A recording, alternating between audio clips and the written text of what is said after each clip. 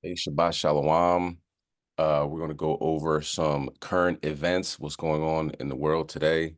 Uh, Massive amounts of prophecy unfolding before our very eyes. We're going to start with Peru. Peru, in July, had face peelers, chupacabras, as they call them, coming down from the sky and cutting people's face off. Sounds crazy. That'll make it untrue. Okay, so now, Peru's also in the news right now for getting rid of the Transformers, or not necessarily getting rid of them, but labeling it a mental illness to think that you want to be like somebody else, but at the same time, you're not. It's called gender dysphoria, and they talk about this in this report. But we're going to get Jonah 3 and 9 on deck, and we're going to watch this report on what's happening in Peru. This week, they've decided to classify In Peru. This week, they've decided to classify trans, non-binary people as well as intersex people as mentally ill. They have said they've done this in order to ensure that those who identify as all of the above get the mental health assistance that they need. And they noted the inordinate, or shall I say, unbalanced proportion of their mental health budget was being utilized by people who identify as trans, non-binary, and intersex. So when you use that argument, it actually seems commonsensical. Yeah, well, they've said they've not done this to demonise transgendered people. They've not done it to hurt transgendered people. They say our intent is to help, to make sure that mental health services are fully covered by insurance. Now, activists, of course, aren't happy about this. They say that this is conversion therapy. But again, the Peruvian government have assured the transgender community, we're not going to force anyone to detransition, but we just want to make sure that mental health services are available. And it's acknowledged worldwide that transgendered people do have more mental health issues than the general population. The argument is over why that is, but the Peruvian government have made this decision as a way of helping. Obviously, there's been pushback. Gender dysphoria itself is a medical condition, right? So surely there ought to be a medical response to it. And when you look at the number of people who are now deciding years after they transitioned, whether that be medically through chemicals and hormone treatment, etc., or even surgically in terms of trying to change their genitals, the number of people who are now saying that they regret the changes they made, it would seem an entirely humane thing to do to say that in the first instance, there ought to be a mental health intervention here. Now, I have no doubt that there are people who seriously suffer with gender dysphoria, and I feel really sad and sorry for them, and they have to work through that, and that can't be an easy thing to deal with. That itself creates its own mental health issues. But the number of people who are increasingly coming out as having been a confused child and then in adulthood thoroughly regretting what they had done when they were a child and the road they were led down in order to be able to do that as a child, surely we should be saying, there are mental health issues here. You should be talking to a doctor, not about the easiest way to change your gender, but about the way you are feeling and what you are experiencing and why you are confused. Because clearly, in many of these cases, there are underlying issues there. It's not just about, I think I was born in the wrong body. There's a lot more to it than that. Yeah. The science and the medicine is starting to acknowledge that. A lot of the gender health clinics overseas, including Tavistock in the UK, and there's even reviews going on in our country now into this stuff about gender transition, children in particular. It is changing. Why would we not take a mental health angle on all of this? Exactly, because it started off as mental health. You know, it was classified as a mental health disorder. You know what I mean? But America is on the forefront, Obama being, you know, the leader of that troop, of saying that, you know, it's natural, you know what I mean? A woman could be a somebody says Slovakia.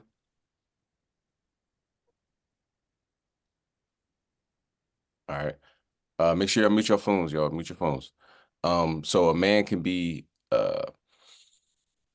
a plant, you know what I mean? A dog, cat, or any of the so forth and so on. You know what I mean? So that's America on the forefront of spreading mental illness.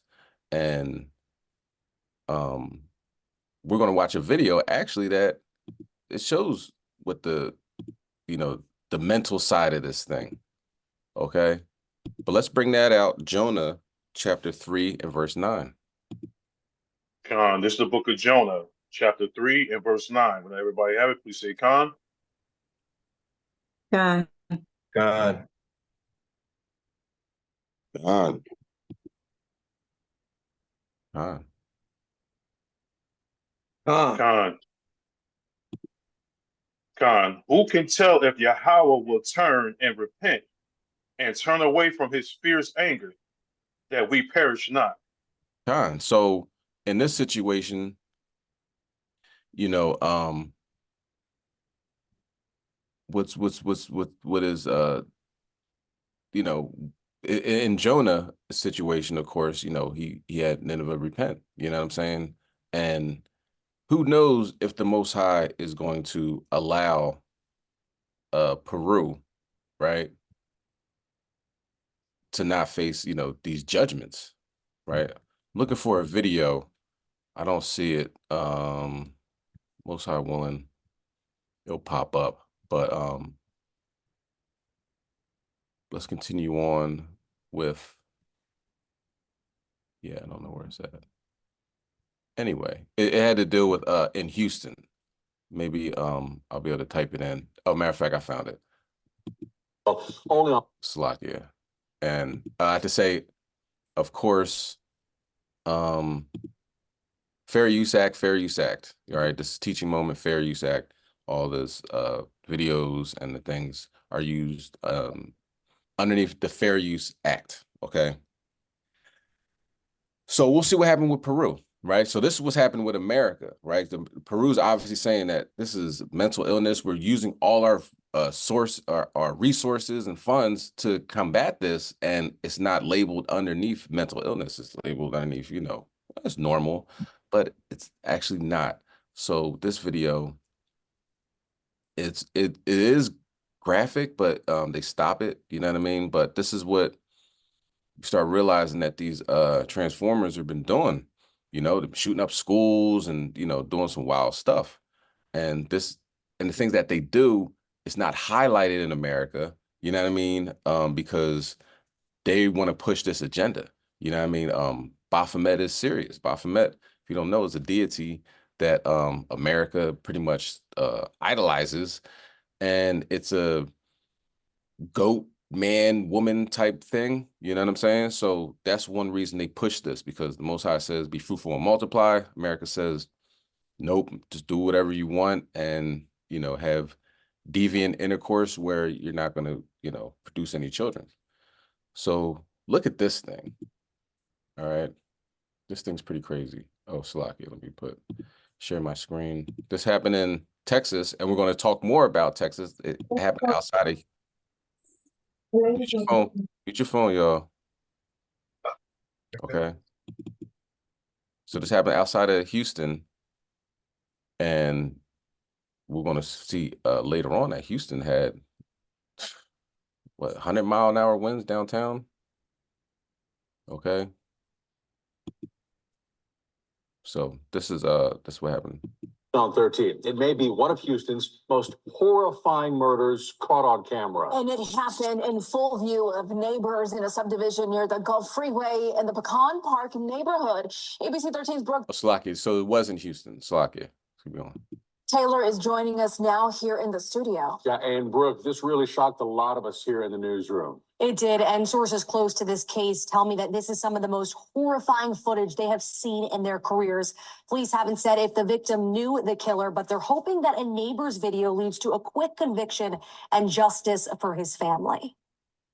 Only on 13, deeply disturbing and shocking video of a murder in broad daylight. On May 3rd, the victim, Stephen Anderson, is walking on Woodridge Square Drive to pick up his mail, sources tell us. He turns around at the sound of a screeching car speeding right into him.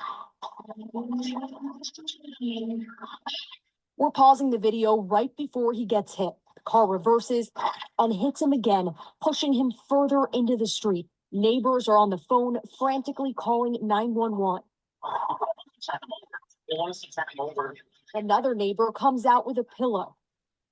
And that's when the suspect, Karen Fisher, identified in court records as a man, but also described. Clearly a man, right? And notice in this report that it say she did this and she did that. That is a man. And when it goes to jail, it, like it says, it's labeled as a man. But this is the mental illness that has engulfed Babylon. Described as she by police, returns with a knife in hand. The suspect yanks and flips Anderson over, straddles him, and kisses him. We're not showing what happens next because it's too graphic, but that's when police say Fisher stabs him 9 times. She casually walks off as if nothing happened and neighbors just watch. She then tries getting into another car while talking to witnesses. When that's unsuccessful, she leaps over the body and walks away. It's very disturbing, yeah, because, you know, I have kids here. So your kids could have been out here playing, and imagine that. 20-year-old Karen Fisher is in jail tonight, charged with murdering this 64-year-old. Her bond is set at $2 million. Broad daylight. It was people. It was a busy intersection. It did happen right under our noses, you know. Just truly. Yeah. So there you go. You know what I mean? Philadelphia had a situation where a transgender just got a gun, vest, assault rifle, and just start shooting people. You know what I mean? And that's the mental illness. But here in America, not getting any help. Peru, apparently has seen the light. You know what I mean? But let's see if the Most High will bring back the judgment that has been placed in Peru. All right, Peru has, you know, some historical, like spiritual places that people visit. Machu Picchu. I believe the Nazca lines are down there, if I'm not mistaken. You know, so it's some things. And the Nazca lines, if you don't know what that is, I believe it's in Peru. Might be a little bit further down south, if I'm not mistaken. But if anybody knows, let me know. But these Nazca lines, they're, you know, the removal of soil to make some amazing things that you can only see from the sky. So when they made them, of course, there were no planes and drones and all the other stuff. So who were they making them for? All right. Get your phone out. So look, we're gonna go to also 2nd Ezra chapter 6 and verse 18. Watch another video. What happened in Peru, just in case anybody is not up to date on what happened in Peru. Let's just say it was a lot. But there's stuff continuing to happen. I want you to stay be aware of what they say as far as, oh, we found out what it was. It's nothing. You know what I'm saying? That's not true. We'll talk about that afterwards. The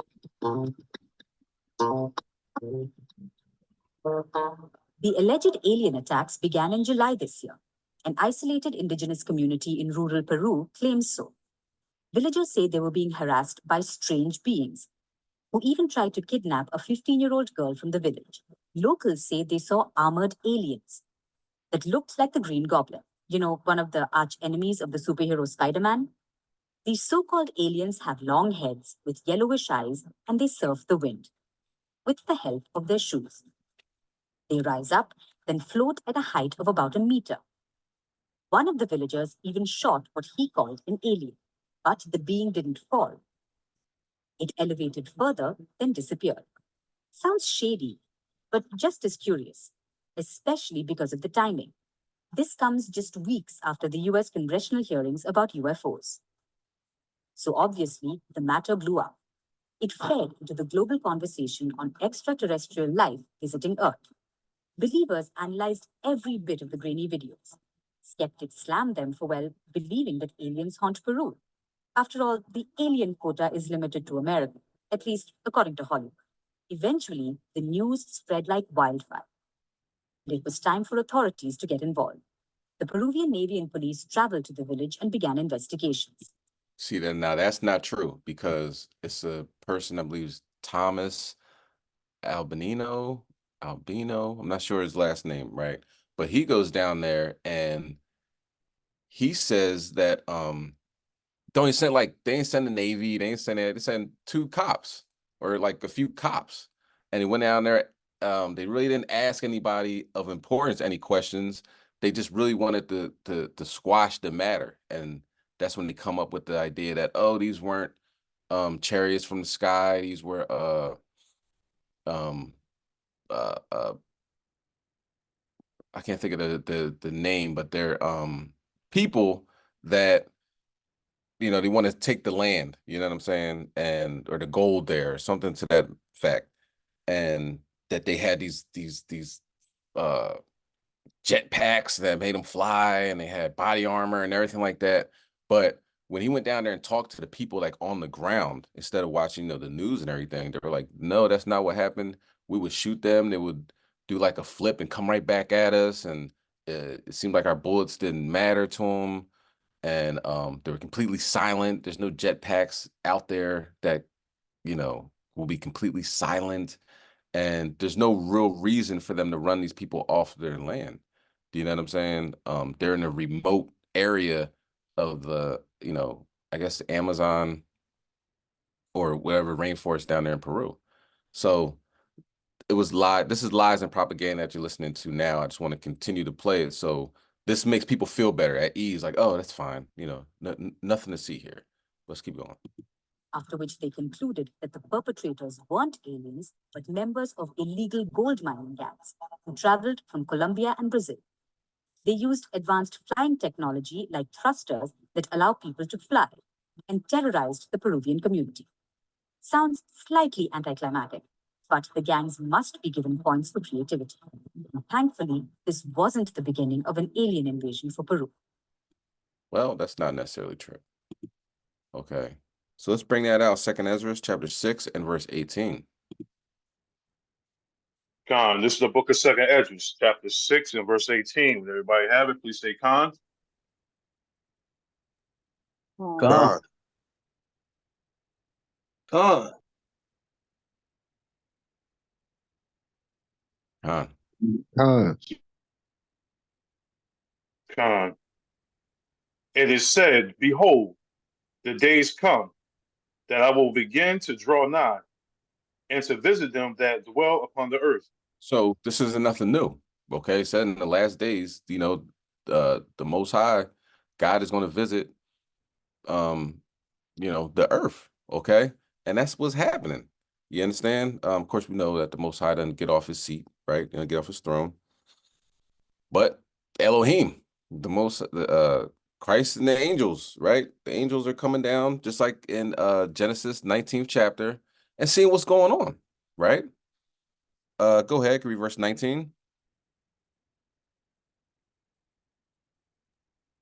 Verse 19, and will begin to make inquisition of them, what they be that have hurt unjustly with their unrighteousness, and when the affliction of Sion shall be fulfilled.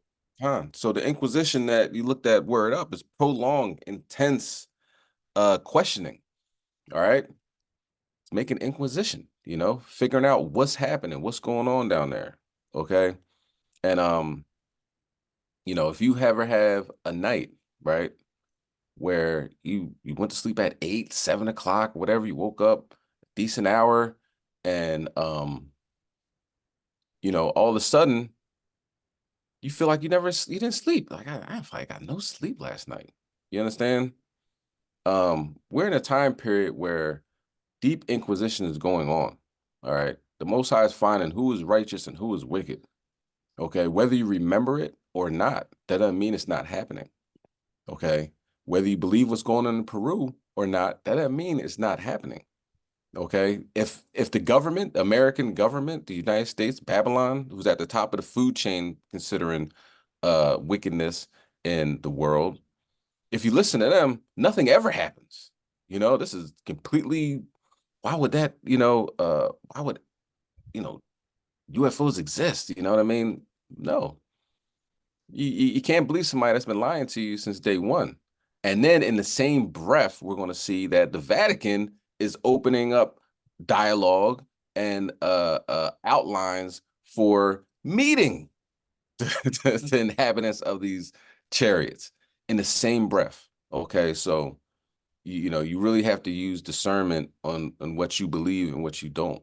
Okay, but these things are happening, and because they're not on CNN and MSNBC, people say it's not true. That's not the case. So let's get Genesis 18 and verse 21 on deck. Okay, because now let's go to Vegas. We went to Peru. Now let's go to Las Vegas. Okay, because if you remember what happened in Las Vegas, it was a 10 tribes named Angel. I believe he's Issachar. I'm not sure, but his name was Angel. Hint, hint, right? And of course, the story goes that the police body camera shown the a streak in the sky. It looked like a meteor. It's like a green meteor. And then immediately after that, well, 39 minutes exactly after that, they got a call saying that a so-called UFO landed in the backyard of this house, and that 10-foot beings came out, and you could see them and everything. They had it on tape. So it quickly tried to dismiss it, even though it had body camera footage, eyewitness accounts. The police were there. The police were shook. You could see, right? And Shalom.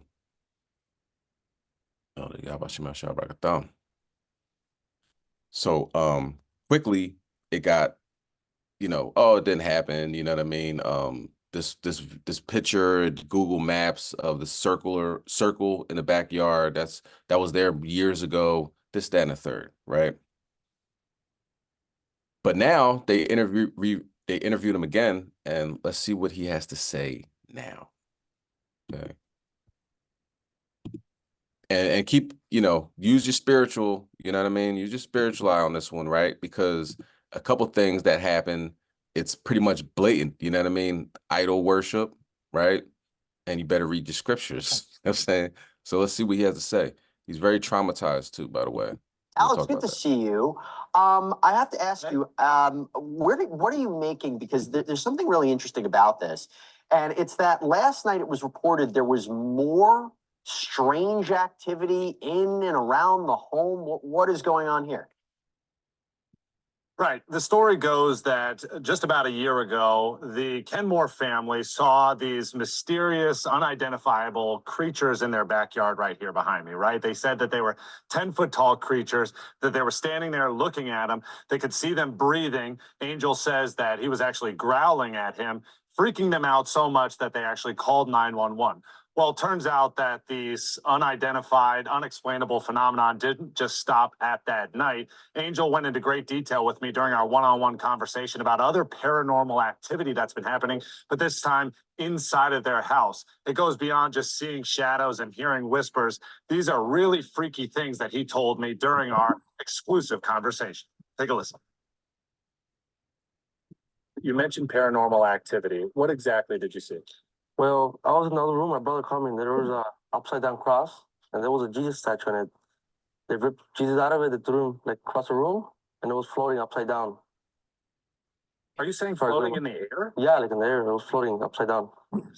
What did you do? I mean, did you go and pick it up? Did you knock it down? Like how? No, I didn't do nothing. I was just sitting there. I was crazy. I was like, what? But how did it come down? It's not still floating right now, is it? No, it came down. So we got closer to it and then dropped. It fell to the ground.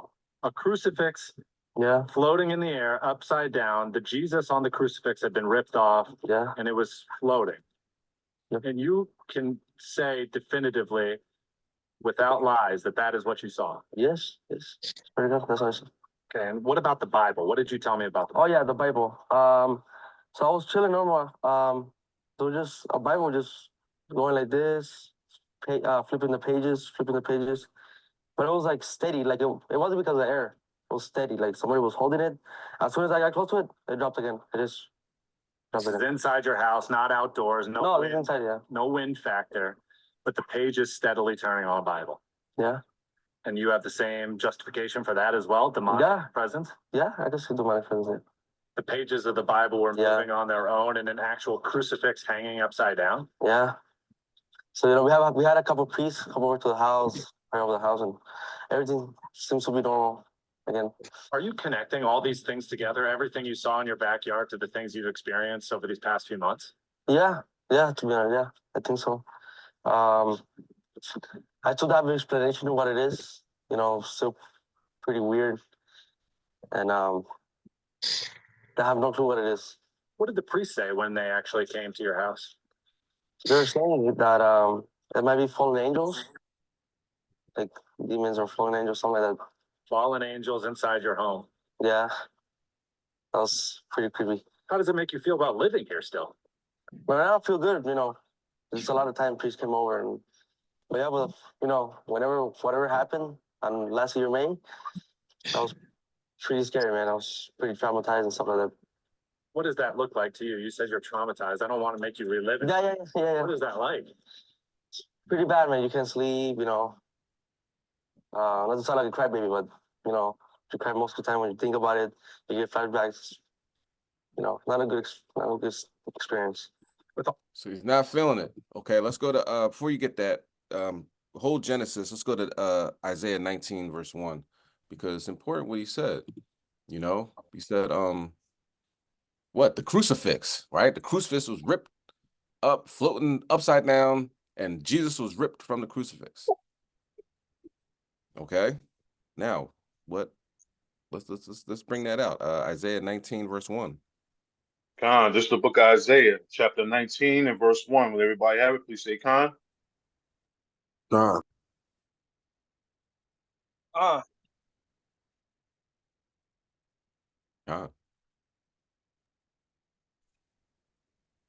Khan, the burden of Egypt. Behold, the Lord rideth upon a swift cloud, and shall come into Egypt, and the idols of Egypt shall be moved at his presence. What does it say about the And the idols of heart Egypt? shall be moved at his presence. Khan, go ahead. And the heart of Egypt shall melt in the midst of it. See, I'm traumatized, man. Seeing that, I'm traumatized. I cry, everything, right? So of course, right, when we look at this, that's an idol. And what was his next thing? The Bible. The Bible's flipping pages. Like somebody, hey, read your Bible. Read the Bible. You know what I mean? But he's clearly wasn't exactly getting it, picking it up. Maybe, eventually he will. All right. Let's go to Genesis 18 and 21. Bubba Shaw. Khan, this is the book of Genesis, chapter 18, verse 21. When everybody have it, please say Khan. Khan.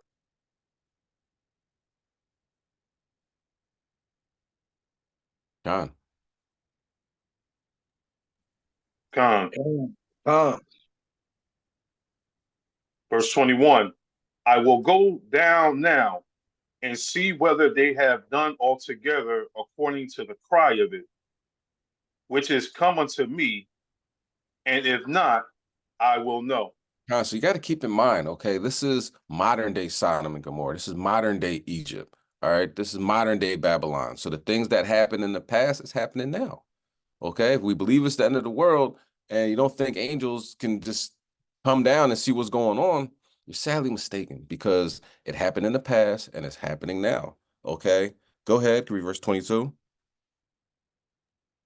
Verse 22. And the men turned their faces from thence and went toward Sodom. But Abraham stood yet before the Lord. So those angels went on their way, right? They're doing their job. They did their job in Sodom and Gomorrah. And now think about it. Las Vegas. What is Las Vegas? What is it called? Sin City. All right. It's called Sin City. So what's a better place to visit than Sin City? Okay. Let's continue on. All right. Sodomville. God. So look, let's go to Revelation 9 and verse 10. We'll watch this video, which is also symbolic, right? Because the scorpions talked about their tormenting men. See that as the angels, right? But there's literally scorpions in Las Vegas tormenting men. Okay, let's get that. So Revelation 9 and 10 on deck, and we'll come back to that. All the paranormal activity happening inside your house, are you thinking about moving away? Oh yeah, soon I'm away from. Yeah, you're getting out of here. Scorpion invasion in the Southwest Valley has some in the area concerned. As the temperatures rise, bugs coming out in full force, with reports of scorpions popping up inside people's homes. 8 News Now reporter Madison Kimbrough has reaction from those dealing with it all. This is a blacklight, one of many tools used to catch these venomous creatures. And those I spoke with say they've seen their fair share in the past couple of weeks here in Southwest Valley. One of my friend's moms was sitting on the hot tub and a scorpion crawled up and stung her in the leg.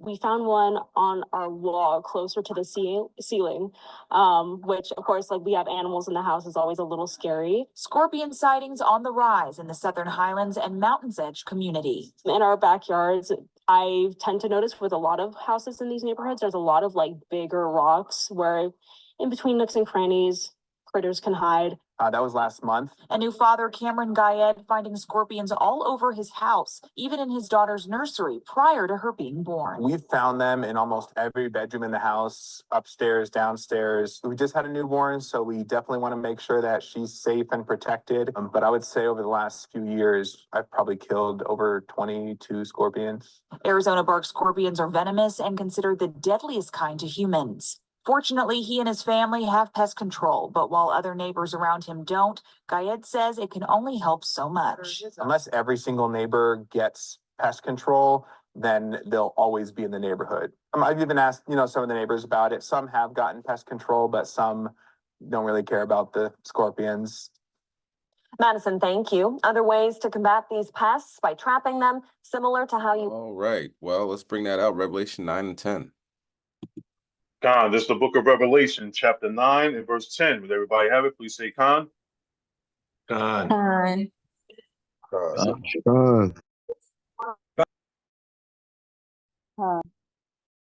God.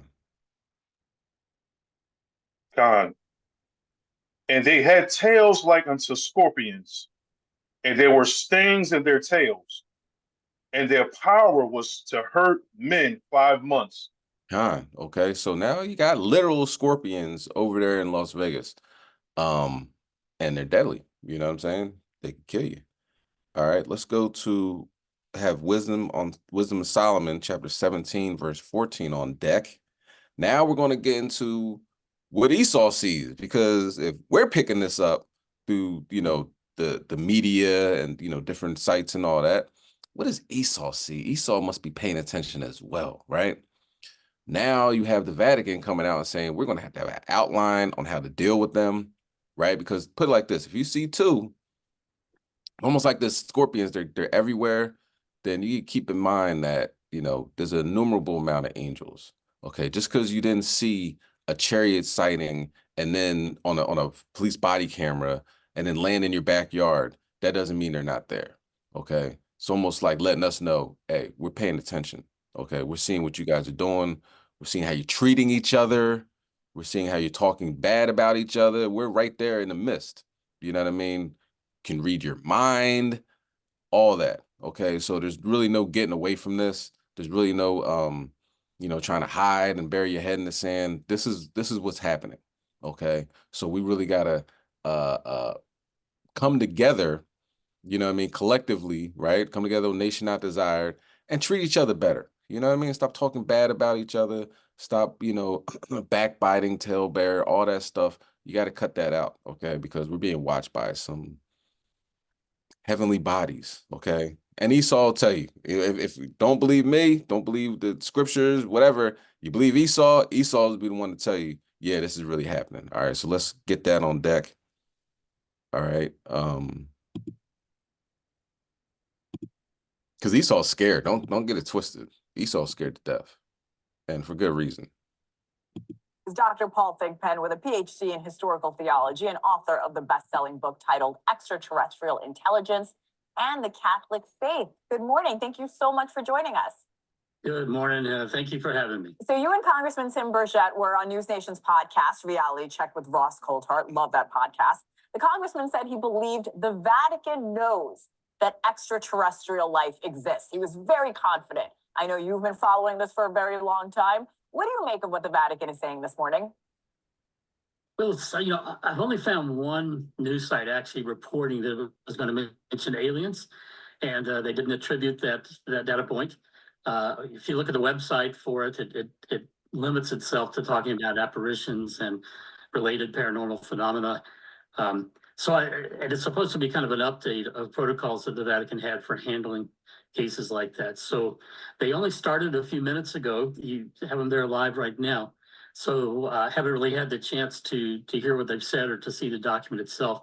My guess is that it will probably not mention aliens. I would be surprised if it did, and all things are possible. But I think it's going to focus on apparitions and the kind of paranormal phenomena that often accompany apparitions. So by apparitions, we mean people who claim to see Jesus or the Virgin Mary or angels or other saints, and sometimes to hear things as well. So is there evidence of angels and aliens being one of the same? Do you believe that could be true, sir? I think what we're encountering right now in the UAP studies is probably different things. There are a few things that I think seem to fit a demonic profile, but I don't think the majority of them do. Others, I suppose, could be angelic sightings, but I think it likely that we're talking about some other things too. Genuine extraterrestrial intelligence, perhaps intelligent species that are crypto here on Earth. I think it could be a lot of things, and maybe angels are one of them, but we'll have to see. Dr. Thigpen, I'm curious here. How do you prove an apparition, especially to non-believers out there? Well, it's maybe hard to prove to non-believers in some ways, but the kind of evidence that the appropriate officials would gather would be first to try to determine the facts of what happened. So somebody reports that there was a light in the sky, that others see it. Is there, any other evidence of it? Is the truth being told? The people who are making the report, they would want to look into their background some. Do they seem to be people of integrity? Could there be medical or psychological issues there, so that to try to rule out things like hallucination or even hoax, counterfeiting? They look at the content of it to see, what's being said. If someone claims, for instance, makes a claim like God and Satan are the same being or something, they would say, yeah, that's probably not divine. And also just verifiable information. If somebody says, okay, Virgin Mary came to me and said that on such and such a date, the world will end, and it didn't end, that's pretty good evidence, that it wasn't true. So there are more, people don't realize, I think there are many more apparitions that the Vatican would say, nope, we don't have evidence, than those that it would approve. Those are few. They do their research for sure. Okay, and that is true. They do their research. Okay, so Esau's doing his research. As the guy was talking, they were having a conversation regarding what they're going to do, the outlines of when they come in contact, because like Angel said, he got a Catholic priest to come over there and bless his house. That Catholic priest goes back to his bishop, cardinal, and knocks about the line like, yo, this is really happening. Okay. So whole Wisdom of Solomon 17 verse 14, and I'm gonna check out this other video, right? Quick videos of what's going on in these Edomite households. We got to figure this out, right?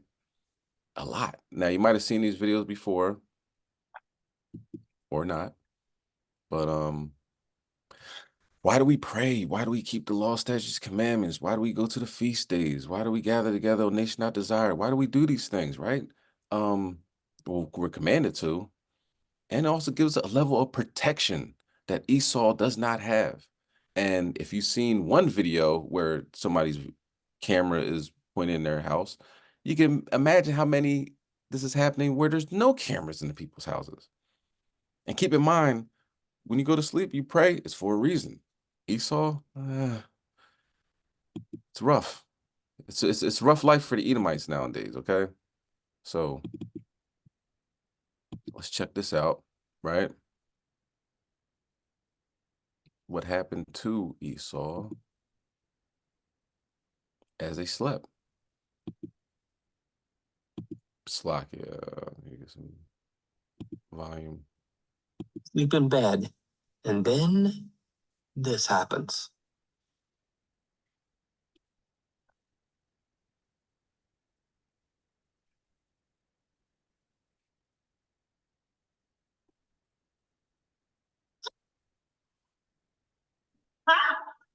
Got him! Got him! Oh! Whoa! Whoa! Lee's wife Stacy is fast asleep when a dark shadow-like figure slowly seems to move over to her bedside. Then, without warning, Stacy is pulled violently out of bed, injuring her back. On her! My neck! Has left them absolutely terrified. Stacy left the house that night to sleep in a caravan outside in their yard, too scared to go back. Lee and his wife Stacy are fast asleep in bed. All right, yeah. So that happened. Okay, let's bring that out. Wisdom of Solomon, chapter 17 and verse 14.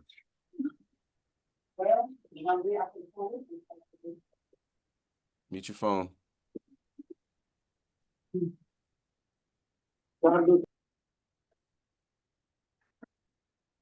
Khan, this is the book of Wisdom of Solomon, chapter 17 and verse 14. When everybody have it, please say Khan. Khan. Khan.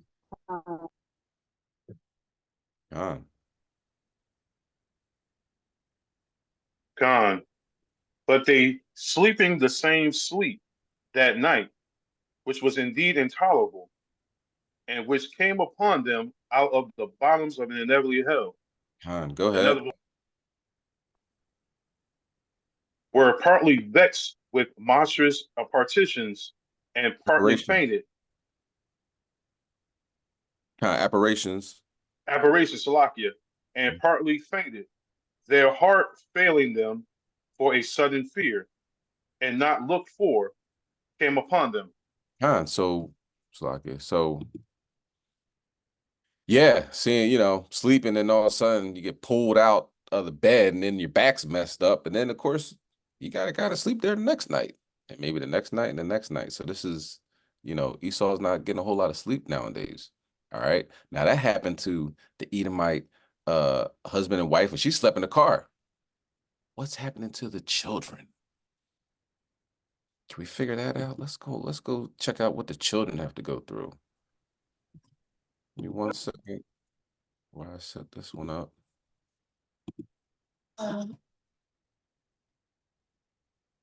Esau's having a rough time, and his children are also. Okay. Let's say prepare destruction for your children for the iniquity of their fathers.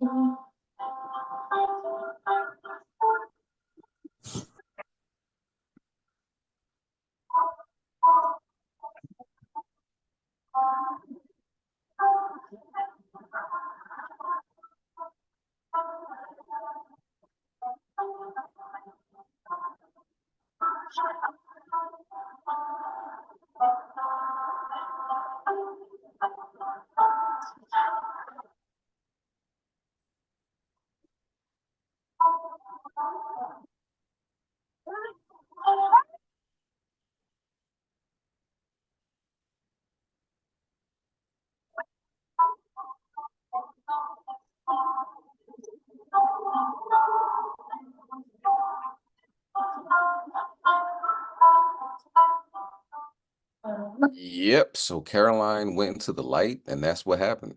Okay. So if you were the Vatican, you'd be like, we gotta kind of talk about this. It's happening kind of worldwide right now. You know what I'm saying? It's an isolated incidents like they want you to believe. This is what we call judgment happening to our enemies. The more we honor the Sabbath, the more we wear our fringes, keep our beard, dress in modest apparel, all these things that the Most High requires us to do. The more we do this, the more they get destroyed. You understand? And that's a beautiful thing. Let's see what's going on in Houston, Texas. Kind of got a tornado in a major city. You know what I mean? I don't know if it touched down, but tornado-like winds. Slovakia. So let's get Isaiah chapter 47 and verse 3. All right, and see what's going on in Texas. And one thing that happened that And we now is interesting. Oh, Slovakia, this is the wrong one. That the governor just, let me show you what the governor did, right?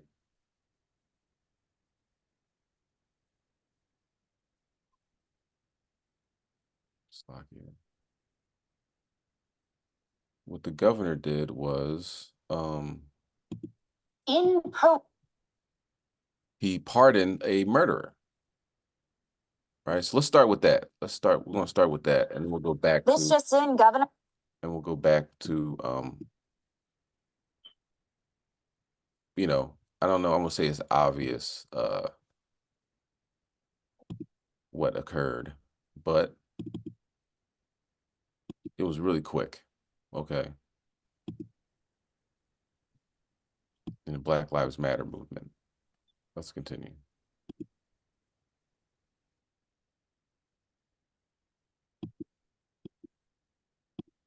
This just in, Governor Abbott has issued a full pardon to a former Army sergeant convicted of killing a protester in Austin.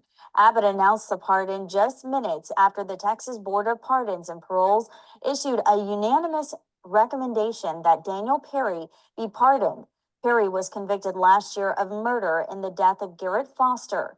He was working as a rideshare driver in July of 2020 when he shot Foster, who was also armed during a Black Lives Matter protest. Perry had been serving a 25-year sentence in a state prison. So one thing is that Esau killed Esau. That was Esau that died in the Black Lives Matter movement. I believe his girlfriend or wife was Eve. I'm guessing he was with her. That's why she was getting wheeled in that wheelchair, and they really haven't mentioned why she's in a wheelchair. She might have caught a bullet and severed her spine. You know what I mean? But you put your hands on, Eve, bad things can happen. And the guy that got in trouble for it got pardoned. Let's bring that out. Isaiah 47, verse 3. Khan, this is the book of Isaiah, chapter 47, verse 3. When everybody have it, please say Khan. Khan. Khan. Khan. Khan. Khan. Thy nakedness shall be uncovered. Yea, the shame shall be seen. I will take vengeance, and I will not meet thee as a man. Khan, because when he was on the earth, he met, he was love, and you know what I'm saying, follow the commandments, waking up the lost sheep of the house of Israel. He said, now, not going to meet you as a man. And Elder Zabach brings that out, that nature. Okay, so what happened in Houston? Let's watch that video. Houston looks destroyed. This just in, Governor Abbott. Another powerful storm system has hit Texas. Wind and rain slammed the southeastern part of the state for the second time this month, prompting hundreds of thousands of shelters in place. At least 4 people were killed, and at the peak, there were more than 800,000 people without power in Houston. Crews were able to get the lights back on for about 180,000 people overnight. The city of Houston was especially hard hit, and that's where Dave Malkoff is today. This is in downtown Houston. The winds were 100 miles per hour as they quickly roared through this major American city. A thunderstorm so fierce it produced wind gusts that blew out some of the skyscraper windows. We all took cover in the bathroom, windows blowing out, trees flying everywhere. It was crazy.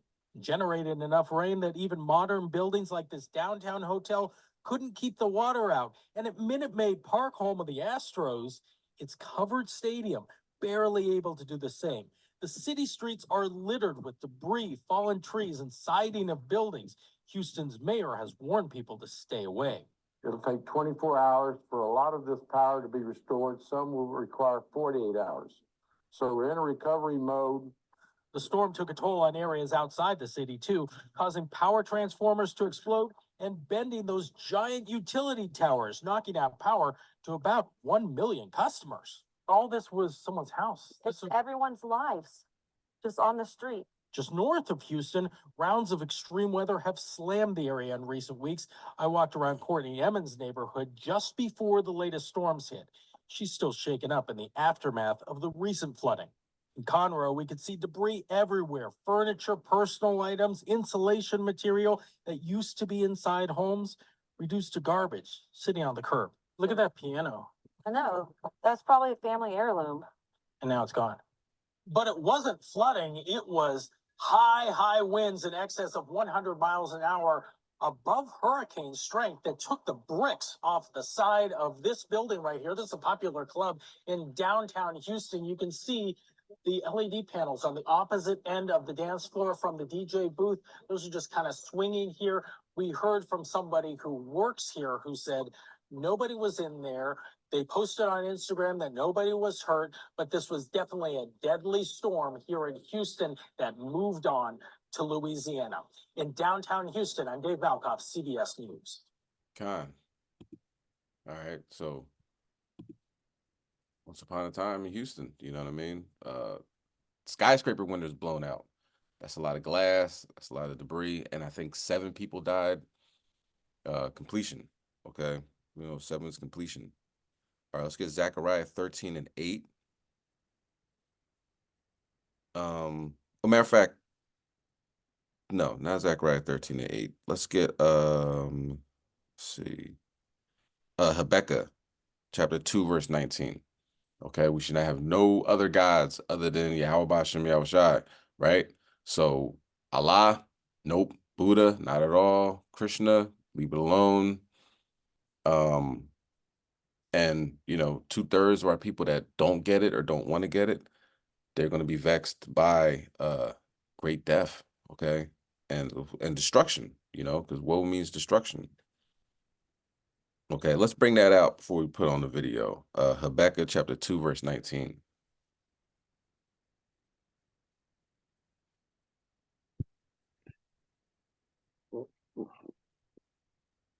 Khan, this is the book of Habakkuk, chapter 2 and verse 19. Everybody have it? Please say Khan. Khan. Khan. It was when I received the report and saw everything I had to wait against my heart. Go ahead. Khan. Woe unto him that saith to the wood, awaken, to the dumb stone, arise, it shall teach. Behold, it is laid over with gold and silver, and there is no breath at all in the midst of it. So this just happened here in Philadelphia, not far from where I used to live. And, Islam's big in Philly, right? Most High's not with it. Okay. Got to get right. We're going to get left. This just in, got. They thought that he was missing. They didn't know that he was murdered in the morgue. A family is heartbroken after a 16-year-old was shot, robbed, and left for dead in a park in Southwest Philadelphia. Tonight, they are pleading for justice. It is Thursday night. Rick is off. I'm Gray Hall. The big story in Action News is a search for a killer. Mujahid Sabir was murdered last Friday, but his family just learned about his death this week after he was identified by investigators. Action News reporter Leland Pender live for us tonight outside police headquarters with what we're learning about this incident. Leland. So, not only was, he seems missing, you know what I mean? So you think, oh, my child's missing, you know what I mean? Hopefully we'll find him and everything like that. But he was dead in the morgue, you know what I mean? So it kind of adds on to, you know, losing a child. It's like the hope of thinking that he's coming back or that, you know, everything will be okay, just to find out that he's been dead the whole time. Let's go. Greg, it's been nearly a week now since the body of 16-year-old Mujad Sabir was found, and police are still looking for whoever may be responsible. No family deserves this. The nephew of Philadelphia City Commissioner Omar Sabir is among the latest victimized by gun violence. 16-year-old Mujad Sabir was killed late last week. Yeah, just talking to my brother, talking to Majad's mother. I mean, the look on their face, I mean, it just looked like something was just taken away from them that will never be given back. Police say Friday morning, a person walking their dog found the teen's body on a trail in Cobbs Creek Park in the 6000 block of Angora Terrace. More than a dozen bullet casings nearby. Sabir says family last saw him Thursday evening and became concerned Friday morning, and then going days not knowing his whereabouts. They thought that he was missing. They didn't know that he was murdered in the morgue. Because the Sellens had took his ID and they were just notified earlier this week that he actually been murdered. It's unclear why the 16-year-old was in the park. These murderers are still walking on our streets. Family members are now preparing for the boy's funeral tomorrow. He's a good young man who definitely did not deserve this. And right now, police have not released much information about who they might be looking for, but if So, of course, he's a good young man, but if you're not following the Most High and, you know, acknowledging his son as the Son of God, then things like this are going to continue to happen. And real quick, matter of fact, let's get Lamentations 4 and 17 on deck. Just wanted to show you something for everybody that has been, you know, doing the meditation. The it just kind of occurred to me just now. The Hebrew Israelite meditation, right? It's on next level 2023, even though of course 2024, but this video, Shalom. Slakia. This video right here, I'm gonna share my screen so you can see it. This is where it's at. Okay, I go there and you clear your head and getting away from the city for a little bit because a bunch of trees and everything like that. But this is Slakia. This is where this is at.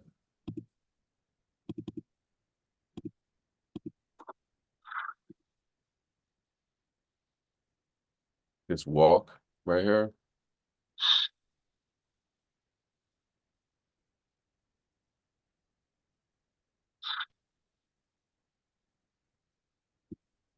All right, just wanted to put that out there. You know what I mean? God is not mocked. You know what I'm saying? Let's get whole Lamentations. Let's get Zechariah 13 and 8.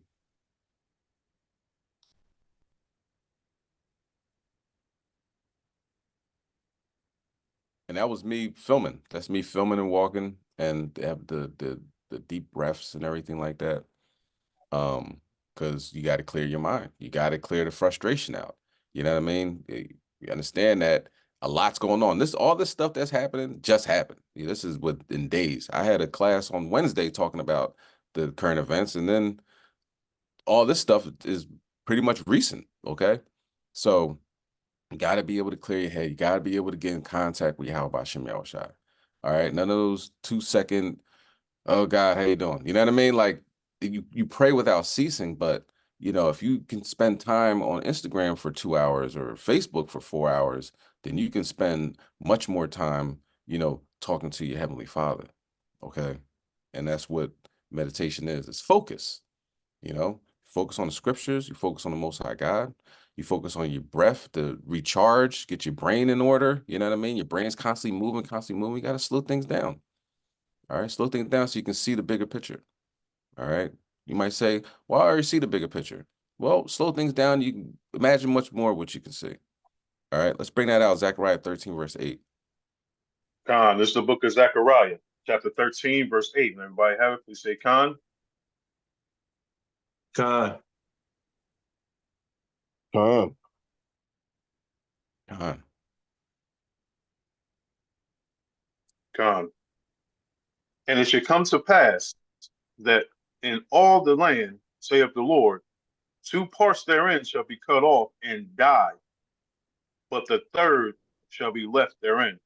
So 2/3 is a lot of people, you know what I mean? And if people don't want to get this word, get this information, get this truth, then the Most High God is going to kill them. All right. And as simple as that. Okay. So now we'll get Lamentation 4, verse 17.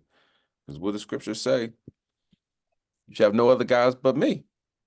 That doesn't mean Allah, that doesn't mean all these other guys. He says no other gods, Yahweh. All right. That's the name of the Most High. All right. And we'll get Lamentations 4, verse 17, right?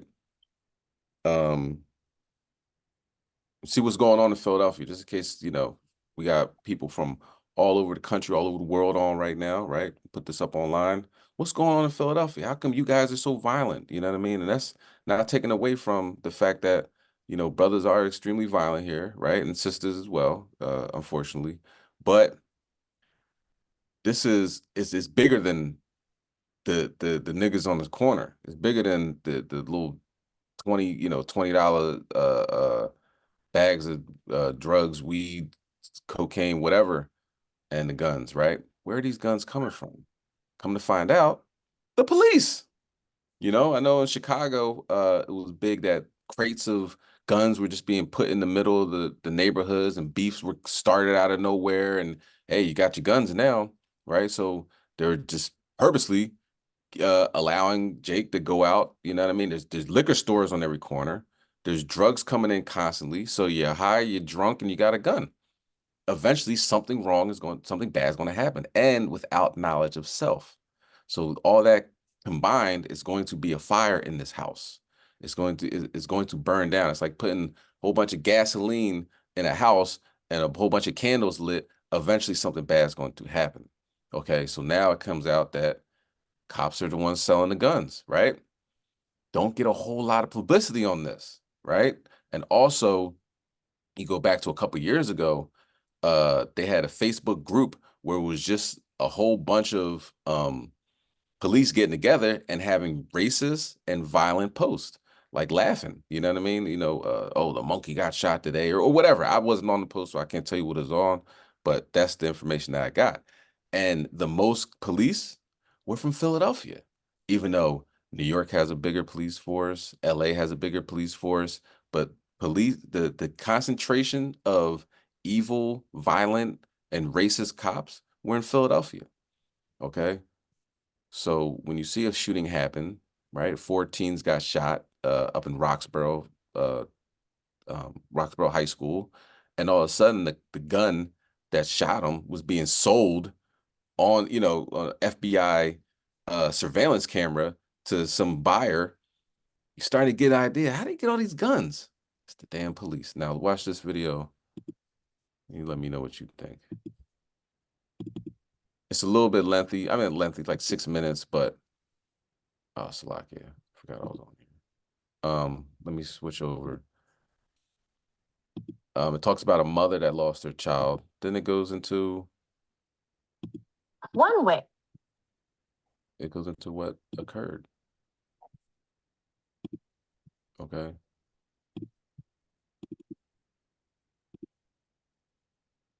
900 used guns, but more than that, thousands of guns. They talk about that. That 900, I guess, was for the caption, but it's thousands. So. One way that law enforcement works to protect and serve is by getting guns out of the hands of criminals. But we've discovered each year thousands of guns once used by officers have been discovered at crime scenes. Well, CBS News partnered with nonprofit newsrooms to Trace and Reveal. We surveyed 200 police agencies all around the country and found a majority sell their guns when they decide to upgrade their arsenal. So what about our local law enforcement and the possibility these guns could have ended up at crime scenes? Here's Chief Investigative Reporter Joe Holden.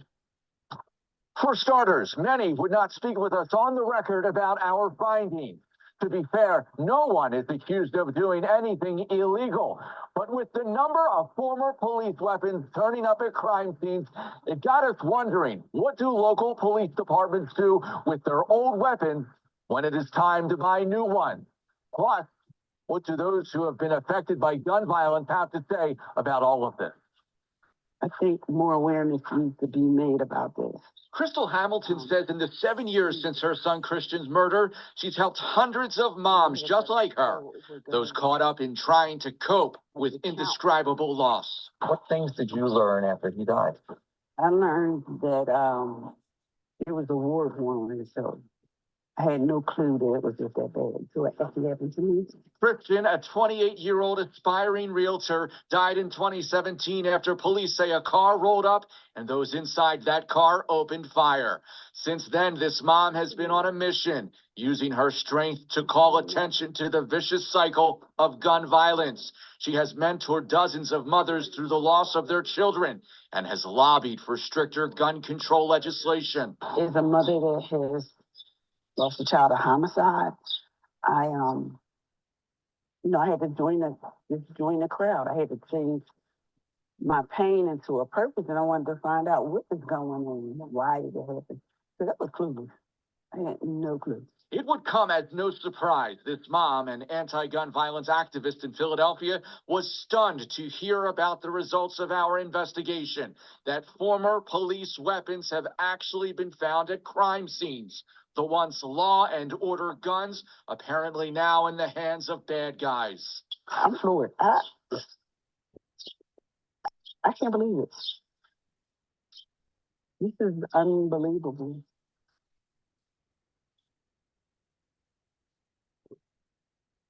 You got a problem. This data shows nearly 900 Philadelphia police guns were sold legally between 2006 and 2022. A department spokesperson said these figures represent officers who were permitted to buy their firearms as the department bought new guns or the officer was retiring. From our research, this is commonplace with a lot of departments we checked in on, including county sheriff's departments, local police, the city of Allentown, and Philadelphia. This is what CBS News was able to get. Commissioner Kevin Bethel sat down with us about our findings to explain his department's policies. We here at the department, take our guns and we sell them back to the manufacturer. Half our guns are, as you're aware, are being purchased by the officer. The department said it was unaware of any of its former weapons turning up at crime scenes. And of the data we uncovered, the ATF wouldn't reveal which police departments once owned those weapons. We have to look at all of it to see if, as you indicated, we're contributing. We constantly talk about how many guns are out in our communities. I mean, it's a serious problem, right? And so, yeah, it's a serious problem. You see, laughing how many guns are on the community, and it seems like they get it for like $150, $200, and you can sell them guns for thousands of dollars, especially if you sell them legally. You know what I mean? If you a felon that's has a very lucrative drug market, you know what I mean, drug block and corners or whatever like that. You don't mind spilling something 2,000, 3,000, you know what I mean? Because you can't get them anyway. But if you can get them from a cop, right, who's crooked, you know what I mean? Then that cop just bought his gun for $150 and just sold it for $3,000. If you can keep on doing that, then you're coming up. Okay, let's bring that out. Lamentations 4 and 17, because this guy, he's like, I heard some positive things about him, right? Like being a commissioner, but at the same time, he is just smiling. You know what I mean? He's like kind of laughing. All right, bring that out. Use your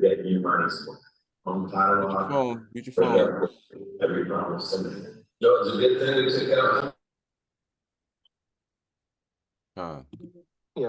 If we're finding that the weapons let's bring that out. Lamentations 4 and 17.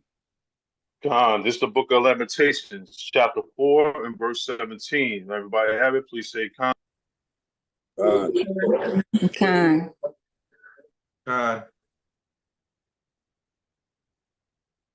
Con. Verse 17. As for us, our eyes have as yet failed for our vain help. In our watching, we have watched for a nation that could not save us. You know what I mean? Our eyes are filled, and this guy, like his left eye is pretty red. You know what I mean? But anyway, um, even though I heard positive things about him that he's going to change things. I don't know. If fool me once, shame on you. Fool me twice, shame on me. But you're not going to fool me again. You know what I'm saying? So what it comes down to is we're not being saved by no man. You know what I mean? We're getting saved by our Savior Yahushua. You know what I mean? So we got to uplift Yahushua's name. Okay, let's watch the rest of this, and I got a couple more videos. Eve wilding out, and this last videos with a demon on it. Like you got to see this. It's crazy. But let's continue watching this video. Purchasing and bringing back into are now being recycled to be crime guns. Well, that's a problem, right? And something we have to talk about and think about. In a months-long CBS News Philadelphia investigation, we reached out to many police departments across the Delaware Valley, seeking records and information on what they do with their used firearms. We learned virtually every single one of them has, at times, traded those weapons back to a federally licensed firearms dealer in exchange for a credit on the purchase of new guns. So, how do 52,000 former police weapons show up at crime scenes? That is still unclear. 52,000 firearms showing up at crime scenes. So where does Philadelphia get all its guns? 52,000 former police weapons show up at crime scenes. So if this isn't oppression, I don't know what is. All right. And notice this is CBS News for everybody that doesn't have, watch the news in Philadelphia.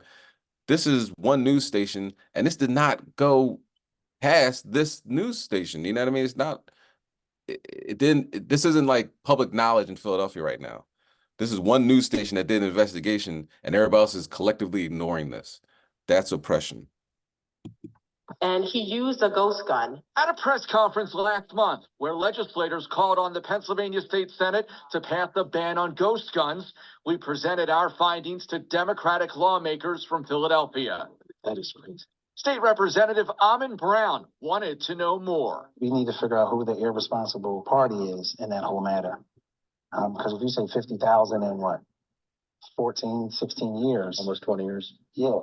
But there's got to be a loophole somewhere. Certainly. It's not an irresponsible party. It's irresponsible system. It's not one person that you can blame for this. This is the system. There needs to be more scrutiny. House Speaker Joanna McClinton sounded similar alarms. Those figures are astonishing. It is very important that police departments across the nation have real safeguards and appropriate protocol in place for when someone retires. And keep in mind, these are the political answers to these questions. You know what I'm saying? This woman, I actually reached out to her regarding the juvenile issue that we have, the issues with our juvenile rather, and not being able to do anything. You get out of jail and it's like you're right back in the streets. Where can they go? What resources do you have available where I can give them, because I'm literally outside?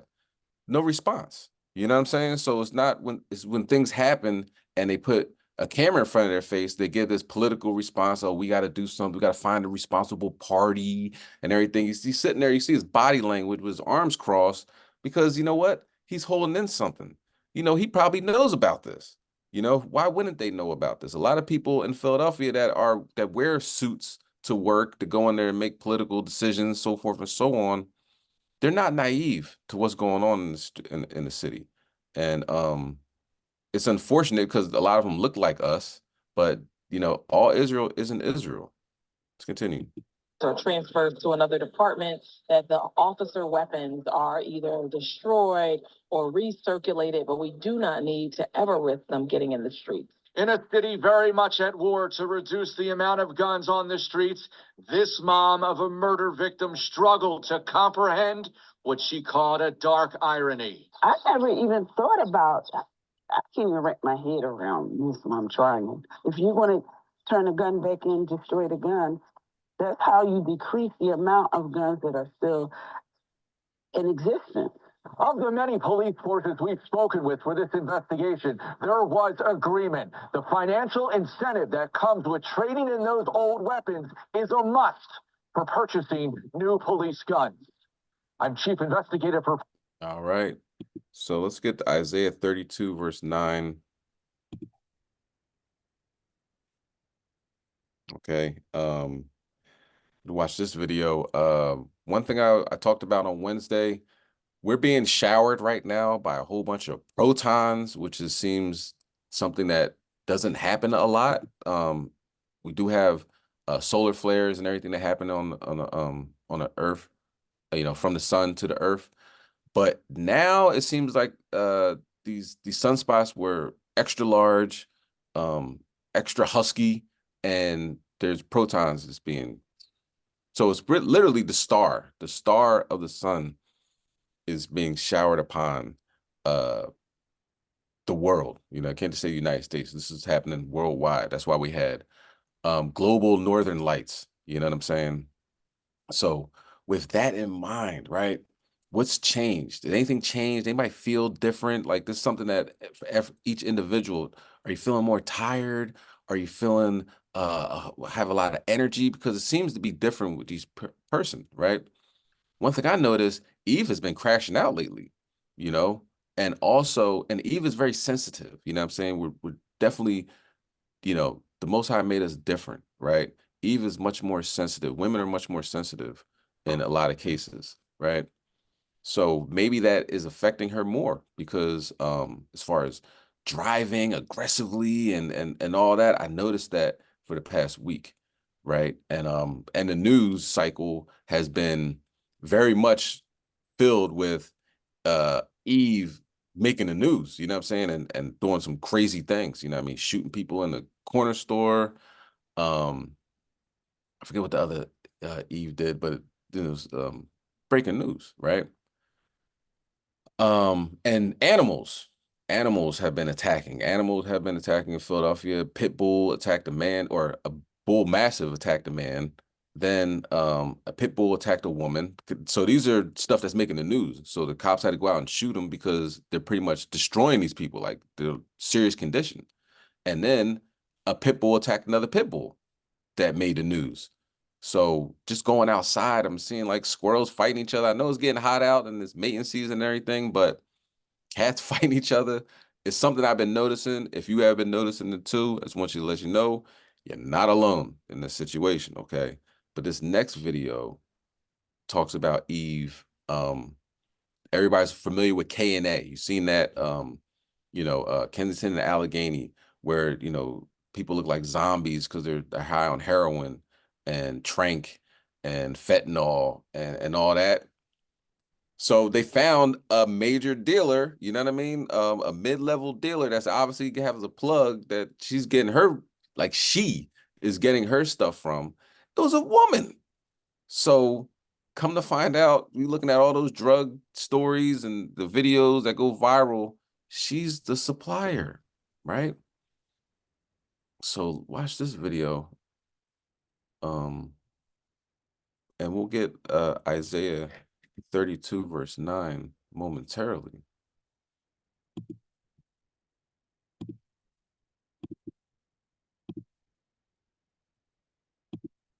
It's a wrong-way driver. No, that's not it. One way that law enforcement works to... No. It's a wrong... There it is. Arrest of a woman accused of operating a fentanyl packaging and narcotics ring in Kensington.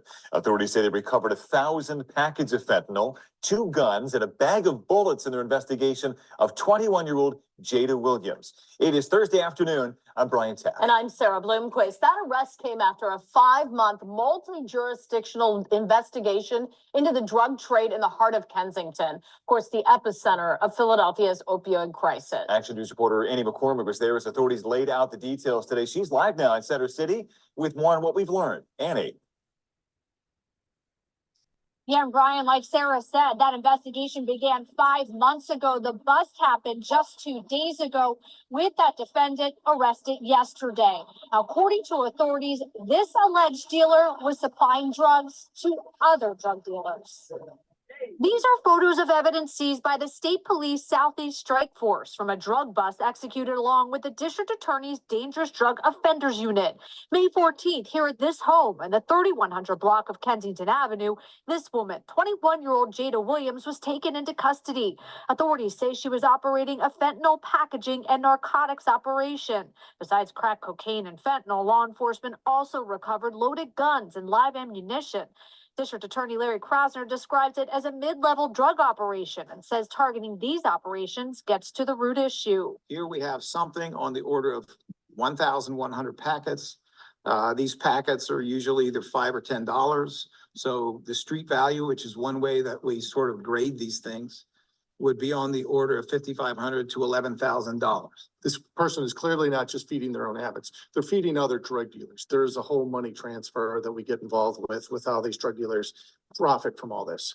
And this is a $1 billion economy. City Council members Keita Lozada, Mark Squilla, Mike Driscoll, and Jim Harity composed the Kensington caucus. Harity lives a block from where the bust took place. It was just last Wednesday the Parker administration cleared the same portion of Kensington Avenue where Williams was operating. Being able to do the encampment resolution and having this operation be as successful as it was absolutely has a positive impact on the community. This isn't Pablo Escobar, but this is a person that is directly responsible for destroying parts of that neighborhood. And the defendant's bail was set at $500,000. She's expected to appear back in court at the end of May. For now, reporting. Now we got to find out. She might be like a Rick Ross. You know what I mean? With a Donnell Blandone, because when America was in Afghanistan, the heroin was flowing like water in Philadelphia, right? Now that they're out of Afghanistan, it's trank and fentanyl. So you can kind of see how this is going. Now they're in Ukraine, over Eastern Europe, where that trank, they call it crocodile over there because it makes your skin turn like crocodiles, that they now have the they have the plug over there in Ukraine. So now that fentanyl, or not fentanyl, but the trank is coming over here now, right? So not saying it's the government, but it's the government. And she's a fall woman now, but I'm seeing that a lot of things happening with women, and it's very important to be, examine yourself, make sure that you are definitely in the truth and that you are not falling by the wayside and going back to your old ways, because people are being really like destroyed in these last days. Okay. Let's bring that out. Isaiah 32, verse 9. This is the book of Isaiah, chapter 32, verse 9. Everybody have it? Please say Khan. Khan, King. Khan. Khan. Khan. Khan. Rise up, ye women that are at ease. Rise up, ye women that are at ease. Hear my voice, ye careless daughters. Give ear unto my speech. Khan, go ahead. Many days and years shall ye be troubled, ye careless women, for the vintage shall fail, the gathering shall not come. Khan, so many years, so just really stay focused on your emotions, how you feeling. You woke up feeling a little upset, a little anxious, frustrated, whatever.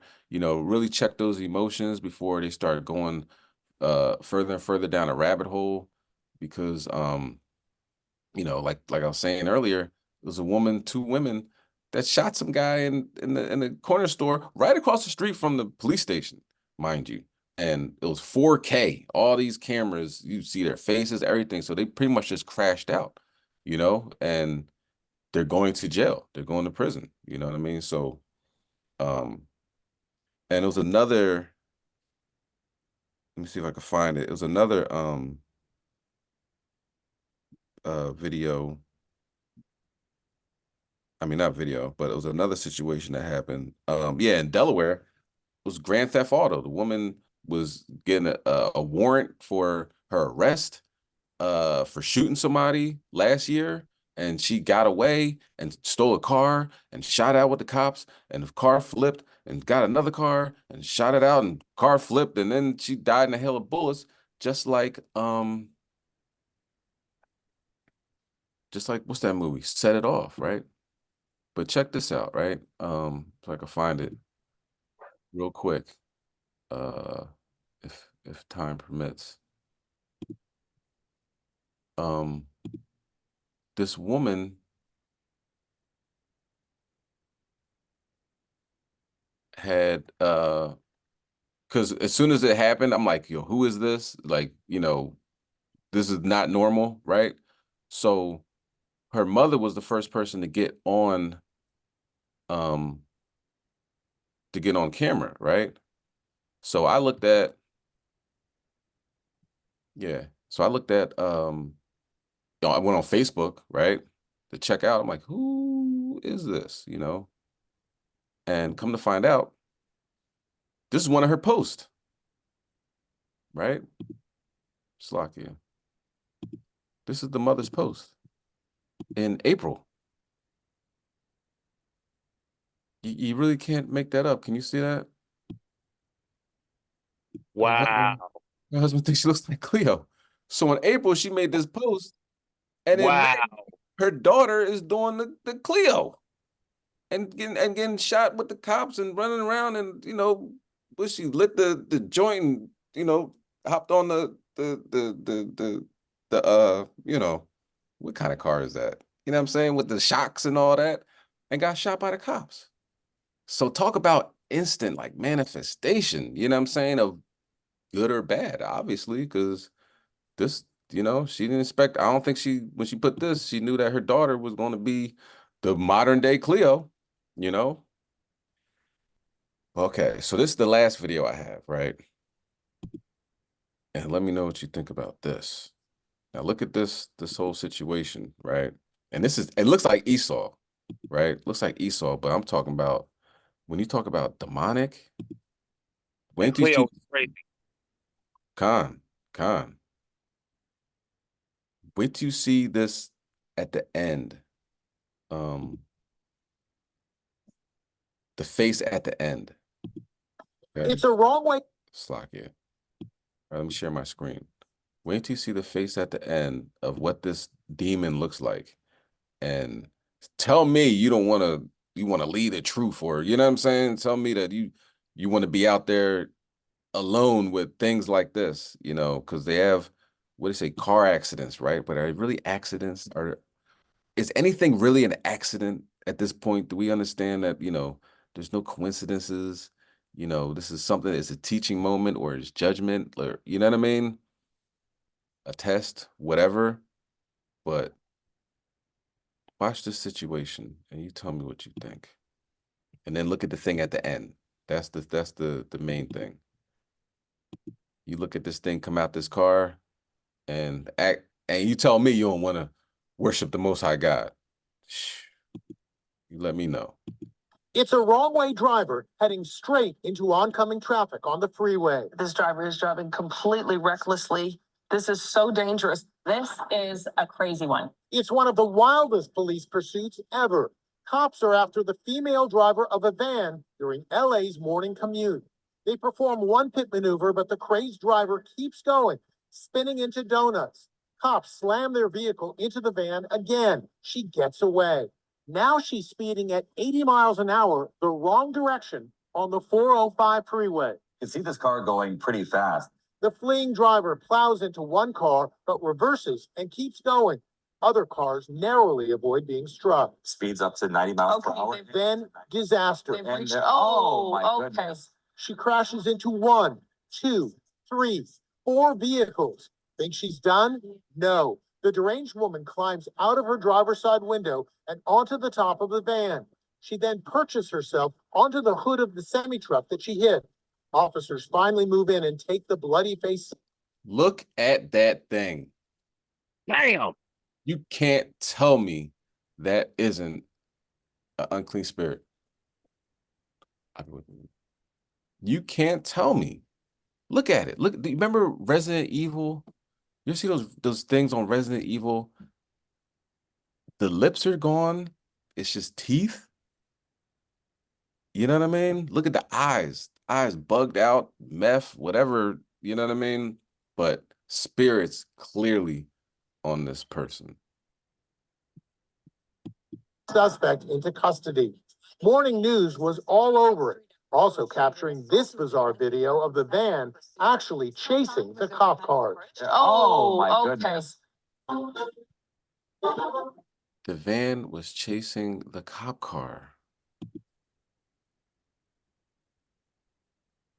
Now, what does it say about these time periods that we're living in? Okay, let's go to 2 Timothy's. Damn. Gone with the wind. 2 Timothy chapter 3 and verse 1. And evil is everywhere. And when you got it, you can bring it out.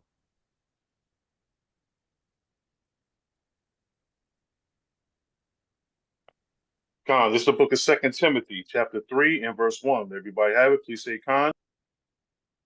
Con.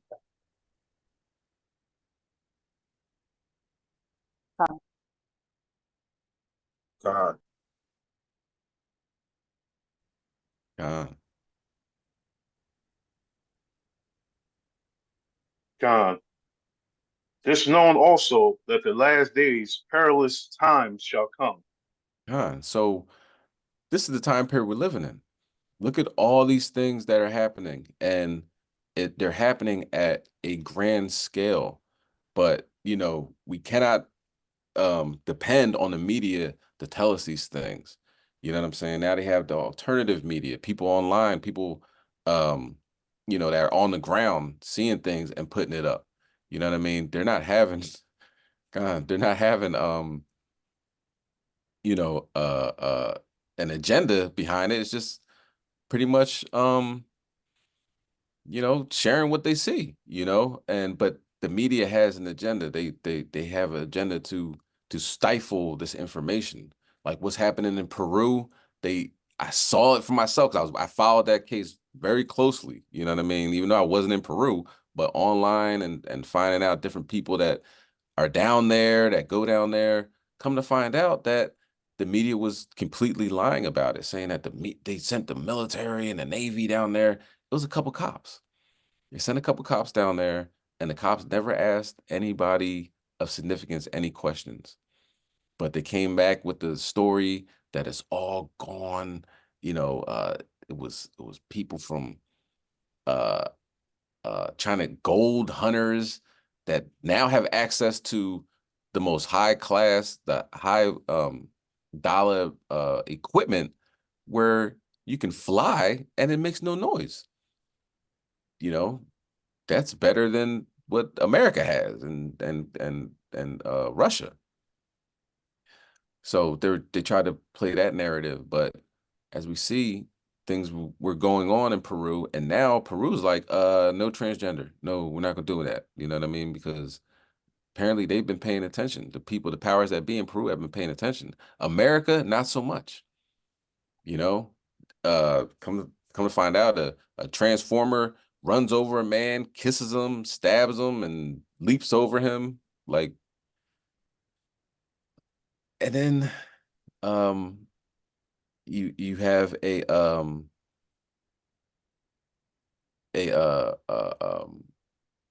the governor, pardoned somebody who shoots people, who kills people, because of the Black Lives Matter protests. And as you know about Texas, they're very racist down there. Not saying they're possibly more racist than this racist country. It's one of the most racist places on the planet, right? Would be Texas, Florida, Mississippi, obviously, Pennsylvania, and pretty much you can argue, oh, this place is more racist than racist. It's just a racist country. You know what I mean? They hate Israelites. So even him shooting a so-called white man that's protesting to, Black Lives Matter, that's still enough. You know what I mean? Like, so what? You can get out, So if it was a black man that got shot, he would have been out a long time ago. So-called black man. So that's one thing that occurred down Texas, down Houston, and then what? Now you have a massive tornado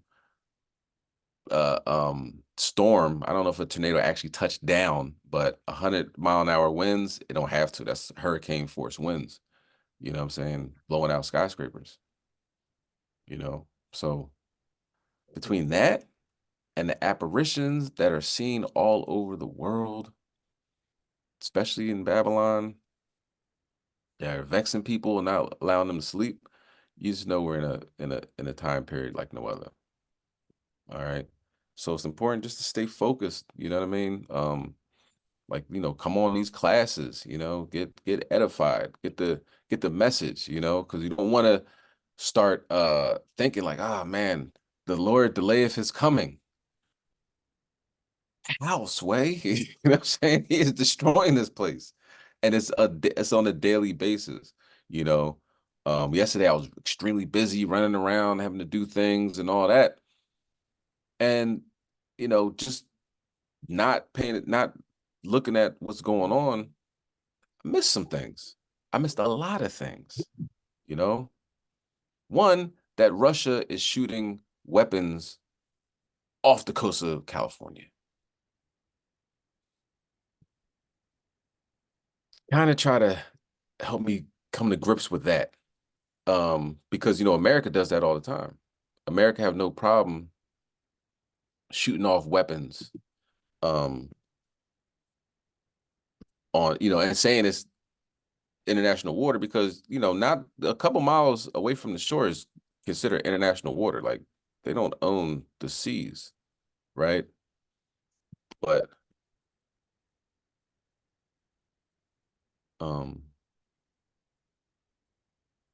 they don't own the seas. But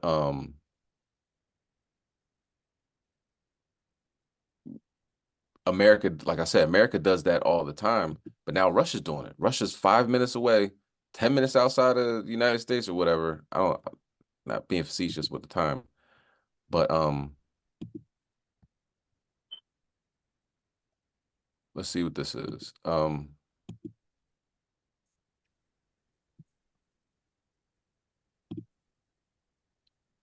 And they could easily shoot hypersonic nuclear missiles and pretty much destroy the United States.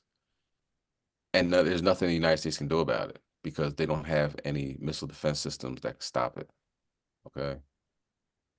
So while we wait for the elder to come on, I'm going to play this other video. Okay. Just so we're on the same page. You know what I mean? This is literally, I remember one time Russia was on the East Coast going up and down the coast. And that was like a big thing. Like Russian warship is seen on the East Coast. It's crazy. Da da da.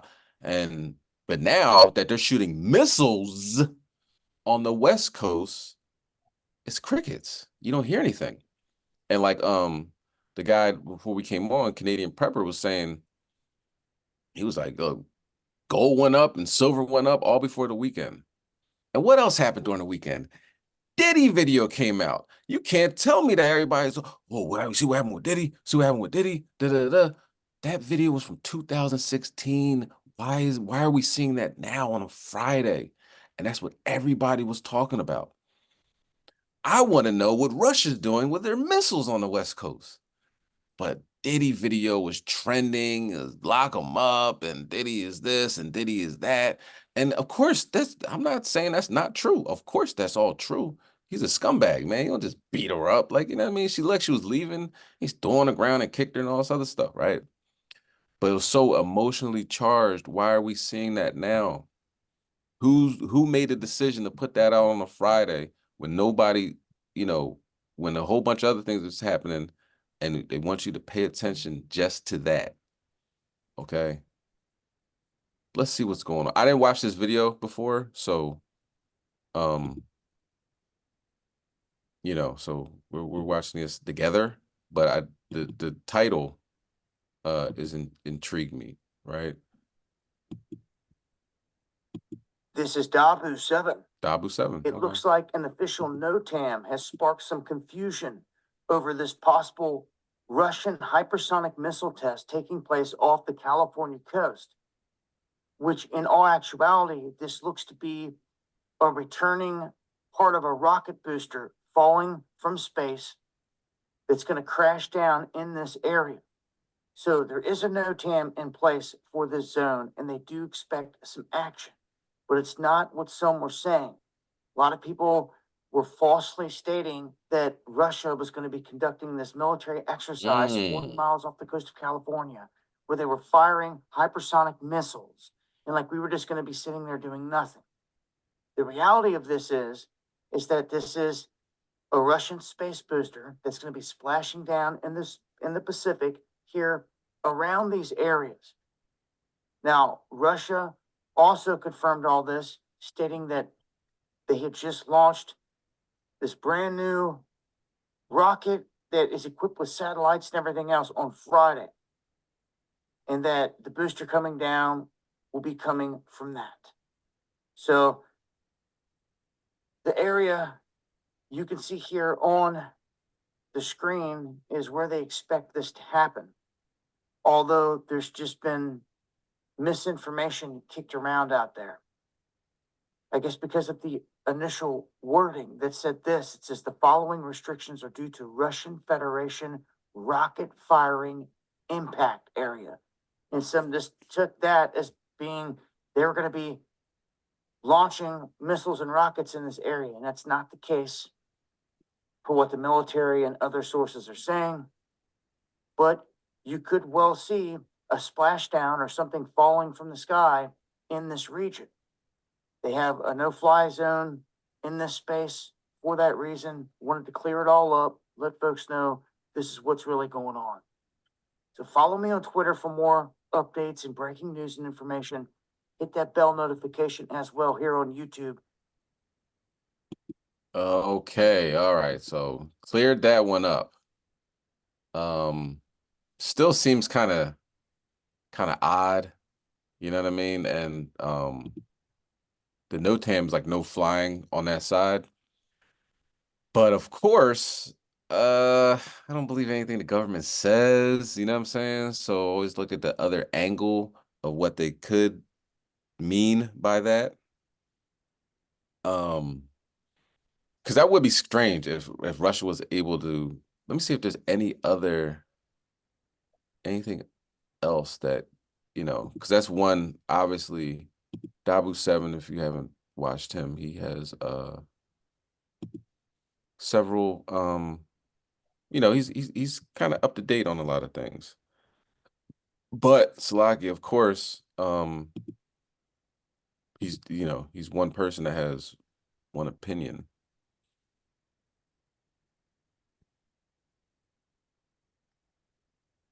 Okay.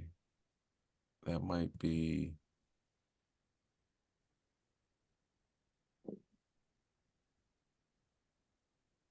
1,000 U.S. and British armored vehicles destroyed by Russian missiles at the border. Yeah, so they're fighting, you know what I mean? It's only a matter of time for Russia really takes this you know, takes hold of this situation and really comes at NATO. And when that happens, guaranteed World War III. Because NATO will be involved. NATO's already involved, but NATO will be involved even more. Also, you have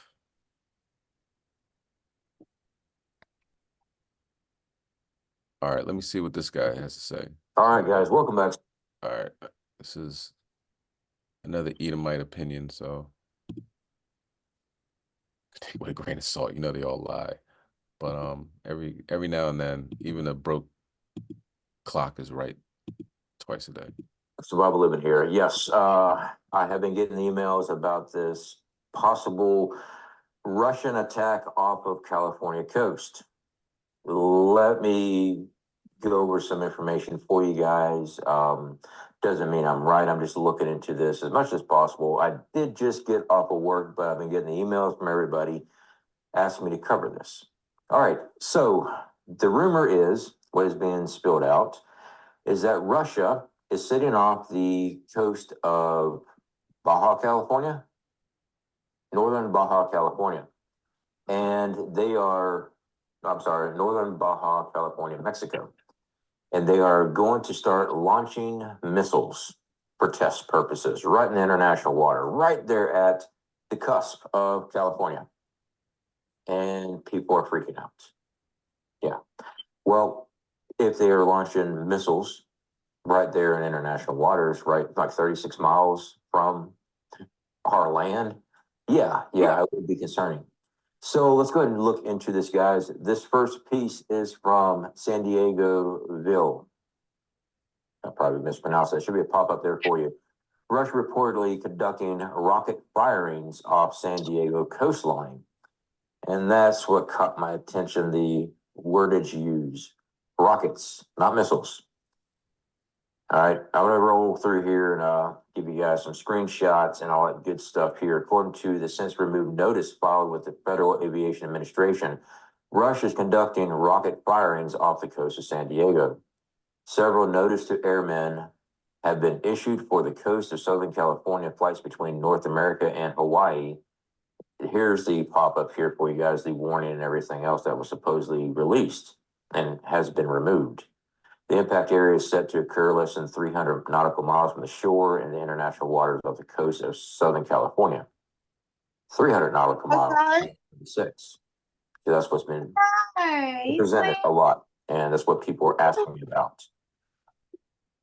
Now, guys, digging around in this, bringing up another one here. And the links for that article and all these articles is in the description. This is the war zone. Russia rocket booster, not military exercise. Prompt airspace warning off California. Yeah.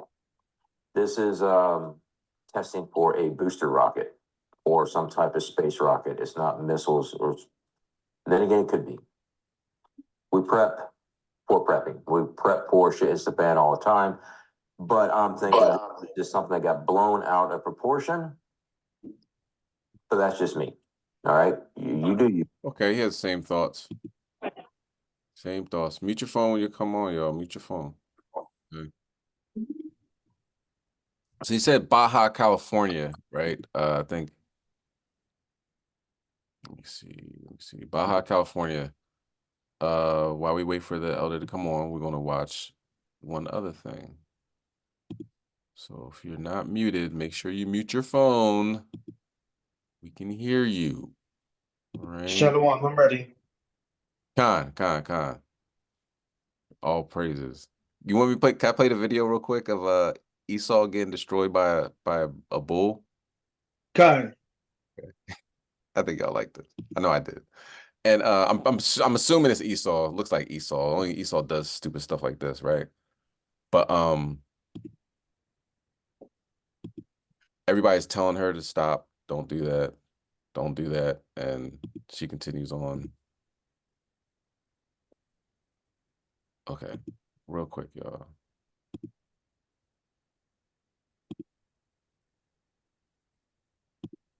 In Peru.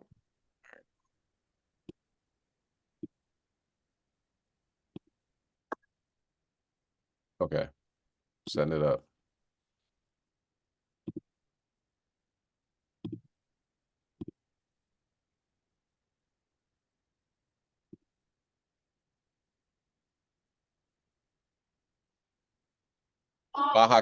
Baja, Mexico.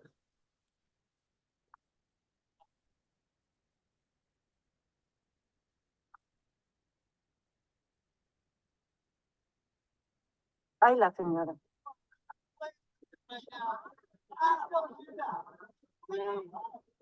Please get away.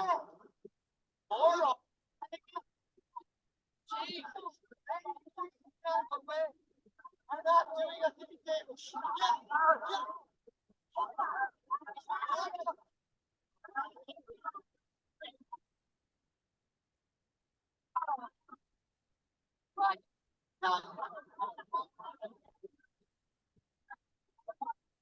There it is.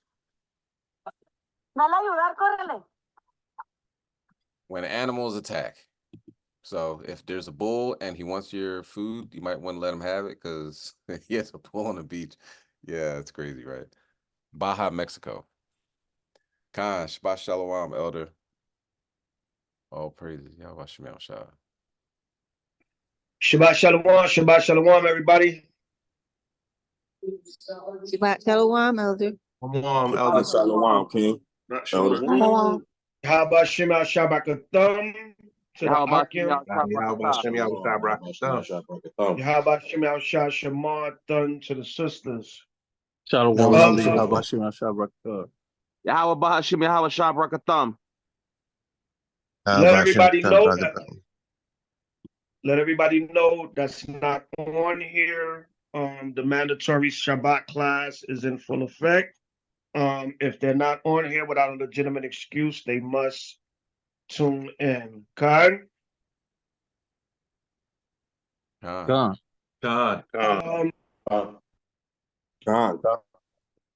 Since we had the Passover meeting, the mandatory Passover meeting, I said it'd be a good idea to come together once in a while and have a mandatory Shabbat class. This way it gives a chance for all the body to fellowship together on Shabbat. Once in a while by way of technology, social media, or whatever. We know we have Sabbath classes in different states. Some brothers gather at their home, place of worship, whatever the case may be in the different states. But since the Passover meeting, I said it'd be a good idea. Periodically, we'll do this maybe every once a month, once every 6 weeks, something like that. I'll spread it out. I'll always announce at least a week in advance, a week or two in advance, when the next mandatory Shabbat class will come up. It gives us a chance to fellowship together, and a lot of times brothers and sisters is all over the place on a Shabbat. You might be binge watching another camp, clubhouse here, there, whatever, even though you're being edified, of course, but it's good. Come spend some time with your immediate family, on a Shabbat, periodically. Khan? Khan. I mean, everybody else do it. Why not HOI, Khan? And Khan. we have that. I notice we have that amongst the body. We show support to a lot of other camps. We watch them, we follow them. We learn so much deep stuff from them. That's fine. But sometimes it's good to just take care of home and be home. A lot of other camps watch us too. Don't get me wrong. But it's everybody gonna look out for themselves at the end of the day. Con, it is what it is. Con? Con.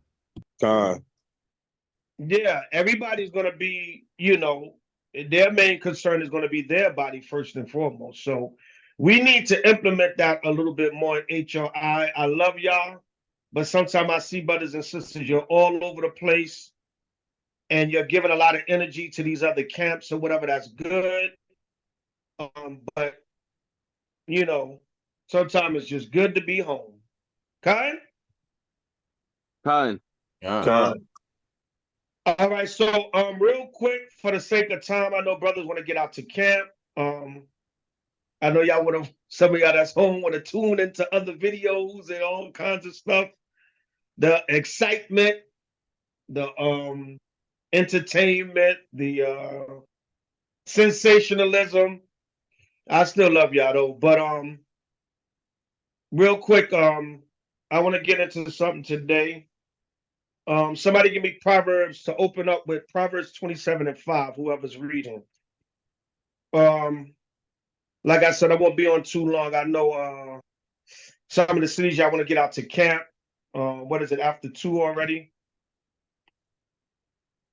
Y'all want to get out to camp and get out there in the street and work out, but I mean, get the workout.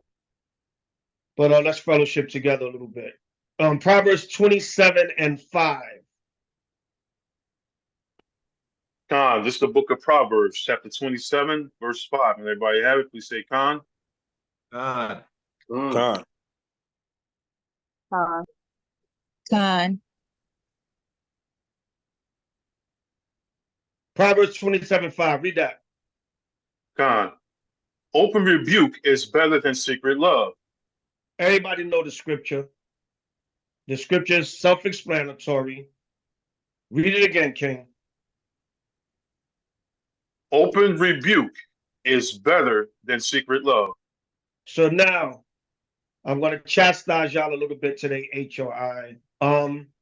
There's some things going on with the body. This is not a personal attack on anybody. Whatever you're guilty of or not guilty of, the shoe fits, wear it. But I'm going to do a blanket class lesson real quick because there's a lot going on with the body.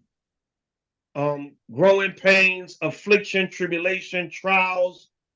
Gold is tried in the furnace of affliction, whatever you want to call it, but Satan seems to be attacking us from all angles. And I knew it after a great, beautiful Passover, the devil Satan said, y'all think y'all just gonna come up out of Philly smiling and rejoicing after a good fellowship?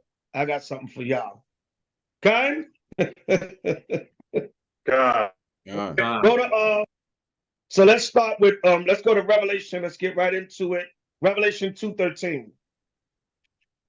Revelation chapter 2 and verse 13. And this is open rebuke, but it's love. All right, it's love.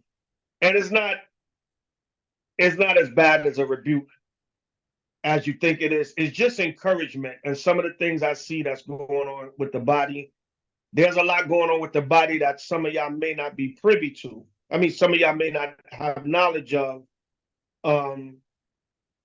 There's a lot going on that's maybe known. There's things going on that may not be known. So Satan just coming for us. He saw that great Passover and he said, I'm going to get y'all. Okay? All right. So start at Revelation 2 and 12. Start at 12. Revelation 2 and 12.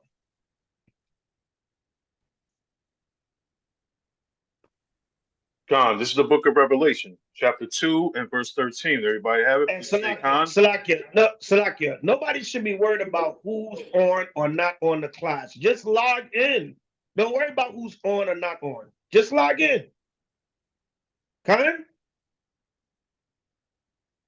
Khan. All right, Revelation 2 and 12. Read that. Khan, verse 12. And to the angel of the church in Pergamos, write, these things saith, Pergamos, Salakia. These things saith he which hath the sharp sword with 2 edges. Right, so Yahushua was telling each of the 7 churches things that they had wrong about them. He said, look, y'all all doing the work, y'all serving the Most High, but y'all got things amongst the body that need to be corrected. HOI, we're no different. Any other camp, we say this all the time. You think the grass is so much greener on the other side? Every camp.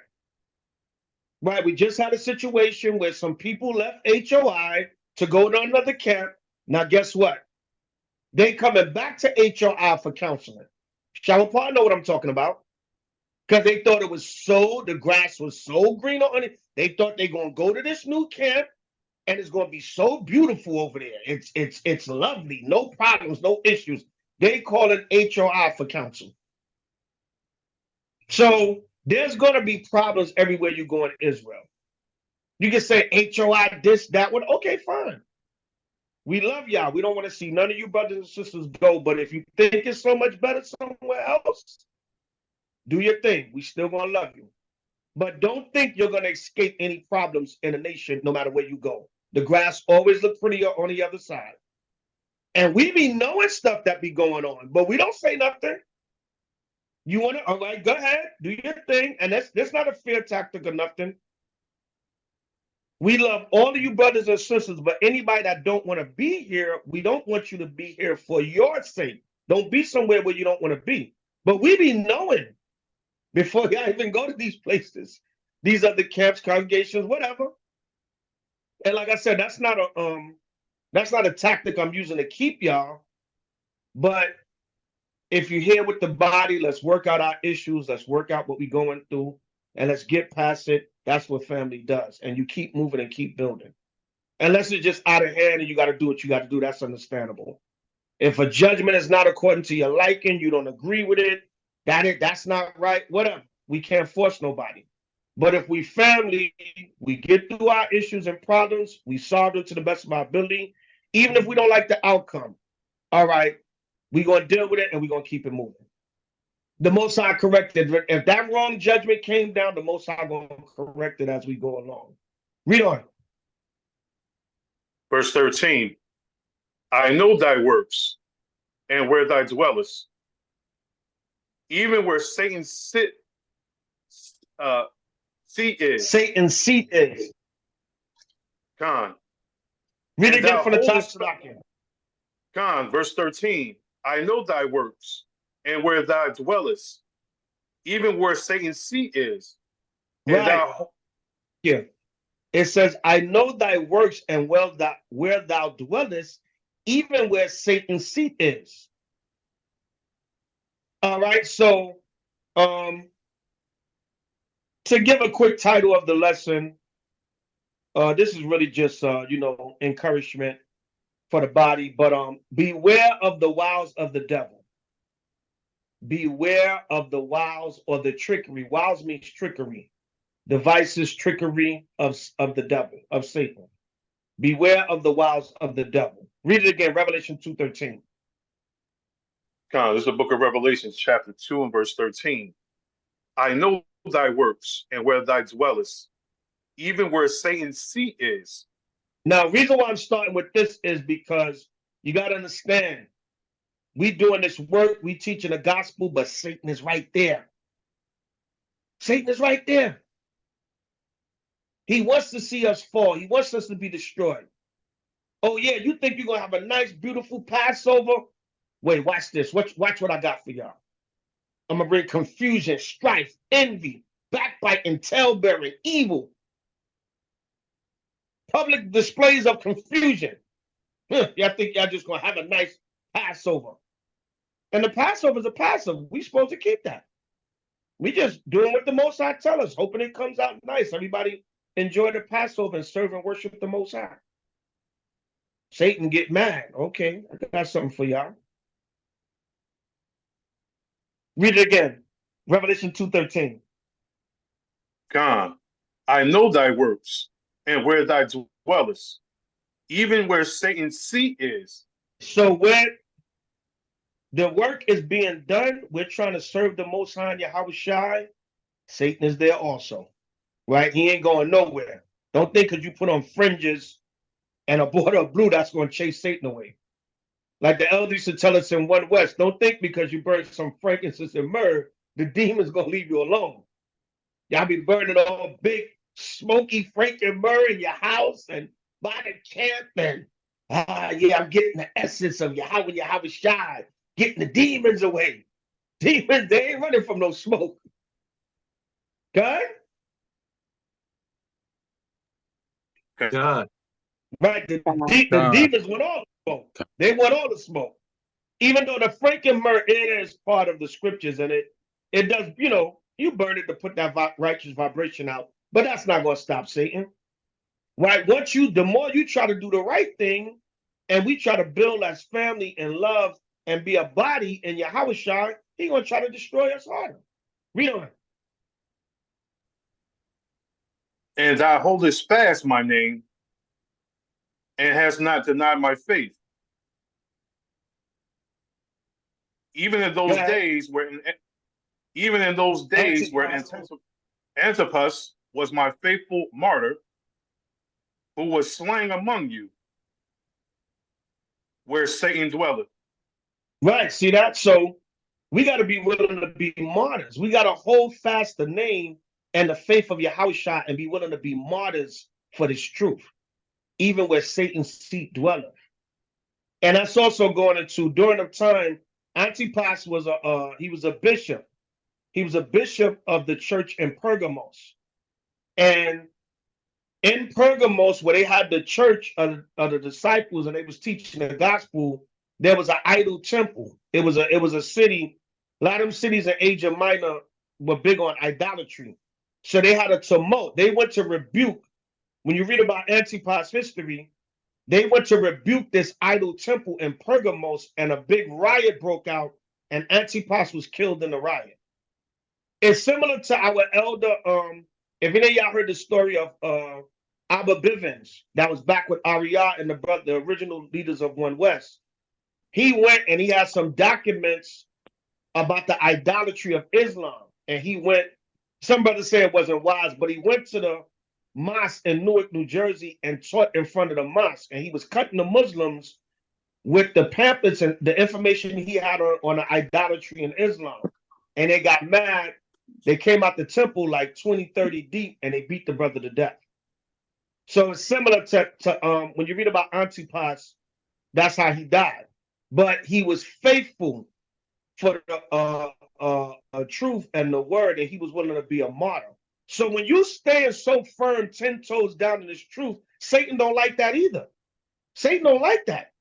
So he's going to try to destroy you. He's going to try to like, damn, you standing firm. He don't like that. So y'all brothers and sisters have to understand, he's going to try to bring contention in the body to destroy the family and break us up. Jump down to Revelation 2 and 24. Y'all can read Revelations chapters 2 and 3 on your own, where Yahushua was listing every issue he had. He said every one of the churches, the 7 churches had an issue. And the 7 churches represents Israel. All of the churches, he said, they have an issue. And he was checking them and rebuking them. So every congregation has issues. I don't give a damn how big you are, how many numbers you got, how much you're prospering. There's issues of, and I hear about it being an elder. Right? So let's get it together where we at. Fix the issue. Even us as the elders, we got to do the best we can to counsel, to come up with righteous judgments, fair judgments, deal with each issue, and leave no stone unturned. All right, but beware of the wiles of the devil. Beware of Satan's trickery. Somebody put that title in the comments. Type that in the comments as the title of the class. Beware of the wiles of the devil. All right, go to Revelation 2:24. Verse 24. But unto you I say, and unto the rest of Thyatira, as many as have not this doctrine, and which have not known the depths of Satan. See that? As they some of you brothers and sisters are still pretty new. You're new to HRI and you're new to the truth. So some of you don't understand the depths of Satan. You might be thinking you just having a disagreement with a brother or sister. You think you might have a disagreement. No, that's Satan trying to cause confusion in the body because you don't know his depths. You don't know, damn, me and this brother used to get along. Me and this sister used to get along. What happened? Satan came in there because you don't understand his depths. Okay? God. Read on. Which have known the depths of Satan as they speak. I will put upon you none other burden. And Yahushua said, look, man, some of y'all not even ready to understand all the depths of Satan. I'm not even gonna put that upon you. You're not even ready to understand all that. because it goes deep. As you get more seasoned in this truth, the most I open your spirit and you start seeing things because you can handle them better because you're more seasoned. But you got to understand, Satan is right here. And like I said, when it says where Satan's seat is also, meaning right where the truth was being practiced, there was idolatry, Satanism, and wickedness, and people trying to pull them away from the gospel. So it's the same thing. And it don't matter. Satan don't care if it's within the body. He gonna use whoever he gonna use us against each other. Or at least try to. So you got to beware of the wiles of the devil. A lot of times don't think I'm just having a disagreement with these sisters. I'm just having a disagreement with this brother. Nah, Satan trying to come in there and cause division. Especially when you're trying to do righteousness and you standing firm, you 10 toes down, like Antipas, you ready to die for this truth. Satan don't like that. Satan like, damn, he firm for this gospel. How can I get him? How can I cause division amongst the brotherhood, the sisterhood, the nationhood, amongst the camp, the congregation, the body? I need to get up in there. So y'all got to understand that. Why a big, beautiful Passover, then boom, all kinds of confusion. And like I said, there's many things going on. Satan is busy. I'm getting the calls. I'm getting the requests for the councils. I go from there to 2 Corinthians 2 and 11. 2 Corinthians 2 and 11. So it's a little tough love, Israel, but it's encouragement. All right, admonishment. Understand what's going on. See it for what it is. Let me get a hold of this because I see what Satan is doing. All right, 2 Corinthians 2 and 11. Khan, this is the book of 2 Corinthians, chapter 2 and verse 11. Everybody have it? Please say Khan. Khan. Read that. Verse 11. Lest Satan should get an advantage of us, for we are not ignorant of his devices. Right. We can't let Satan get an advantage of us. We can't be ignorant to his devices. I see what you're doing. I see Satan trying to creep up in here. I see Satan jumping on people. No. I see what's going on here. And you got to see it for what it is. Go to 1 Peter 5 and 8. 1 Peter chapter 5 and 8. You got to see what's going on. All right. You got to recognize it for what it is. Lest Satan should get an advantage of us, because we are not ignorant of his devices. We're not ignorant. All right. We know what Satan's trying to do. You're trying to cause confusion and contention amongst the body.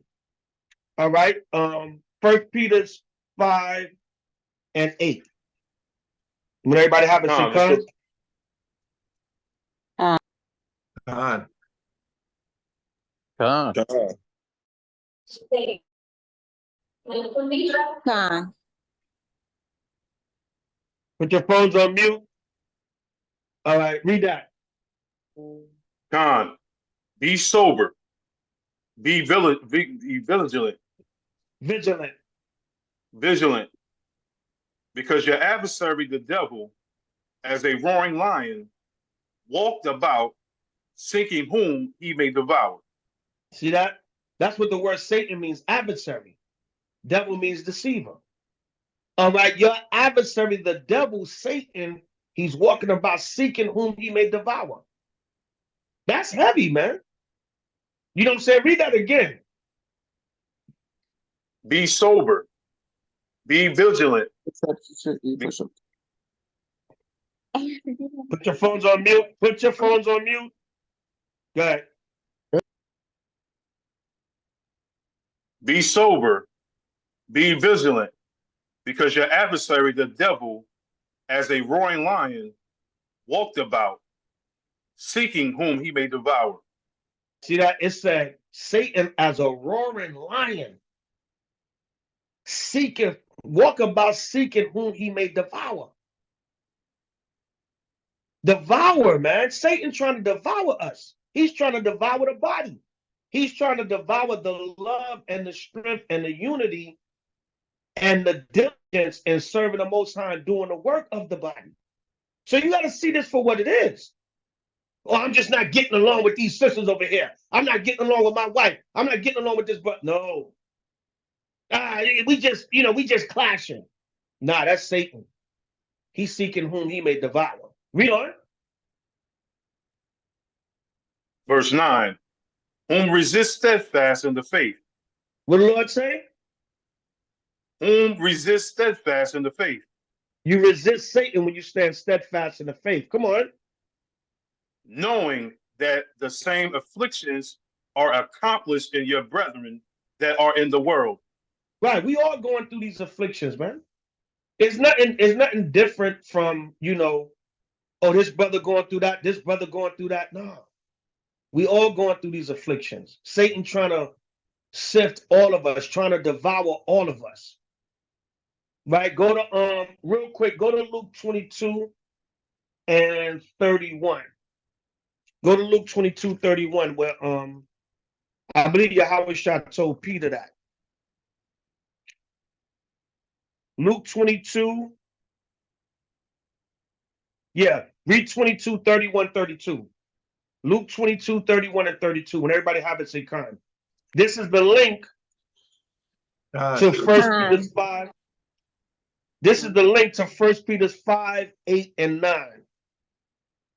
Okay?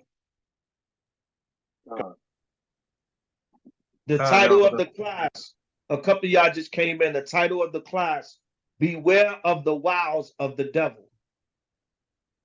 Right? Beware of Satan's trickery. Don't think, oh, this is just a problem I'm having with a brother.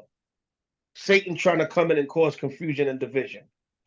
Right? After a lovely Passover in the city of HOI brotherly love. Right? See it for what it is. Okay? St. Luke 22:31. This is the book of St. Luke, chapter 22 and verse 31. No, Armand, you put 35, not 35, it's 31. You typed in 35, Armand, it's 31 and 32. Luke 22, 31, 32. Read that. And the Lord said, Go ahead. and the Lord said, Simon. Go ahead. And the Lord said, Simon, Simon, behold, Satan have desired to have you, that he may sift you as wheat. See that? See what Yahushua told Peter? He says, Satan have desired to have you, that he may sift you as wheat. Some of y'all may not even realize Satan want to sift you from the body. Most High might be about to use you for something great. We don't know. And Satan like, nah, let me get him out there before that blessing happen. Right? Satan have desired you that he may sift you like wheat. You think, oh, this brother just off. These sisters just off. This sister just off. I'm just having a problem with them. Nope. Satan trying to sift y'all like wheat. He want everybody to get mad, frustrated, emotional. You figure you can't get your way, so you're gonna get upset. He just want to sift you as wheat. See what's going on. Beware of the wiles of the devil. Read on. Verse 32. But I have prayed for thee. See that? That's why the body has to pray for each other. But Yahushua said, look, Peter, I have prayed for you. Come on. That thy faith fail not. He said that thy faith don't fail, that you get stronger in the faith. Good. And when thou art converted, he told Peter, listen, when you are converted, Peter was already a disciple of Yahushua. But what was Yahushua saying? When you're able to overcome Satan, right? When you're converted from that state where Satan is trying to sift you like wheat, when you're able to overcome that, good. Strengthen thy brethren. He said, strengthen thy brethren, because you already overcame an obstacle of Satan. You already turned your spirit over and conquered that. So now go be an example and strengthen your brethren. Right, go back to 1 Peter's 5 and 9. Everybody understand? Con, Elder. No, we read that. Go from there to Leviticus. Let's go to the law. Go to Leviticus 19 and let's get the law. Go to Leviticus 19, 1 and 2. Then we're going to read 16 through 18. All right, so 1 Peter's 5, 8, and 9 with Luke 22, 31 and 32. Everybody understand? God.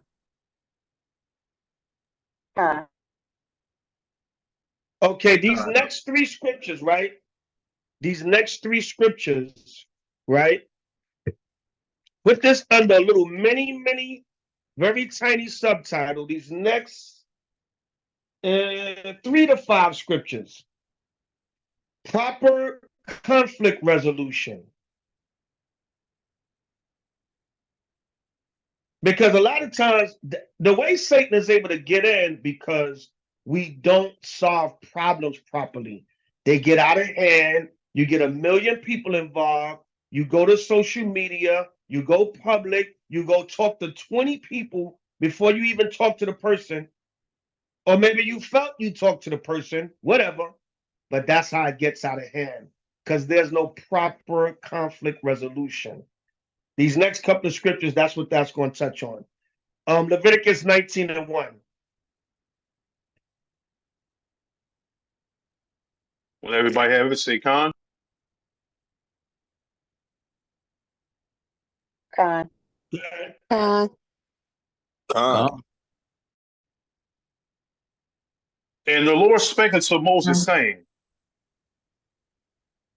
Speak unto the congregation of the children of Israel, and say unto them, Ye shall be holy,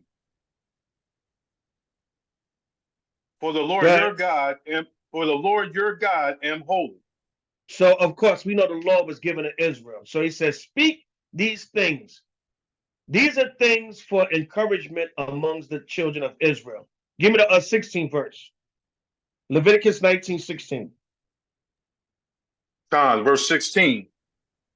Thou shalt not go up and down as a talebearer among thy people. Right. One of the synonyms to the word talebearer is slanderer. Right. Another synonym is talker. Don't go up and down talking and slandering among thy people. Right. Read on. Neither shalt thou stand against the blood of thy neighbor. I am the Lord. Meaning you're not supposed to be a false witness. Or you're not supposed to, Exodus 23 and 1, right? Don't follow a multitude to do evil. Right? Don't just go at a brother or sister out of hatred, malice, jealousy, envy, negativity, and he really didn't do anything to you. Everybody understand?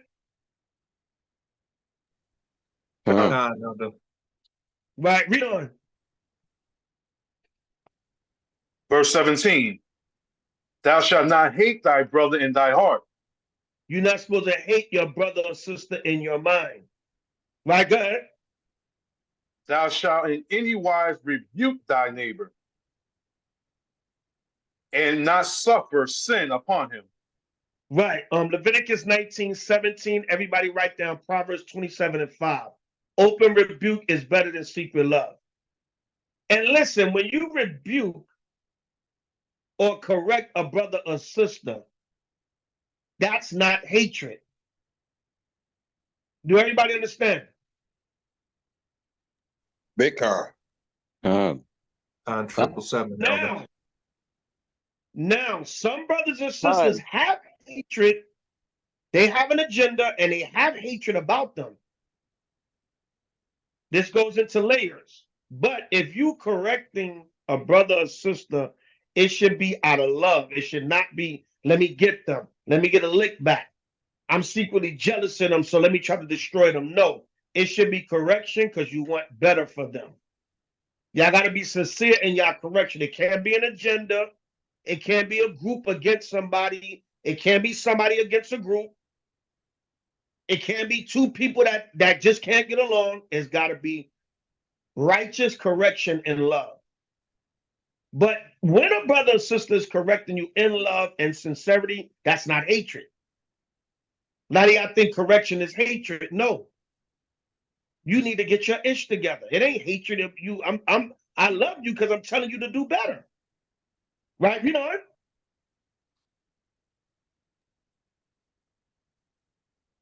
Thou shalt in any wise rebuke thy neighbor and not suffer sin upon him. Right, because when you correct your brother or sister, you're preventing them from a worse judgment, coming upon them. Kind? You said basically, listen, get it together before the Most High got to speak to you. The Most High sending me as a vessel to stop you now, because if it gets out of hand, you don't want the Most High to have to come see you. Read on. Verse 18. Thou shalt not avenge nor bear any grudge against the children of thy people. Come on. But thou shalt love thy neighbor as thyself. I am the Lord.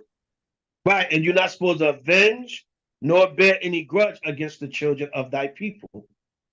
Let the Most High deal with them. Unless it's life or death, whatever, you got to self-defense, you had to do something to protect yourself or whatever. You had to speak up to clear your name, whatever. But you ain't always got to get that lick back. Let the Most High do it. You don't have to bear that grudge. Yo, I still got love for you. It might not be the same. We might have moved on. We might have split. We might have different camps, different congregations now. But hey, I ain't holding no grudges. I'm moving on with the work. Holding a grudge is when you keep talking about it. You still making videos 2 years later. It's been 2 Day of Atonements, 2 Passovers. You supposed to fast for your sins, show forgiveness because you want the Most High to forgive you. You're supposed to get the leaven out. And then right after the Passover, you still got the leaven. It's unbelievable. It's bold. Right after the Passover, you got the leaven. You said, okay, I'm gonna get the leaven out for 7 days. And that was the spirit, because I went into that. I said removing the leaven is a continual process. Just because the Passover is over, now you bring the leaven back into your spirit. I guess because you're able to bring the leaven back in your house. So you bring the leaven back in your spiritual house. And I seen it clear as day right after the Passover. Clear examples of leaven still in people. You didn't learn nothing from 2 Day of Atonements and 2 Passovers. 2 years, you still. A week, you still got the leaven in you. So you holding a grudge. That's holding a grudge. Because you didn't purge out the leaven, and you didn't continue to purge out the leaven. You didn't atone for the sins and continually atone. The Day of Atonement is not the only atonement. Do you know we have the sin sacrifice? That's a daily atonement. You're supposed to atone daily. The scriptures say, don't let the sun go down on your wrath. You holding grudges. So a lot of our brothers and sisters need work, man. You need some work on your spirit. Go from there. Oh my goodness. The infamous Matthew's 18. Go to Matthew's 18. Go to Matthew's the 18th chapter. Not to call the scriptures infamous, but no folly, no folly. It's just a figure of speech. All right, not to put any bad blood on the scriptures, but Matthew's the 18th chapter. Right, I've heard Matthew's 18 in the last week about 11 times. Let's get proper understanding of Matthew 18. It's such a basic scripture, but it got to be broken down. It got to be broken down like kindergarten. All right, Matthew's 18. Let's get it. Let's go there. Matthew's 18:15. When everybody have, please say calm. Con.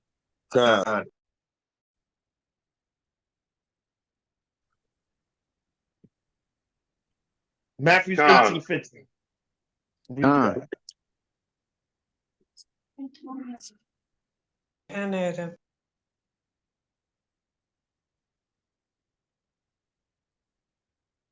Go ahead, read that.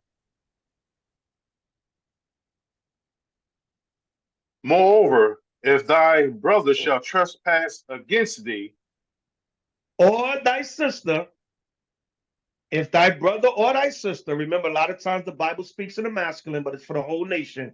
Moreover, if thy brother shall trespass against thee, go ahead. go and tell him his fault between thee and him alone. And what? And him alone. The proper steps of Matthew 18 is to go to that brother one-on-one. Go to that sister one-on-one. That's the first thing Yahweh said to do. Now, guess what? I'm going to give y'all the secret. I'm going to ask y'all a question. Everybody should know the answer. Can you do Matthew 18 with a brother or sister multiple times?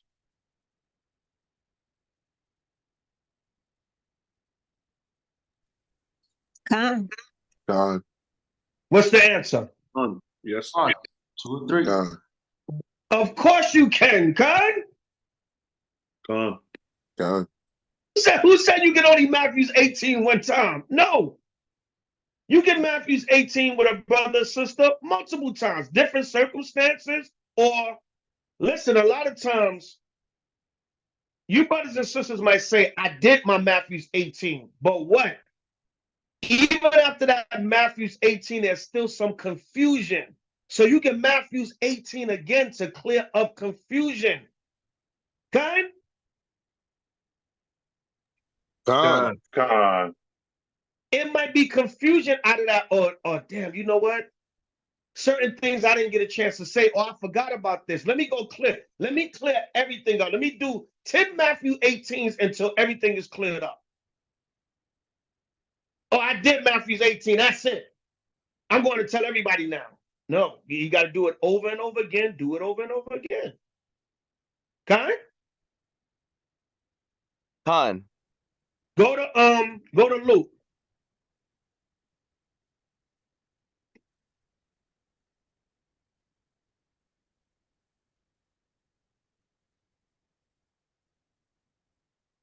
Go to Luke 17:3.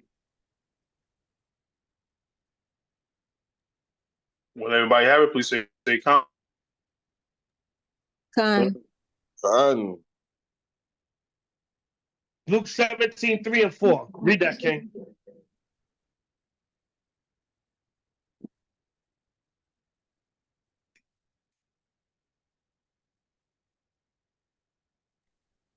Everybody God, have this it. the book of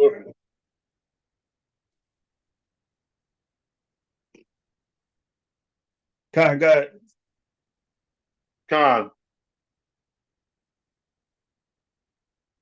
Take heed to yourself. If thy brother trespass against thee, rebuke him. And if he repent, forgive him. That's it, yeah, and that's it. If the brother or sister sincerely repent, forgive them and let it go. I don't want to hear about it 5 years later. Unless you tell them the story as an example. Man, me and that brother and sister went through this. Me and that sister, whatever. Man, that brother repented. We talked. I did my Matthew 18. Man, we good. We've been good ever since. That's an example to encourage others. And that's it. Let it go. If you ain't talking about it in that light, let it go. Right? Go ahead. Verse 4. And if he trespass against thee 7 times in a day, and 7 times in a day turn again to thee, saying, I repent, thou shalt forgive him. Thou shalt forgive him if he or she repents sincerely. But the scriptures say 7 times. So you can do multiple Matthews 18. The key is to win your brother or sister back. No, it's long suffering. That's one of the fruits of the spirit.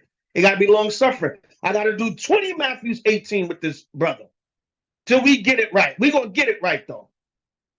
Go back to Matthew 18:15. Anybody understand, Khan? Elder. We got to get it together. And this is basic stuff we should have learned when we came into the truth. But you got to reiterate to Israel.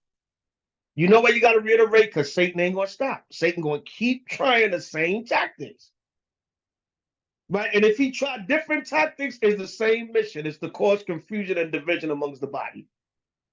So beware of the wiles of the devil. Read Matthew 18:15. God, this is the book of St. Matthew, chapter 18, verse 15. Moreover, if thy brother shall trespass against thee, go and tell him his fault between thee and him alone. And learn to shut your mouth, Israel. Learn to be quiet. You have not talked to this brother or sister, so don't tell nobody else. Don't tell nobody else. Don't involve 5 people before you talk to the brother or sister. Go to them first. Go ahead. If he shall hear thee, thou hast gained thy brother. And if he hear you, we just read the precept is in Luke 17:13 3 and 4. If they hear thee and repent, let it go. You gained your brother or sister. Come on. Verse 16.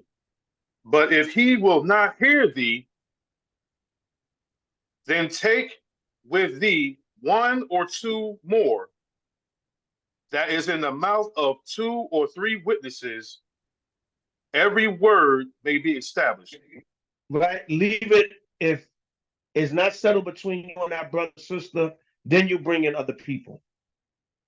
And you can't let your emotions get involved. You can't say they didn't repent the way I wanted it to, so I'm going to get 2 or 3 witnesses. No.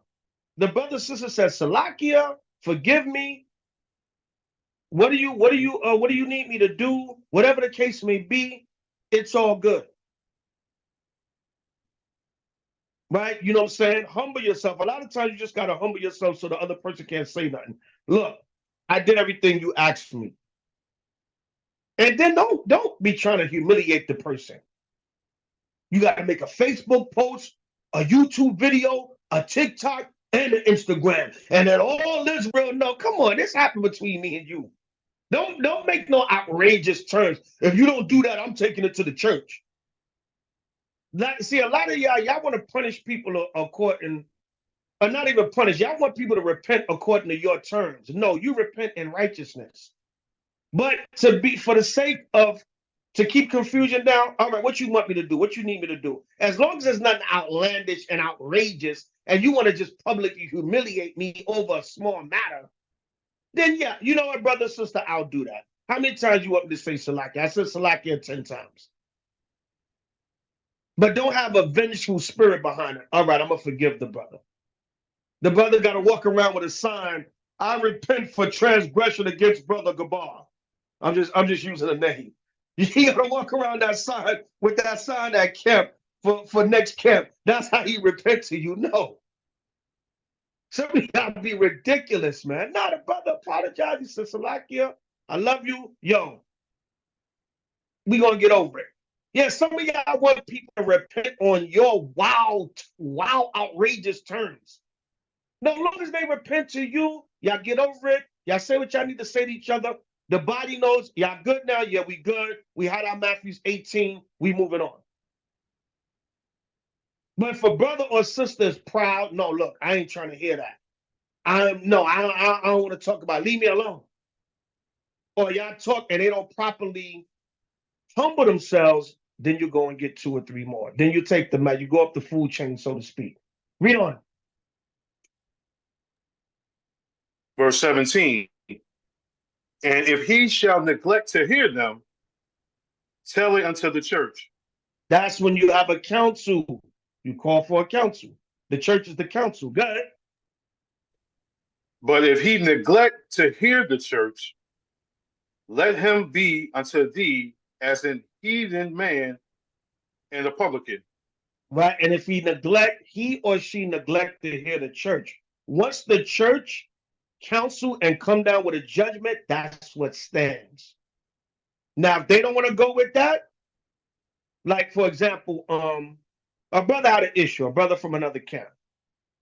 I was made privy to it because I was fellowshipping with this brother, and I was told straight up, I was told, yo, you around, you got that brother around you now.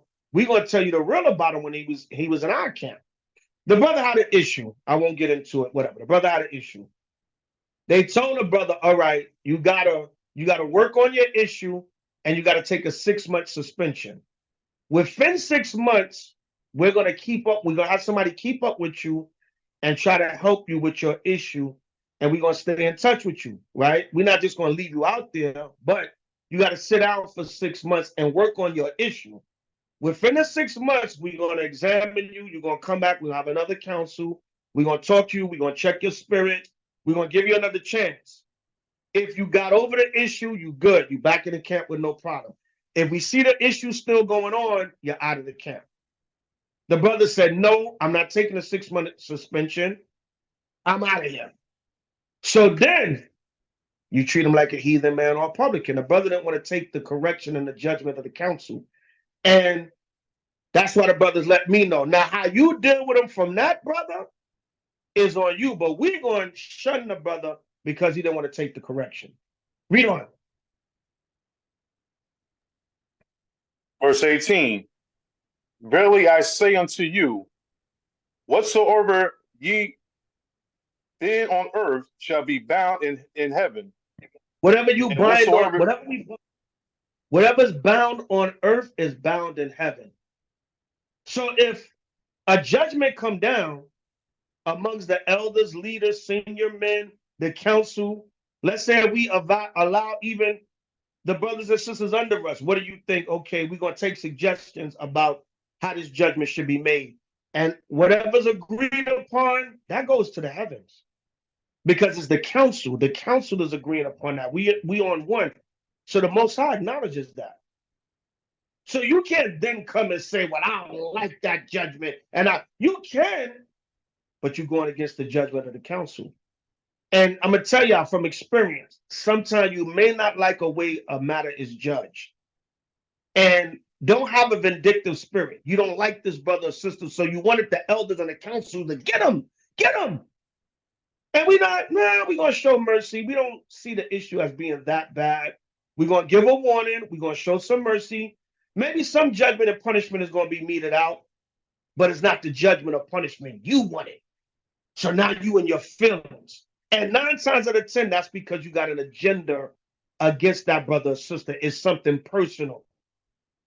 You don't want to see their growth. You don't want to see them checked and some mercy extended, or some tough love is extended. And you say, well, I think that was too hard. The elders shouldn't have been that harsh. But you know what? Okay, that's what came down. I'm going to go along. If it was wrong, the Most High corrected it. And we might come back and say, nah, maybe, you know what? Maybe it's too hard on the brother. Maybe it's too hard on the sister. All right, you know what? We're going to show some mercy. But you sit your behind down a lot of times and just be patient and let the Most High work. A lot of times Israel just don't like something. I don't agree with it. I'm just taking matters into my own hands. I'm going to make a move. And a lot of times you move it in haste and you end up making a wrong move. And like I said, that's not a tactic. It's just from experience. Israel going to do what the hell they're going. Y'all going to do what y'all going to do. Not y'all per se, but Israel. People going to do what they're going to do. You grown. We can't really hold a gun to nobody and really make them do anything. But a lot of times from experience, we have to admonish you about these things. Right? We got to make you aware, circumspect. That's all. And however the Most High move you, we always going to want the best for you and what's best for you in the spirit and make the right decision. But don't get, I've seen brothers and sisters make haste because they didn't like a judgment or they didn't agree with it or whatever the case may be.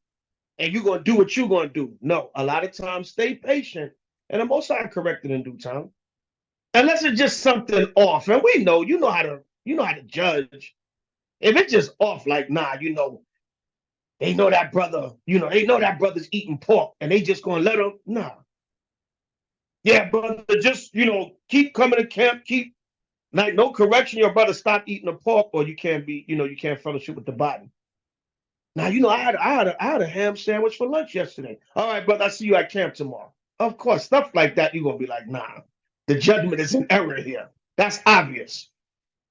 But sometimes you show mercy just so you don't be too harsh on a brother, sister, or you show tough love because it's like, yo, they're not going to get it unless we bring the hammer down on them. All right, read on. Verily I say unto you, whatsoever ye shall bind on earth shall be bound in heaven, and whatsoever ye shall loose on earth shall be loosed in heaven. Right. You know, we gonna let that go. We're gonna let that situation go. You know, we're gonna show mercy and we're gonna keep it moving. Right? We're gonna let it go. Loosed on earth is gonna be loosed in heaven. Right, go ahead. Again, I say unto you that if two of you shall agree on earth as touching anything that they shall ask, it shall be done for them of my Father which is in heaven. See that? The Most High said, even if two of us agree on things, anything on earth is gonna be done in heaven. Read on. For where two or three are gathered together in my name, there am I in the midst of them.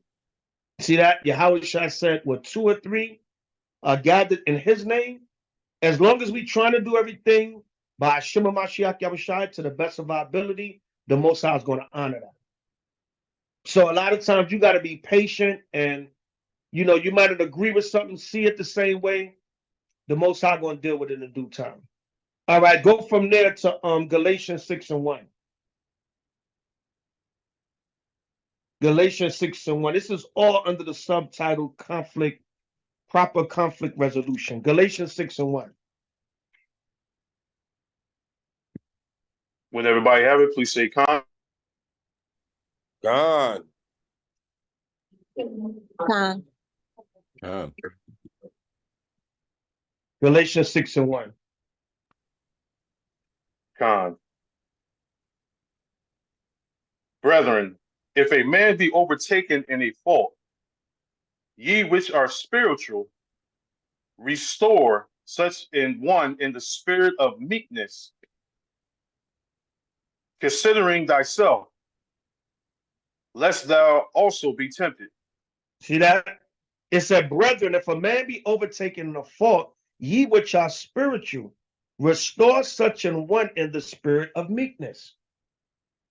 And you know, this is different from like a Matthew's 18. This is like you see a brother or sister is struggling with something, they battling with something.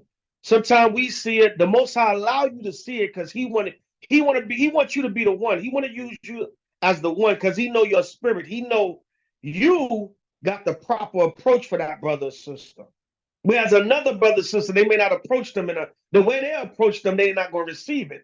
So the Most High let you see it. Well, it goes over everybody else's head. You know what I'm saying? Yo, that brother, you know what? The Most High put the spirit on me to see that. I'm gonna talk to that brother. It's not necessarily a Matthew's 18. You're not rebuking him on anything. You're showing love and correcting him and admonishing him on a fault he might have, and do it out of love. You ain't gotta always say, brother. See, I see you. You got a problem looking at women at camp. No, yo, you know what I'm saying? You know, I know you're a man. You know what I'm saying? Men gonna be men, but yo, you know, make sure you be discreet with that because people look at that. You know what I'm saying? Whatever. Well, just to use an example. All right. You go and you talk to them in a spirit of love and meekness, considering yourself, because the time gonna come where you got an issue. And you want people to deal with you the same way in love and correction. Right, go ahead. Be ye one another's burdens, and Bear ye so one fulfill another's the burdens. Bear ye one another's burdens. Come on. and so fulfill the law of the Mashiach Yahweh. Right, show love. Didn't Yahweh Shah say in Mark, the greatest commandments is what? Love thy neighbor as thyself. Love the Most High with all your heart, mind, and soul. Bear one another's burdens. Your issue is my issue. We're going to work on it together, all right? We're going to work on it together since we're going to get through this. I'm going to call you every other day at 5. We're going to pray on that. Together, we're going to get through this together. Your burden is my burden. Right, go ahead. For if a man think himself to be something, when he is nothing, he deceived himself. Yeah, we all got issues. When you think yourself to be something when you're nothing, right? We all have issues. Don't go sitting up on your high horse. No. The Most High said we all have issues. When you think you're something and you're nothing, you deceive it yourself. Right? Go ahead.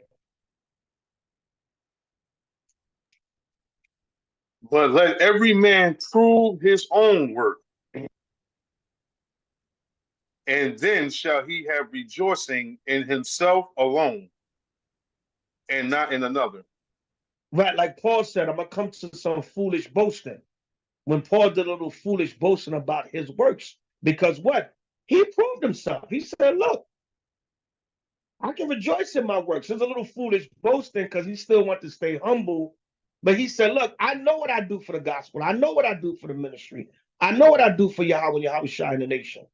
Right, go ahead. For every man shall bear his own burden.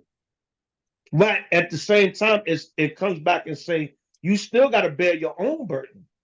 We got to bear each other burdens, but you got to bear your own burden also. It's a double-edged sword. We got to be there for each other, but every one of us got to work out our own salvation.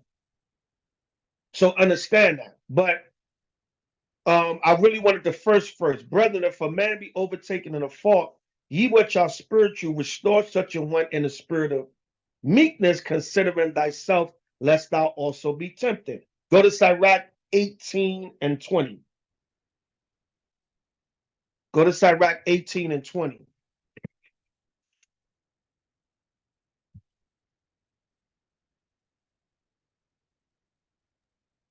When everybody have it, please say Khan. Khan. Sirach 18 and 20, it goes with Galatians 6 and 1. Galatians 6 and 1 with Sirach 18 and 20.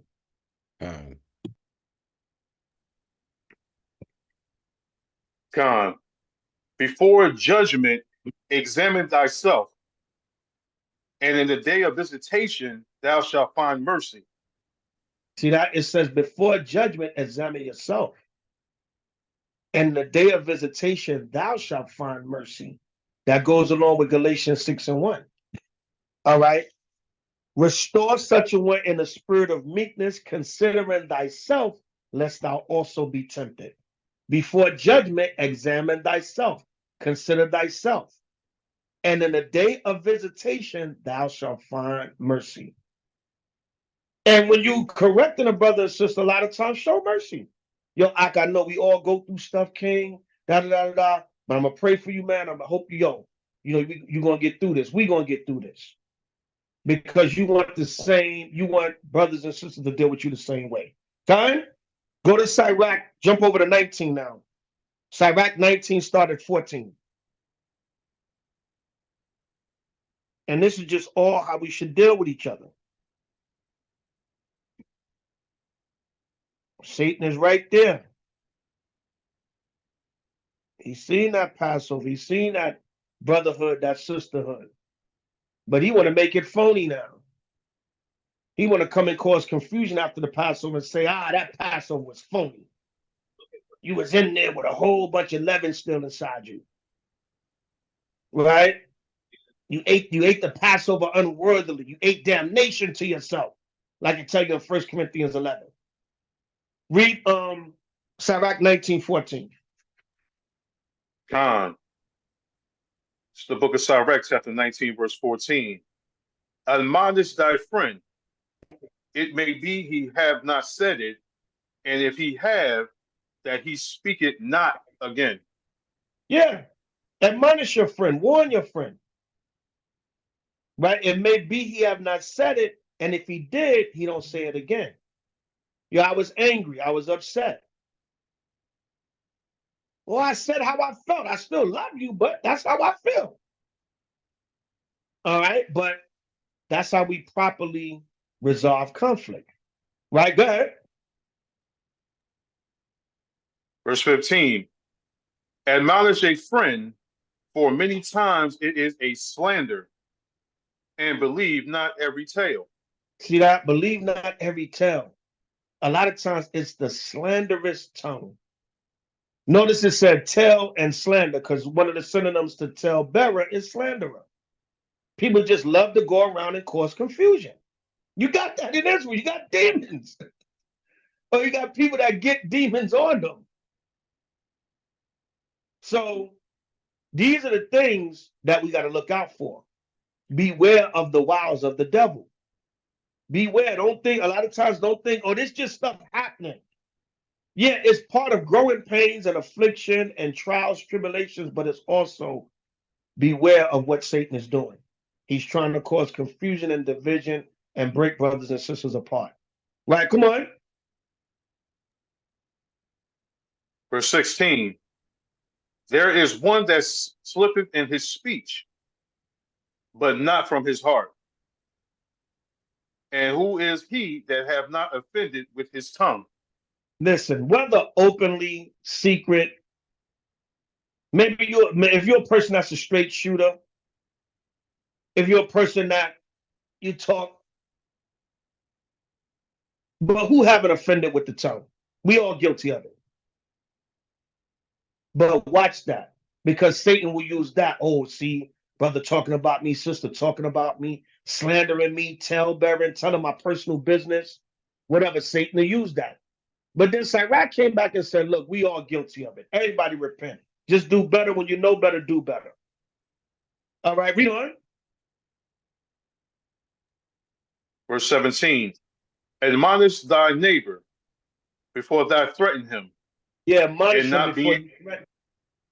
All right. You should never want to get violent with a brother or sister. I know sometimes, like if you like in the world, you was a brother or sister, like, yo, I heard somebody talking about me. I ain't play that. But now we in the truth now. So you gotta go to them and say, look, brother, sister, you talking negative about me behind my back. They might say, what the hell with it? I'll tell you what you heard. I'll tell you right here to your grill. That's how I feel about you, brother or sister. Now we can take it from there. But you admonish them before you threaten them. You don't never let it get to that point. Right? Come on. admonish thy neighbor before thou threaten him, and not being angry. Give place to the law of the Most High. Right. It said, and not being angry, give place to the law of the Most High. We just read that in Leviticus 19. Remember, it said, don't avenge or bear any grudge against the children of your people. Leviticus 19:18. Leviticus 19:18 can precept with Ecclesiasticus 19:17. It said, admonish thy neighbor before thou threaten him, and not being angry, give place to the law of the Most High. These are the fruits of the Spirit. These are the attributes of Yahushua.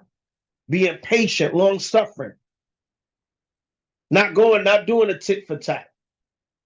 If the brother asks you to go a mile, go twain. And that's in mercy and forgiveness too.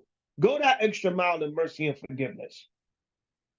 But we know if a person is a repeat offender, look, I tried. There's been so many chances, gave this brother chances, gave this sister chances, and keep doing the same thing. So that's what we got to understand also. There's a lot of mercy and long suffering, but continued behavior is not going to be tolerated either. There got to be some tough love also. All right, so that was Sirach 19:14 through 17. Let's go to Philippians 4 and 8. Let's go to the book of Philippians chapter 4 and verse 8. Matter of fact, before we get that, let's go to Philippians 2 and 3.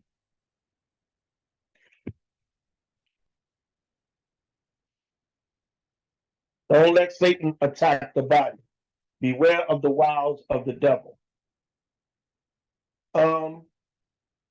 Philippians 2 and 3. When everybody have it, please say con.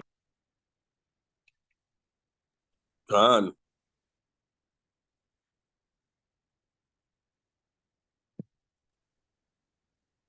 Philippians 2 and 3.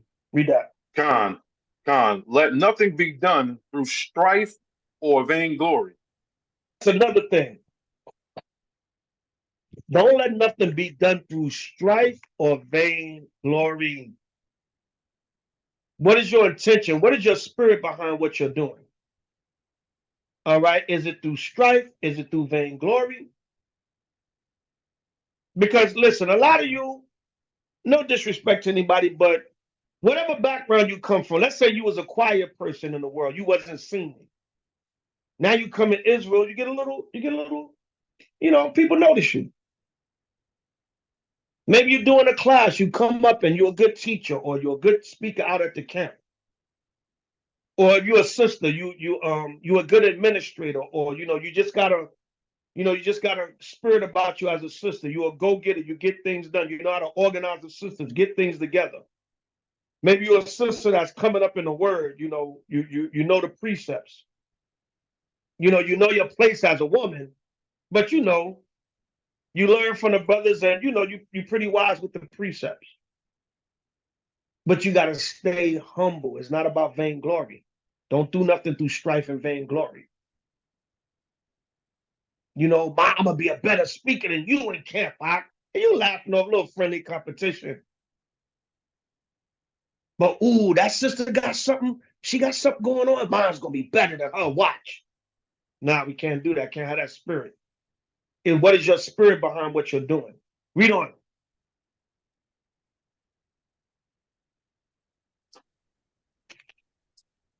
Let nothing be done through strife or vainglory, Come on. but in lowliness of mind, let each esteem other better than themselves.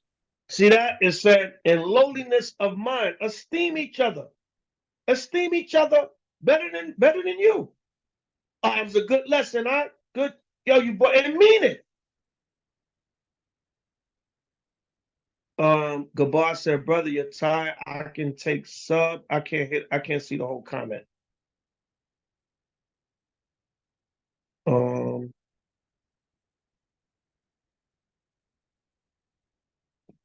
He said, if you want to rest, you're tired. Gabar said he could take over the reading.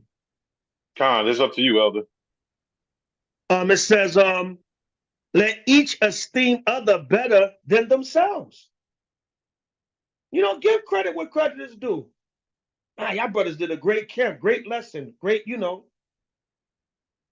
everything is great to me because it's the word of the Lord. Yeah, good lesson.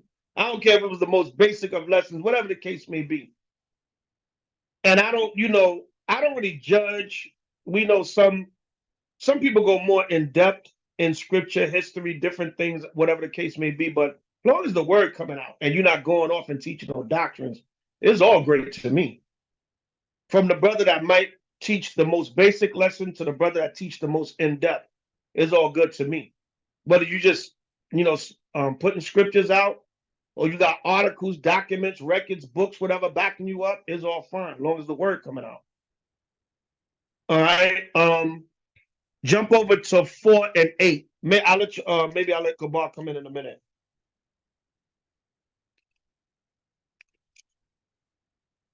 So don't let nothing be done through vain glory and strife. Let each esteem each other better than themselves. Give credit where credit is due. Don't be a hater. Brother did a good lesson. He did a good lesson. Brother spoke well at the camp. He spoke well at the camp. The sister, she did a nice little session for the sisters. Hey, sister, that was a good little session for the sisters. Go ahead. Philippians 4 and 8. Everybody have a say, Con? Con.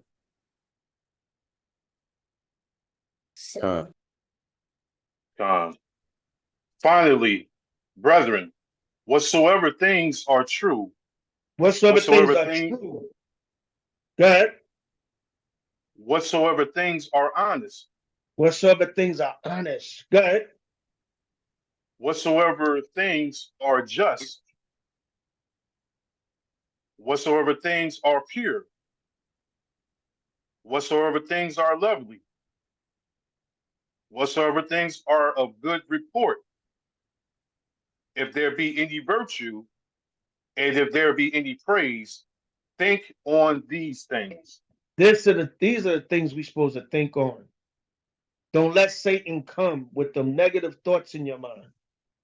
All right. Finally, brethren, whatsoever things are true, whatsoever things are honest, whatsoever things are just, whatsoever things are pure, whatsoever things are lovely, whatsoever things are of good report, if there be any virtue and if there be any praise, think on these things.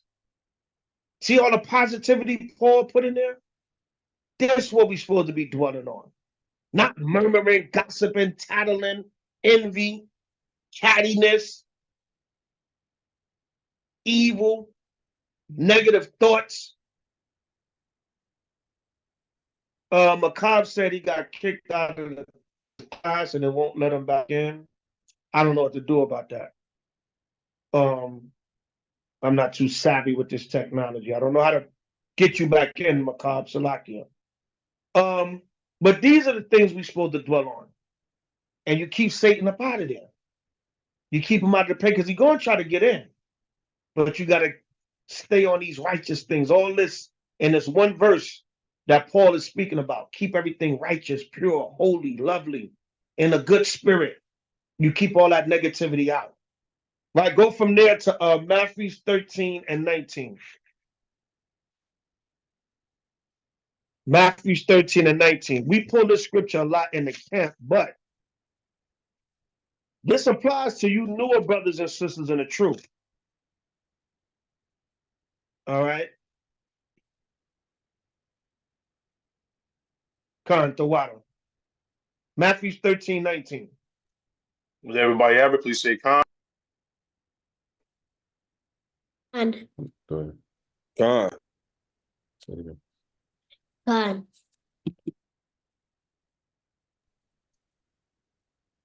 When anyone hears the word, when anyone hears the word of the kingdom and understand it not, then cometh the wicked one, and catcheth away that which have sown in his heart. This is he which receives seed by the wayside. Now, for you new brothers and sisters, I'm talking anywhere between 1 to 7 years that you've been in the truth. That's still pretty new. Now, we know we pull the scripture a lot in the camp when we trying to teach somebody and a demon come up, but this applies for you new brothers and sisters also. You know why? Because you're new to the faith, Satan going to try you. He going to try to make you see things that you don't like. He going to test your faith. He going to make things happen that your spirit going to short circuit. This not supposed to happen. We repented. This ain't supposed to happen. And what's the famous saying? We always talk about it. I can stay in the world. I might as well go back in the world if I got to deal with this. Okay? That's that famous saying. But what's happening? Satan trying to get you. I might as well go back in the world for this. Then cometh the wicked one. A lot of times you don't understand what's going on at the time. That's why you got to keep enduring. Because guess what? Something happened in November of 2023, but the Most High might not clear it up for you in the spirit to April of 2024. Because he wants you to go through that to let you know, I got you at the end of this. Don't worry, I'm going to show you what's going on. You're going to learn a valuable lesson from that. Remember, Joseph got sold into Egypt only later on to show love and favor to the rest of his brethren when they came into Egypt. Okay? Right, go to hold that. Go to Ecclesiastes 7 and 8. Ecclesiastes, not Ecclesiasticus.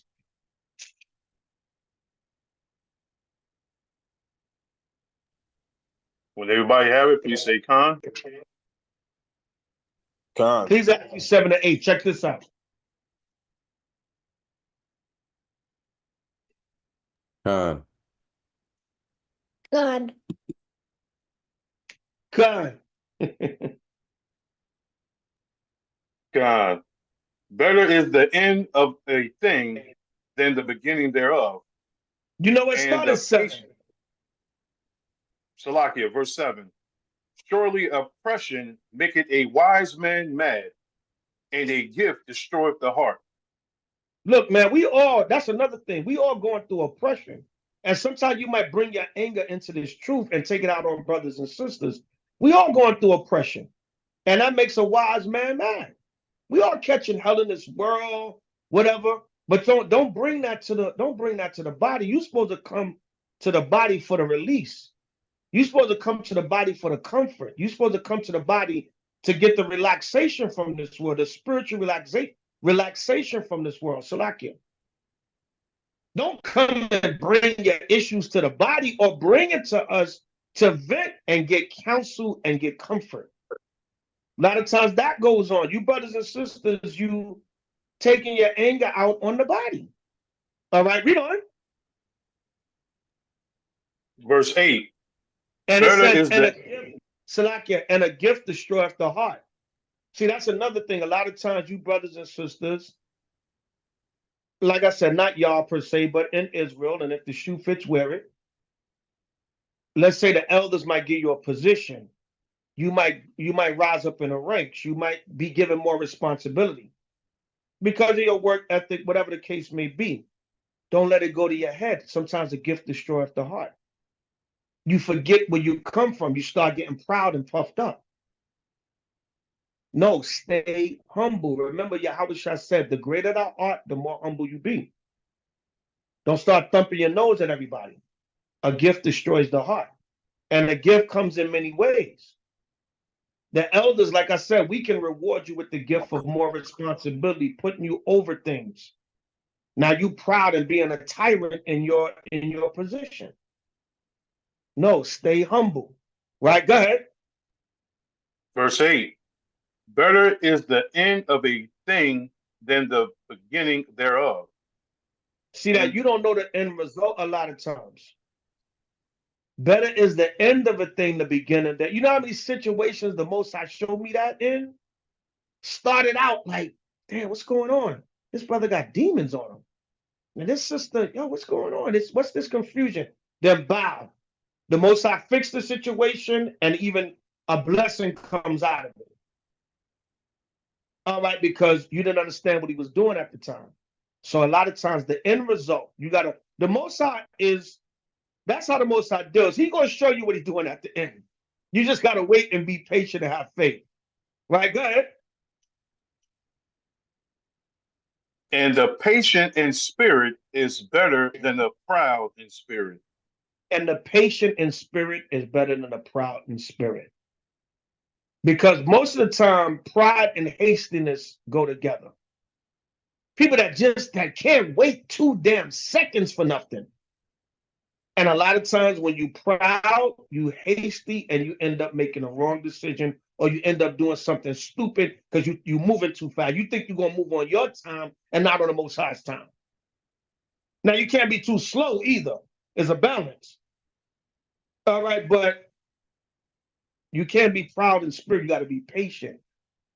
Patient in spirit. I'm going to pray on it. I'm going to do as much possible as I can, and then the Most High going to take care of the rest. Come on. Verse 9. Be not hasty in thy spirit to be angry,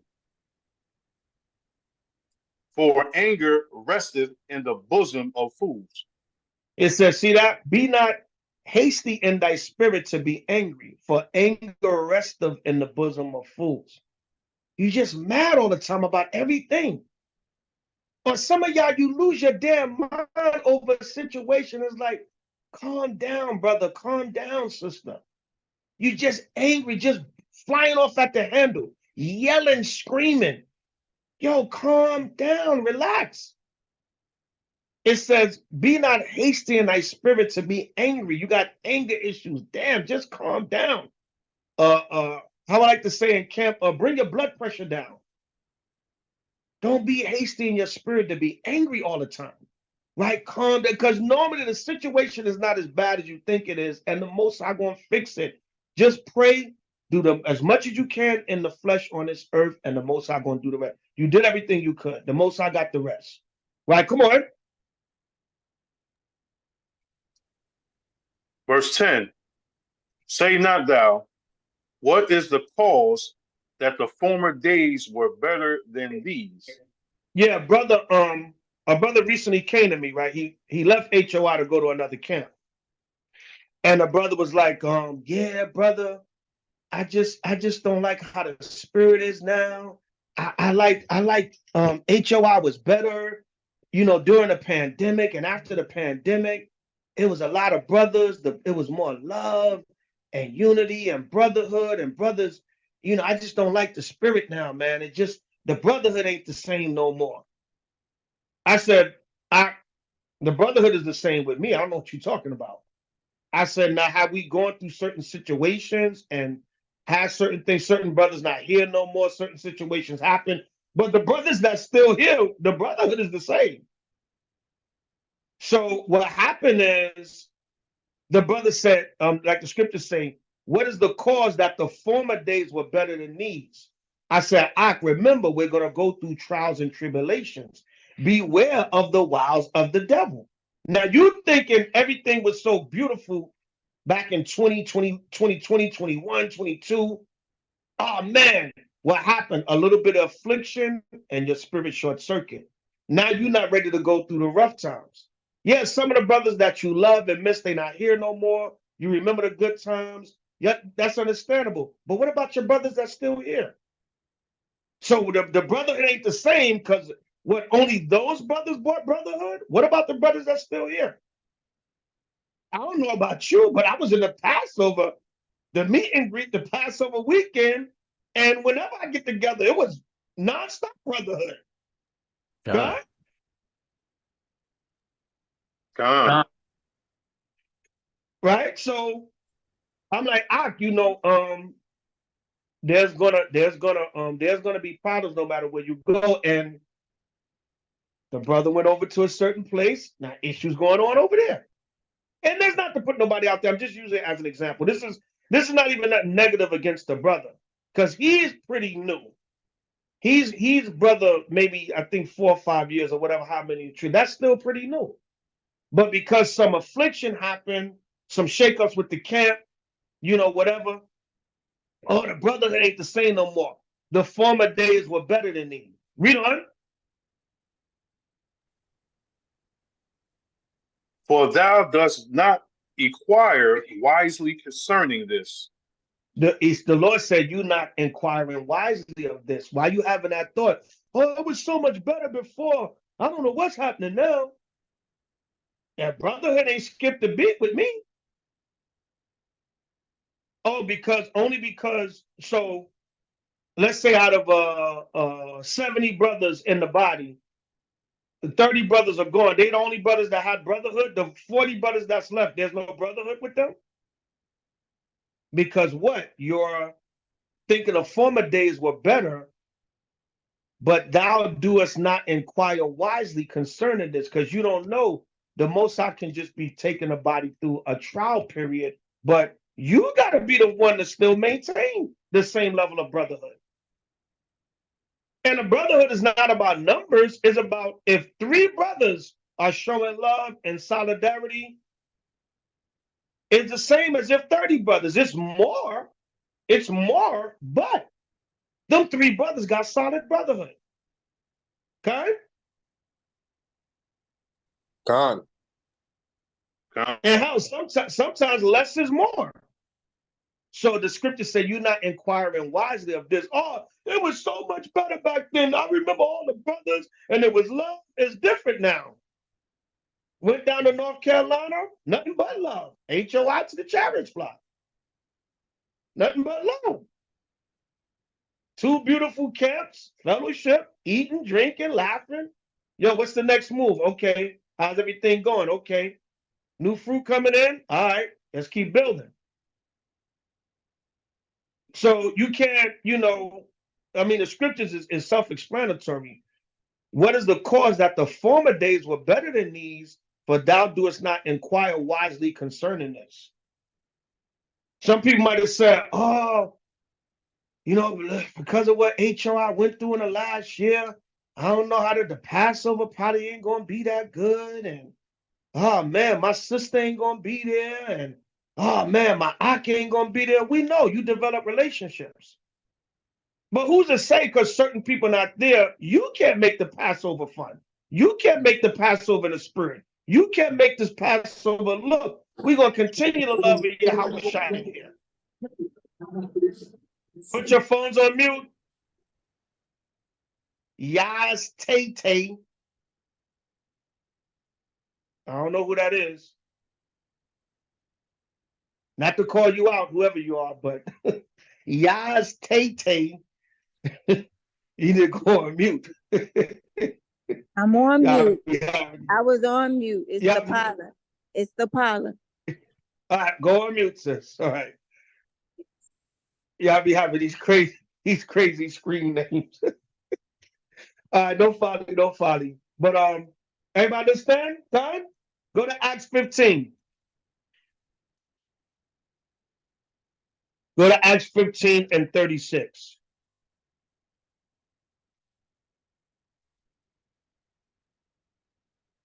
Beware of the wiles of Satan. Beware of the wiles of the devil. When everybody have it, please say Khan. He comes in many forms. Khan. God. Good. That must be Philo. Khan. Good. That is me. That is me. I bet it is. Yes, it is. All right. God. Right? God. No Foley. Inside joke. Acts 15:36. Khan. It's the book of Acts, chapter 15, verse 36. And some days after Paul said unto Barabbas, let us go again and visit our brethren in every city where we have preached the word of Yahweh and see how they do. See that? Like I said, man, just came from North Carolina. Checking out my brothers, you know, Choni, Yawasap, Hassan, Brother Mustafa, Brother Larry, some new brothers out there. Little Choni, Sisters was out there, the Wiles was out there. Soldiers of Yahweh, they came and broke spiritual bread with us the first night. Let us go visit our brethren in every city and see how they do, right? In every city where we preach the gospel and see how they do. Good. And Barnabas determined to take with them John, whose surname was Mark. Now listen carefully. Check this out, because conflicts like this happen in Israel, right? Listen carefully, right? It said, and Barnabas, which was a disciple, he determined to take with them John, whose surname is Mark. Good.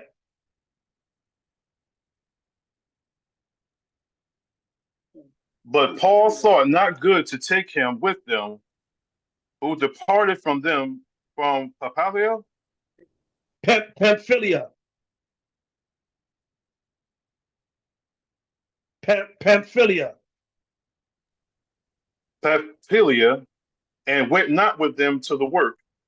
So Paul was like, nah, that dude broke out on us in Pamphylia, man. Nah, we not taking him. I guess Paul was like, he's not reliable. You know, when we went to Pamphylia, this dude broke out on us. Right? Go ahead. And the contention was so sharp between them that they departed asunder one from the other. And so Barnabas took Mark and sailed unto Cyprus. See that? Now that happens in the truth. One brother got a certain relationship with a brother, another brother feels some kind of way about this brother. They start getting into it over that brother. It's likewise with sisters. One sister got a relationship with this sister or a group of sisters. Another sister got a different take. I ain't really feeling that sister. So, for lack of a better word, you can't try not to get into people beefs in Israel. Because now what happens is you're forced to make a choice because you're in between. Now it's like, I'm gonna roll with him, and you should never, your walk in this truth should never, your walk in this truth should be about what's right in your house when your house shine. Now I'm going with him, I'm going with her, I'm going with them. So that's very, you gotta look out for that, because Satan will do that. Satan will use a relationship or a non-relationship that you have with a brother or sister, and they will use that to cause division also. You got to circulate, nah, I gotta go with my man. No, that's my crew over there. I gotta roll with them. Nah, that's my guys right there. Nah. You're not using righteous. You're not judging a situation. You making a move based upon your relationship. You having a person beef in Israel. Khan? Khan. So this happened with Paul and Barnabas. I guess Barnabas was like, nah, that little situation happened in Pamphylia, but he good. Let him roll with us on this mission. Paul, like, nah, I remember what he did in Pamphylia. I don't want that dude to roll with us. And it got heated amongst them. Instead of them coming to a compromise or an agreement, Paul, like, yo, all right, let him come, but let's talk to him. Like, yo, you can't do what you did in Pamphylia, man. You can't do that. Or Barnabas could have said, yo, Mark, sit this one out. Paul, Paul feeling like he's still feeling some kind of way about what happened in Pamphylia. He don't think you're really reliable. Mark could have been like, all right, that was just then, but all right, I'll link back with y'all another time or whatever. But don't get in a person beef in Israel, because now you got to pick sides, and that's just not good. Right? But it said the contention was so sharp between them that they departed asunder one from another. And so Barnabas took Mark and sailed unto Cyprus.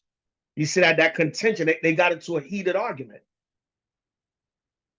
Right? And that happens, man. That happens when you have, or maybe Barnabas was just trying to be merciful, and Paul was like, nah, we can't.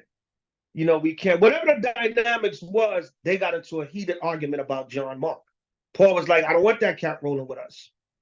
Barnabas like, nah, he good. He can roll with us. Can y'all hear me? Elder.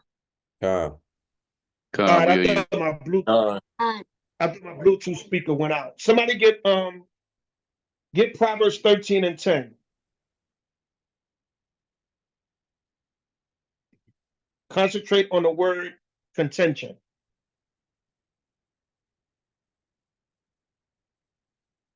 Proverbs 13 and 10. We're just going to get a few more and wind it down. Like I said, I know brothers want to get out to camp and different stuff like that. It's getting a little late in your cities.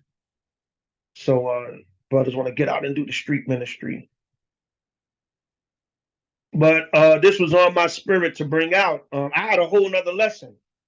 And topic, but I woke up this morning like, there's a lot going on with the body. And I'm not scratching the surface, I'm just bringing out a few points like, look at these things, recognize them for what they are and how you deal with them. All right. And like every lesson, this can be an ongoing lesson. We can get 100 more precepts. All right. Proverbs 13 and 10. Con, this is the book of Proverbs, chapter 13 and verse 10. When everybody has to say con. Con.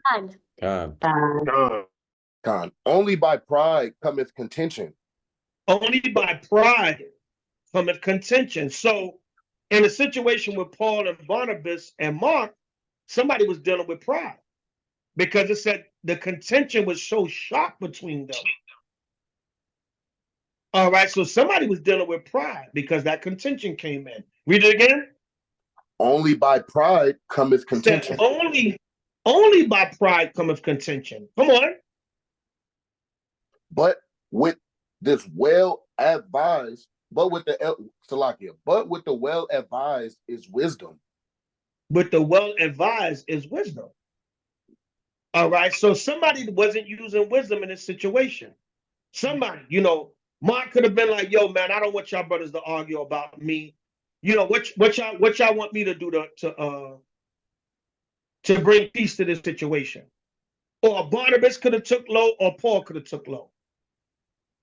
Right? Either way, somebody had pride in there. When you see a situation, brothers and sisters, somebody got to humble themselves. And we know that ego, whatever the case may be, you feel like you're in the right. You like, no, I'm not backing down because I know I'm right. Why I got to humble myself? But by pride, a lot of times that pride is going to bring that contention. Read on. Wealth gotten by vanity shall be diminished. That's it on that. That's it on that. Go back to Acts 15:40. Go back to Acts chapter 15, verse 40. God. This is Acts chapter 15 and verse number 40, when everybody got it, say God. God.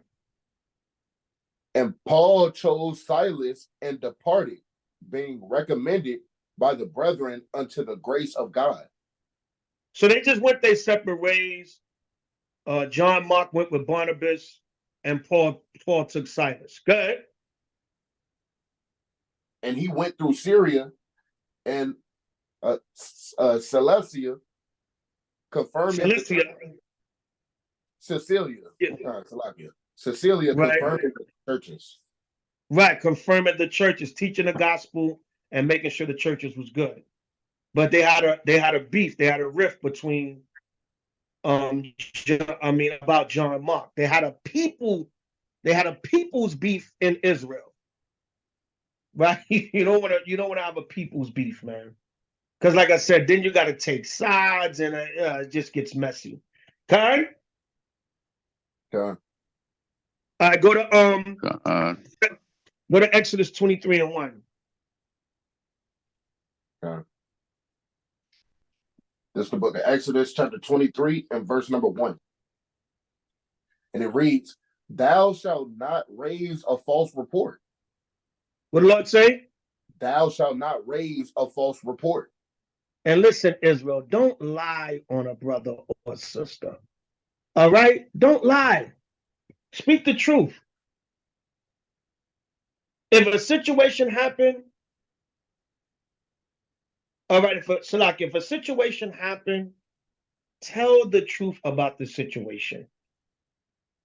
Don't raise a false report because you don't like a brother, you don't like a sister. These 4 brothers don't like this brother. This one brother don't like these 5 brothers. All right, these 2 sisters don't like these 4 sisters. These 3 sisters don't like this 1 sister. This 1 sister don't like these 7 sisters. This sister don't like that sister. Don't lie on anybody. Because now we got to try to dig for the truth. When the council comes, well, who's telling the truth? There's 2 sides to the story, and then there's the truth. But try to tell your side to the best of your recollection to truth. Don't lie. Don't raise a false report. Right? Come on. Thou shalt not raise a false report. Put not thine hand with the wicked to be an unrighteous witness. Right. Don't put your hand with the wicked to be an unrighteous witness. Here, you know somebody lying on somebody, and you're going to back up their lie. Don't do that, Israel. All because you have an agenda, or you don't like this brother, you don't like this sister. You got a little jealousy, envy. Whatever works they're doing is prospering, whatever the case may be, you got a little hateration on you. Right? You got a little Mary J. Blige, you got a little hateration, holleration on you. And Mary said, we don't need no hateration. Don't let that spirit, don't let that hater jump on you, man. It said, esteem each other for your works. God, sister. Don't get that hateration spirit on you. Or how Jake say, haterade. Don't do that. We supposed to lift each other up. I love to see Israel blessed, man. Even other camps, congregations, whatever. I might talk about them, and I don't consider it talking about them. I give my opinion, my constructive criticism. I say what I see to be the truth.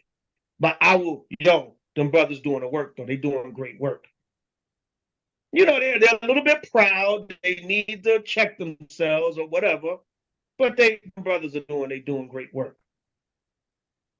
Them brothers, man, they got some wild doctrines, but 80% of the doctrine is the same. The brothers out there teaching the people. They crazy as hell, but they doing the work. Because I want everybody to be able to bring something to the table of the nation, man. It ain't about me. It ain't about HOI.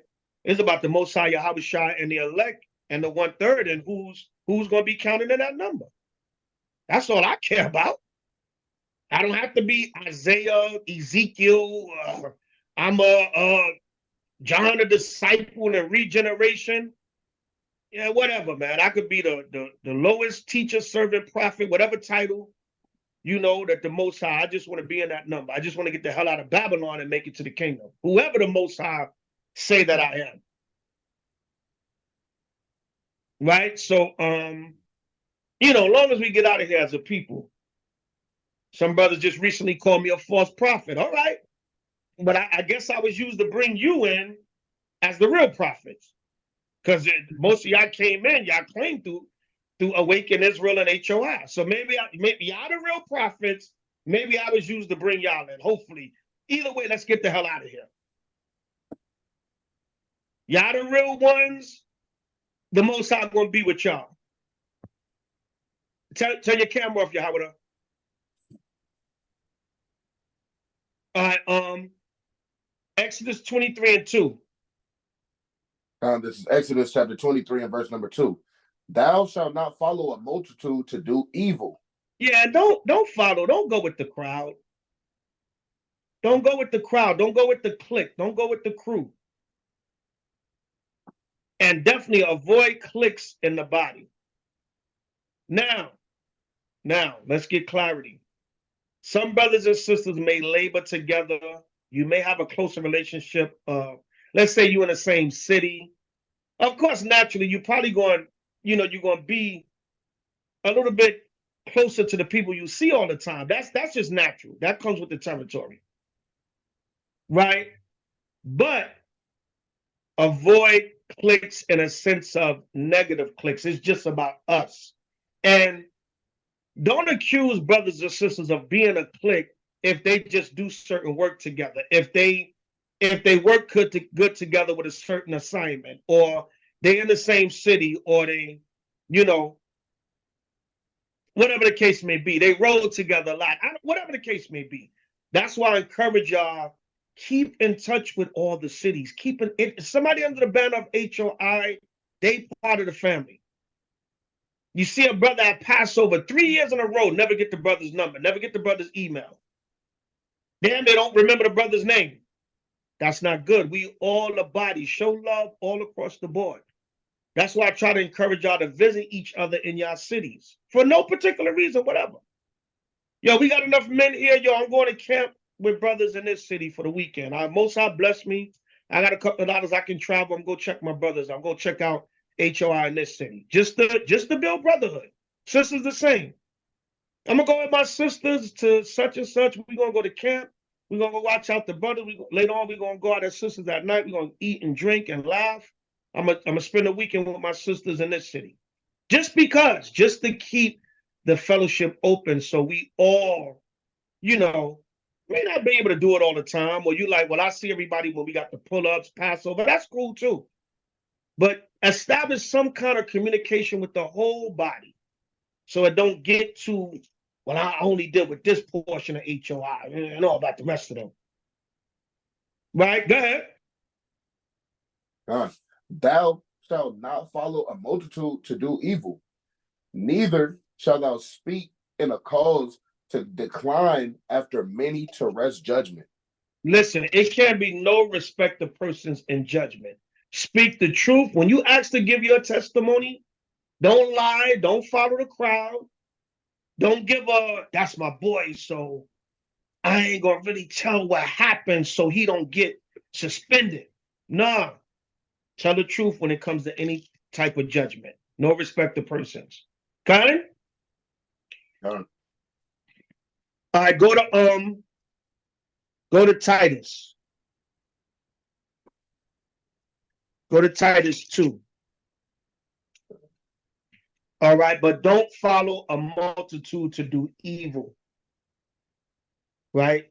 Speak the truth, speak what happened. I don't care who's close to you, you don't really like somebody, whatever, but that don't lie on them. And don't follow the crowd. We all four gonna say, that brother, we don't like that brother. You know what I'm saying? Yeah, you saw what he did. Yeah, I don't like him for that either. Yeah, look. That's the case. Go try to make it right. And everybody should be approachable. You can approach me, even the elder. Approach me in order and with some respect. Don't come out your mouth crazy at me, but approach me in order. All right, and we can talk about it. Right?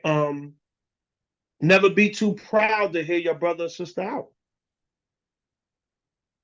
And if somebody, depending on the situation, if a brother or sister want to Matthew's 18 with you, hey, do it. Even if it's getting on your nerves. Just so you can say, okay, I exhausted every option. Now, we read the stages earlier, things get to a certain level, okay, I got to come to a council now. And a lot of times, the council got to be called because it's confusion. The Matthew's 18 went left, then there was a Matthew's 18 done, but it wasn't honored, and then something else happened, and then, oh my goodness, confusion. Now, all right, you know what? The hell with it, just call it council because it's just too much confusion. All right, Titus 2, and start at 1. This is Titus chapter 2 and verse number 1. But speak thou the things which become sound doctrine. Right, the Bible, the scriptures, spiritual and holy sound advice. That's what we should be speaking, nothing else. No idle conversation, idle words, madness. We may joke, we may have fun. Y'all know the elder, I love to have a good time. I tell my little jokes. That's always say no folly, because some Israel is over serious. Oh, the elder always joking. Look, I like to have a good time. I ain't no stiff dude. I'm from East New York, Brooklyn. Right? But you got to keep that seriousness too. All right. But, the main thing is sound doctrine. Speak sound doctrine. Speak the truth, wisdom, knowledge, understanding, the scriptures, experience. Right? And things that make sense. And the filter is always the word of Yahweh and Yahweh Shai. Right? Balance, man. Scripture said, righteous man scarcely smile. I mean, come on, man. Balance. Just rough face all day. Relax, brother. Relax, sister. Right?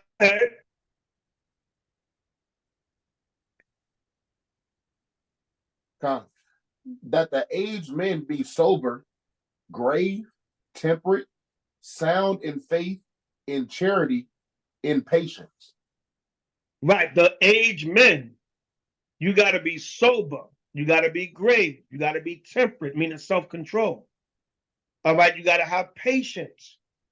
You got to have charity. You got to have faith, especially the aged men. And yes, we got to teach it to the younger men too, but especially the aged men. Why? Because you're the example. Good, bad, or ugly, you're going to be looked at as the example. All right, come on.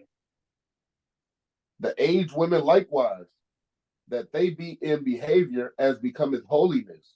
The aged women, Salakia, the aged women likewise, that they be in behavior as becoming holiness.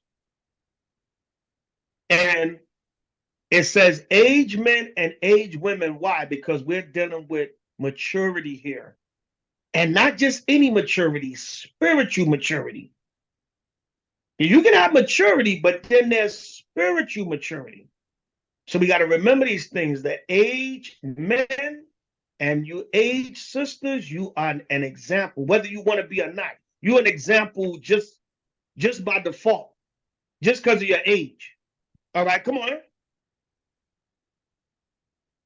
The aged women likewise, that they be in behavior as becometh holiness, not false accusers. Not false accusers. An aged sister should, all sisters, but an aged sister should be about truth. Look, I ain't got no time to play no games. Here's what happened. All right, go ahead. not false accusers, not given to much wine, not teachers, given to much, not Salakia, not given to much wine. Right? Don't be a damn over tipsy Miss Jenkins. All right, not given to much wine, moderation for the brothers as much as for the sisters. Right? Come on. teachers of good things. Teachers of good things. Sisters, you got to be teachers of good things. Okay, it's cool. You know some precepts, whatever, but even like you got the women's classes and things of that nature, which is fine, long as it's in order, it's monitored. I think mainly on Clubhouse is monitored by the elders and senior men. But we have sisters, we have classes what? Tuesday, Wednesday, Thursday, Saturday. We got camp. Brothers is on Clubhouse bringing out scriptures and lessons all day. Teach is good because the women get to fellowship with each other and get to edify, but make sure you're bringing out, things for the women too. If we did the brothers got a class on Revelation 12. Okay, the sisters want to bring it out to edify each other, but teach about womanhood, wife, being a good wife, midwifery, sewing. We can use more sisters in a nation that can sew, cooking classes, womanly things also. All right, get into that too, because you got brothers bringing out lessons 4 or 5 days a week. So get into more womanly topics also. All right, yeah, I got a precept, sis. That's good, but more likely than not, the men done taught on that already. And some sisters don't like to be taught by a woman. So it's a balance. It's good for young sisters coming in because they see its familiarity. They see sisters teaching and edifying them. But notice Paul said right here, teachers of good things, how to be a good wife, a good sister, a good mother. Like I said, let's get together and start a sewing team. Let's get together and let's start a decorating team for each city. Let's get together. If the men allow it, how are we going to bring food out to the camp to the brothers once a month or whatever? When the brothers out there teaching, we'll bring them refreshments on the Sabbath. And don't, before anybody, that we just got to do women's stuff. Yes, but teaching is okay, but let it be in order.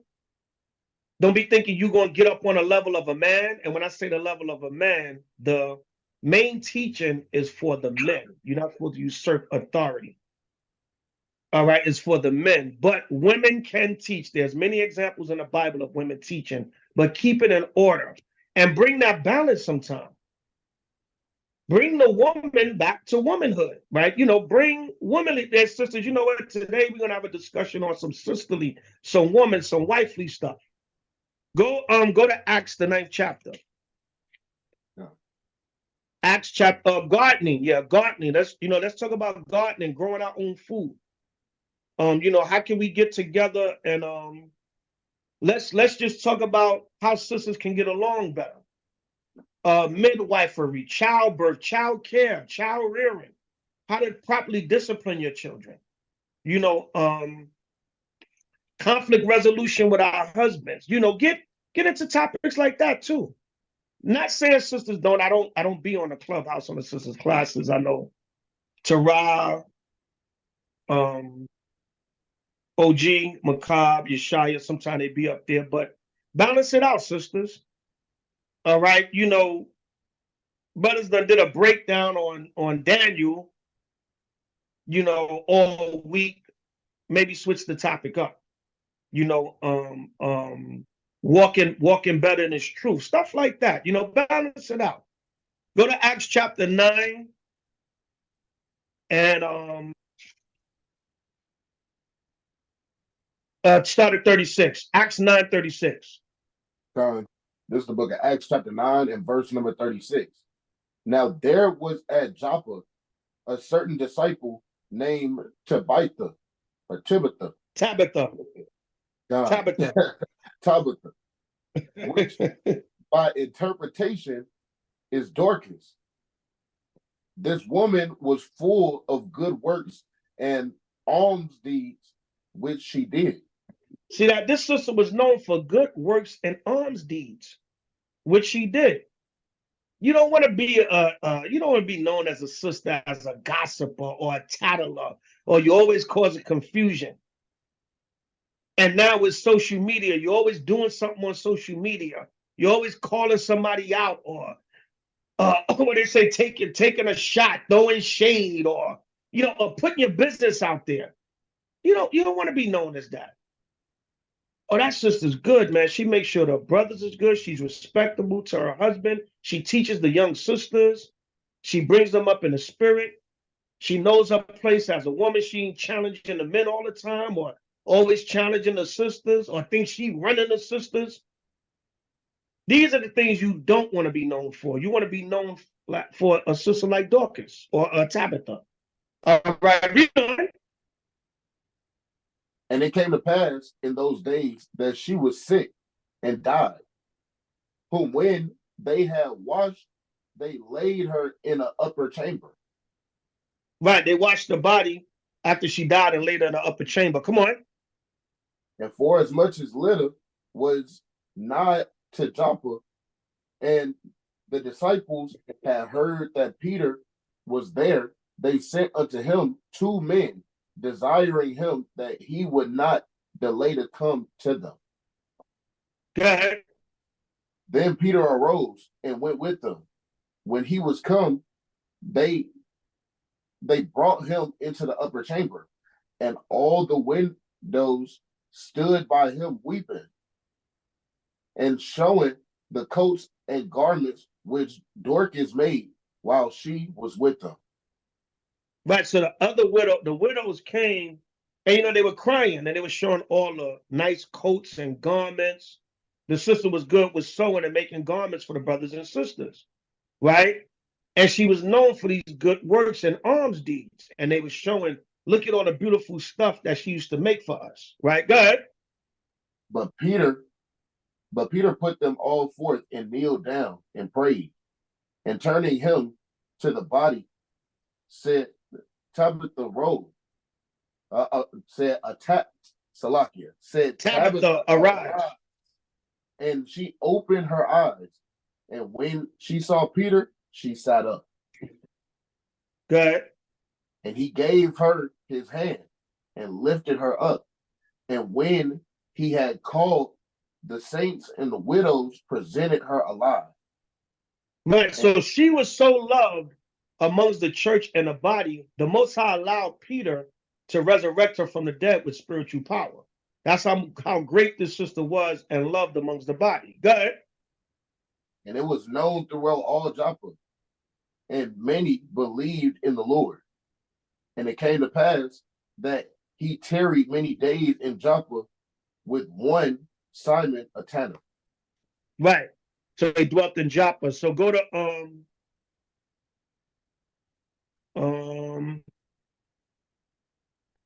go to 1 Timothy 5:13. Just get right to the point. This 1 Timothy chapter 5 and verse number 13. 1 Timothy chapter 5 and verse number 13. And withal, they learned to be idle, wandering about from house to house. And not That's only it's talking about the younger widows. Y'all can read verses 1 through 12 on your own to get the understanding. Paul is speaking about the younger widows. Right, go ahead. And withal they learned to be idle, wandering about from house to house. And not only idle, but tattlers also, and busybodies, speaking things which they ought not. See, you don't want to be known as a sister like this, man.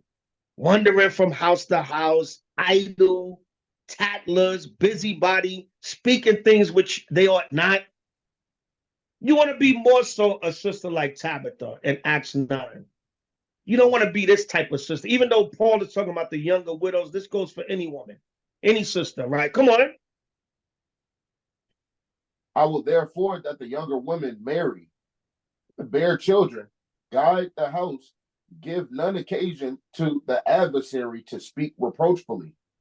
Yeah, see that young women, especially young women of bearable age, marry, bear children, guide the house, give none occasion to the adversary to speak reproachfully.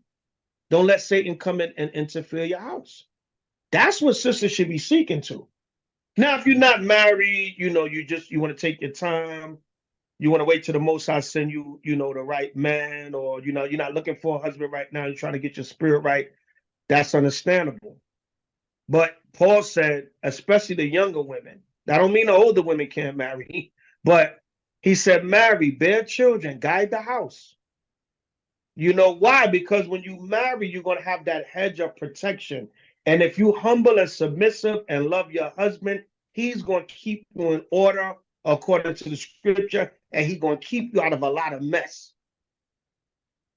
Now, my wife's name can't come up because I keep her out of the mess.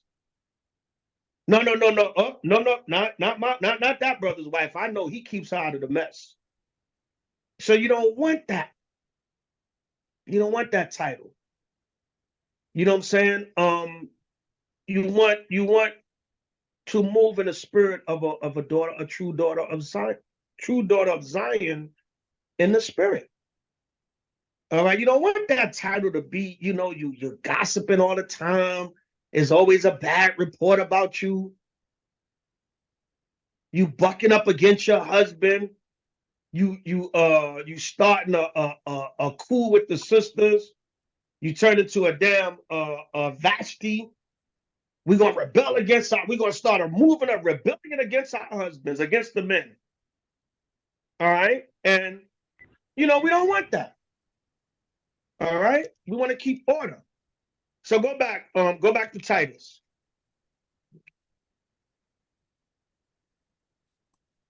Oh. All right, and this is all love. So nobody take anything personal. The scriptures say what they say. All right, read. This is the book of Titus, chapter 2, and verse number 3.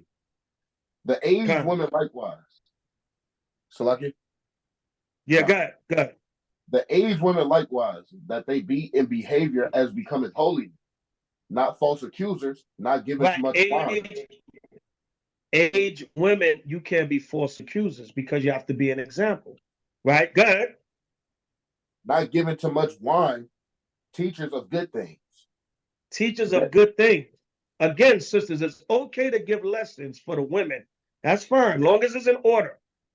As long as y'all not up there going to hell off and bringing out all kinds of feminist doctrines and nonsense, is okay. But concentrate on, I'm not saying sisters are not doing it, but concentrate on some of the things I was mentioning earlier too. You can have study groups on sisters, teaching sisters how to garden. Hey, let's start some sewing classes, whatever. There's a diversity of things sisters could do. It don't always have to just be, give me Revelation 7, sis. And the brothers got 2, 3, 4 classes on that. All right. Yeah, I got a precept in Daniel's 9, sis. We're going to go deep. Nothing wrong with that. Don't get me wrong, sisters. I love y'all. Right. But balance it out. Hey, let's have a class about childcare. Proverbs 22:6. Train up a child in the way that they should go, and when they are old, they will not depart from it. Hey, sisters, let's have a study group on being proper mothers. How we should raise our children better. All right, read on. That they may teach the young women to be sober, to love their husbands, to love their children. That's what you should be teaching. More so. Balance it out. Hey, sisters, we want to get a little lesson. We want to get a little meat amongst the women. Okay, that's cool. Because it builds camaraderie amongst the sisters. It gives the younger sisters influence, but balance it out. Teach those womanly values also. Because a lot of times, okay, a sister knowing the breakdown of Revelation 13, that's cool, but teach her how to be a woman in Yahushua. Teach her how to be a Mary Magdalene. Teach her how to be a Esther, a Judith. All right, go ahead. That pala, go on mute. Right, go ahead. To be discreet, chaste, keepers at home. Right, to be discreet. To be discreet, chaste, keepers at home. Y'all know what these words mean. If you don't, you can look them up. Go ahead. Good, obedient to their own husbands. Good and obedient to their own husbands. Come on. That the word of God be not blasphemed. Right, so people don't say, oh, come on, it's supposed to be a woman of God. That Bible didn't teach her how to be a better woman. You don't want that. All right, so these are the things we got to meditate on. All right, go to that's it on that. Y'all can read Titus 2, the rest of Titus 2 on your own. Go to Sirach, the 4th chapter. All right, the household. Satan is trying to attack the household and marriages. I have 4 marriage councils or inquiries in the last 2 days. HOIN other camps. All right. It's just a lot going on. And this not just HOI. All right. Satan is busy. Satan say, I think y'all going to just have the Passover and you're just going to be a nice spring and summer and you're just going to go out. The weather going to break. It's going to be nice now. You can get out there and do the camps. No, I'm coming for y'all. I'm coming for confusion. All right.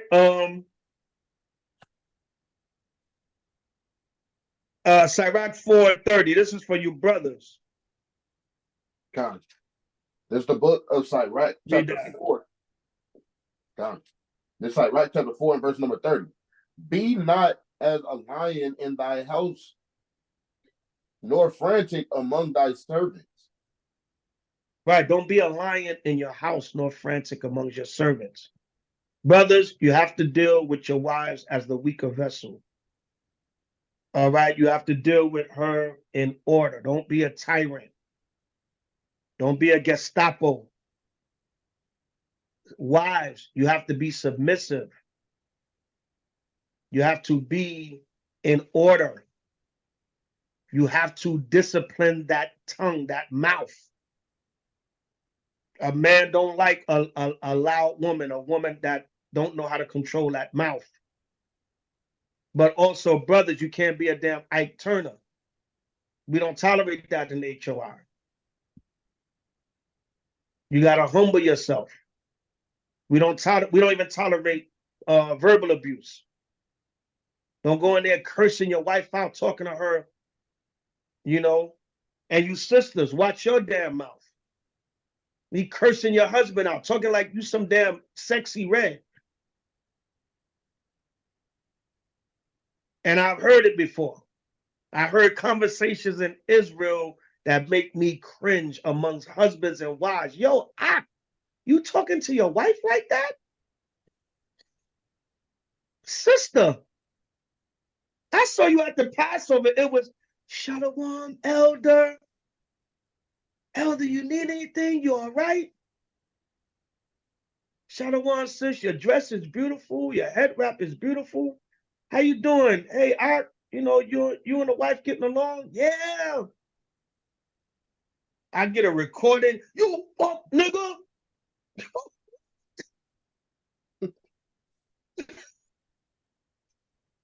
I don't mean to laugh, y'all. No folly, but real talk. Shalom, Elder. Shabbat Shalom. How you doing, Elder? You fuck nigga. You a bitch nigga. I don't mean to laugh. Like, yo, sis. I'm sorry, Elder. You make me mad. You know what I'm saying? Yeah, man. I don't mean to laugh, but I'm counseling a brother and sister one time. Sister, hell, I don't give a fuck about what you talking about right now. What? Your wife is out the body, King. She's mad disrespectful. I'm not your husband. Don't talk to me like that. I'm just trying to help the situation. That's another thing. Disrespect will not be tolerated. Real quick, hold Cyrac, go to Hebrews 13. Disrespect will not be tolerated. All right, there's gonna be respect because me, Tara, I don't know if Tara is on here. Yeah, she went from Cinderella to Glorilla.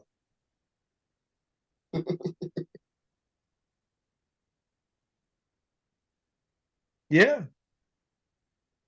You know what I'm saying? So we can't have that. Hebrews 13:7. This is the book of Hebrews, chapter 13, and verse number 7. Remember them which have the rule over you, who have spoken unto you in the word of God, whose faith follow, considering the end of their conversation. Read it again. This Hebrews chapter 13 and verse number 7. Remember them which have the rule over you, who have spoken unto you the word of God, whose faith follow, considering the end of their conversation. See that? Remember them that have the rule over you. All right, because you got to understand something. There's order because the Most High said it that way. And I've seen it, man. And we had to dismiss when we had to dismiss brothers, that was not respecting the elders and the order. And we had to tell brothers, you can't bring your wife around. She's mad disrespectful. You know, so there will be respect. We're very merciful, but don't make us be the bad guy, because we will tell you where you can go in a heartbeat. Disrespect will not be tolerated. Don't, you know, we try to show that nice, humble side, but don't make us be the bad guy. We'll tell you where you can go in a heartbeat. And that's no disrespect. That's still out of love, but that's tough love. Okay, and that's no good for you, brothers and sisters. How we going to have people under us that don't respect us? That's no good for you. How you going to be under people you don't respect? So we really helping you. Go find somebody that you respect. Go join The Grass is Green on the Other Side. Go join an elder or a camp or a congregation where you're going to have respect for the elder, but disrespect will not be tolerated. All right, read it again. Hebrews 13:7. Hebrews chapter 13 and verse 7. Remember them which have the rule over you, who have spoken unto you the word of God. And that's one of the only main reasons we got the rule over you, because we taught you. The Most High used us for you to learn from. So that's leadership within itself, because the experience and wisdom, you know, that we have. Not saying, you know, some of y'all brothers and sisters, y'all come up in the spirit. Yeah, y'all know precepts like that, man. But you don't have the experience. It is what it is. That's not an insult to you. You can know 100,000 precepts, but you haven't walked in certain situations, so you don't have the experience. You haven't been there, done that. So that's where the experience comes in. That's why you have elders and leaders. Because I've been where you at already. Let me tell you how to handle it, because I've been through it already. And take the advice. Don't be proud and stubborn, because the Most High going to teach you a lesson. Right? Read on. Whose faith follow, considering the end of their conversation. Right. Follow the faith and consider, look, you know what? Let me have faith, because at the end of the day, I believe the elder going to tell me the right thing. He going to tell me the right thing. He going to guide me the right way. All right. Hebrews, jump down to 17. Verse number 17. Obey them that have the rule over you, and submit yourselves. For obey them that have the rule over you, and submit yourselves. Children, obey your mothers and fathers. Wives, obey your husbands. Husbands, obey your elders and your senior men. Elders and senior men, obey Yahweh and Yahweh Shai. And everybody obey Yahweh and Yahweh Shai. Okay? God. God. Right. Good. I don't know. Them cons was kind of low. Con. Nah. Con. I ain't listening to no man. And please, please, please, please, brothers and sisters, that's the stupidest thing that a person could say out of their mouth. I ain't listen. Ain't no man tell me what to do. You a lying Negro or Negress. The white man tell your ass what to do every single day. Stop it. You mean when it comes to another Black, Latino, or Native American man that's leading you according to the scriptures, you mean they don't tell you what to do. But you a lying ass, excuse my language, I gotta say it like that. Ain't no man tell me what to do. Hey, listen, I'm not under no man, I'm under Yahweh Shai. Tell the white man that when you go to work Monday. I dare you, I defy you. Go. Police are standing in front of a place that says no trespassing. Tell two white supremacist race soldier cops, the hell with y'all. I'm going in there. I'm walking by y'all and I'm going in there. Your ass will be beaten like Rodney King. So stop it. Stop the cap, Israel.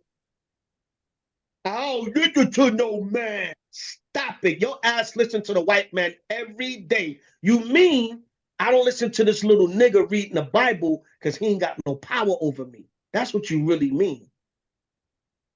But disrespect will not be tolerated. Read Hebrews 13:17 again from the top.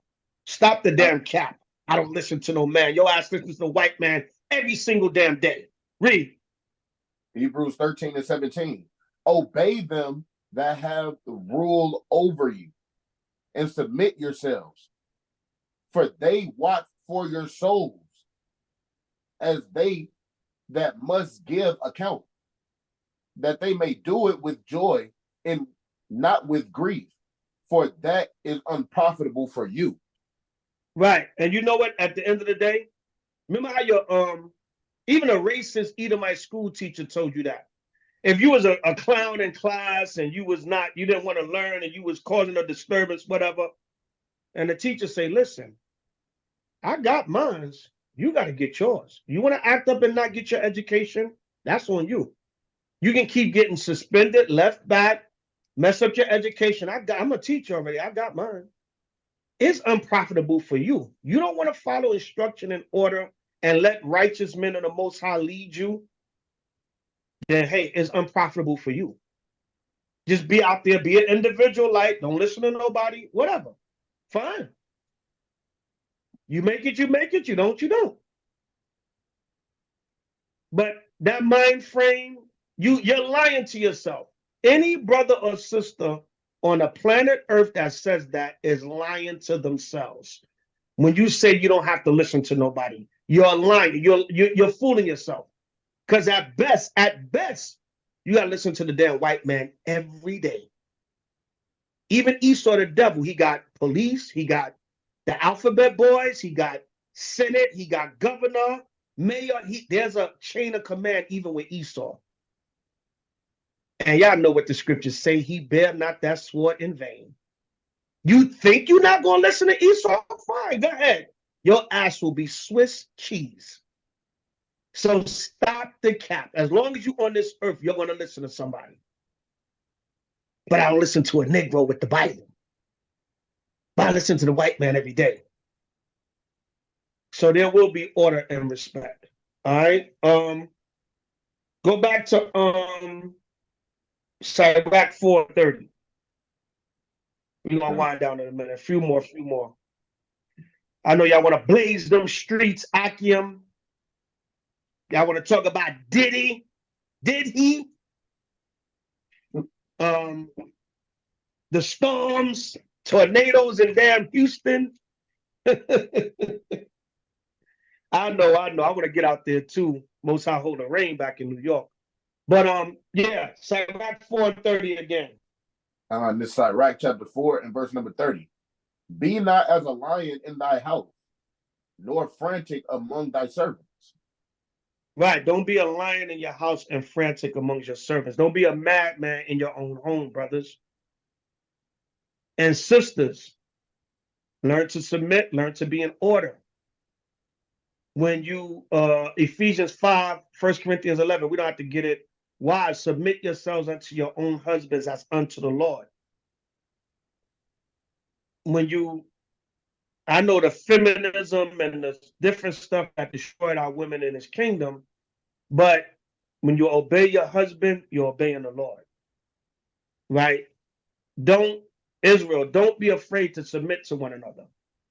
I know this society, whatever they taught us, when it's hard. You experiencing something new.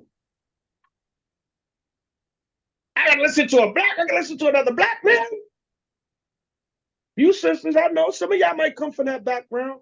Every relationship I was in, my man didn't tell me what to do. Well, guess what? You're in an Israelite marriage now. And brothers, don't be abusive. HOI, we do not tolerate brothers hitting on their wives, grabbing your wife up. Your wife is not a punching bag. We'll jump your ass. No, I'm just kidding, no folly. But brothers,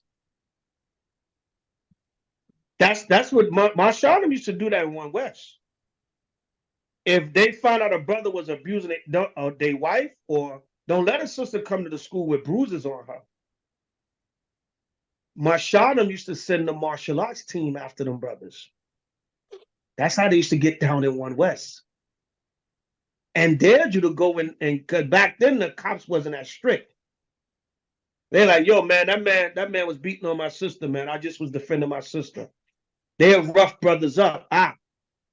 Keep your hands off the sister. Every time you touch her, we gonna touch you. Yeah, they should do that. One West was on a whole different level, man. Y'all was back then, it was on a whole different level. So HOI don't tolerate that. We do not tolerate physical, verbal abuse from the women either. Some of you women think you're gonna jump up in a damn man's face. If your husband come to us and he's complaining about it, you getting sat down. Brothers, your wives come to us, they complain about it, you getting sat down. Keep your hands to your damn self unless it's self-defense and you don't have no other choice. Kind? Done. All right. And don't try to blame it on the alcohol. Go to Tobit 10. Go to Tobit 10 and 12. If it get that heated, brothers and sisters, walk out the house. Take a break. Hell, if you can afford it, go to a hotel for the night. Yo, I'm a fall back till you calm down.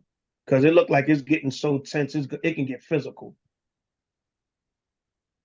Right? So, we don't tolerate that in HOI. No kind of abuse. All right? Now, if you jump up in your face, smack her down. No. I'm just kidding. No folly. Elder. I'm just kidding, y'all. No, but look, women are aggressive too. If you gotta get a woman up off of you or get a woman up out of your face, then yo, chill. You ain't gotta beat her down like a man, but yo, get up out of my face. And if they going to hit you or grab a weapon, then you got the right to defend yourself. And vice versa. Vice versa. Brothers, you get too damn itchy with them hands. So say, well, Elder, I had to pull that thing and back them down. I insist you had to do what you had to do.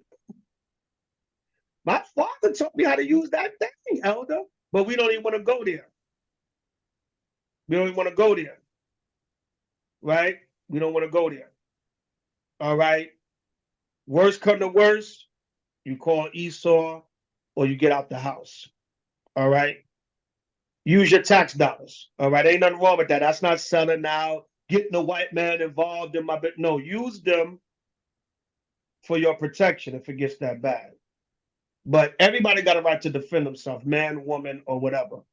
And self-defense is self-defense. But my thing is, if it got to get physical, you got to question that marriage. I don't care if it's in the truth. If it gets to a physical level, you need to question that marriage. All right, maybe that, maybe a separation needs to happen or something. But if it gets to that level, your weapons and everything, that should just be to protect your home. If an Edom might think he gonna run up in there, or Jake think he gonna burglarize you, but not for your spouse. It's for the protection of your home, especially if you live in a legal state. But I've heard some stories, y'all. I've heard some stories. Can y'all hear me? So, Tobit 10 and 12. This is the book of Tobit, chapter 10, and verse number 12. And he said unto his daughter, honor thy father and thy mother-in-law, which are now thy parents, that I may hear good report of thee. And he kissed her. Edna also said to Tobias, the Lord of heaven restore thee, my dear brother, and grant that I may see thy children of thy daughter Sarah before I die, that I may rejoice before the Lord. Behold, I commit my daughter unto thee of special trust, wherefore do not entreat her evil.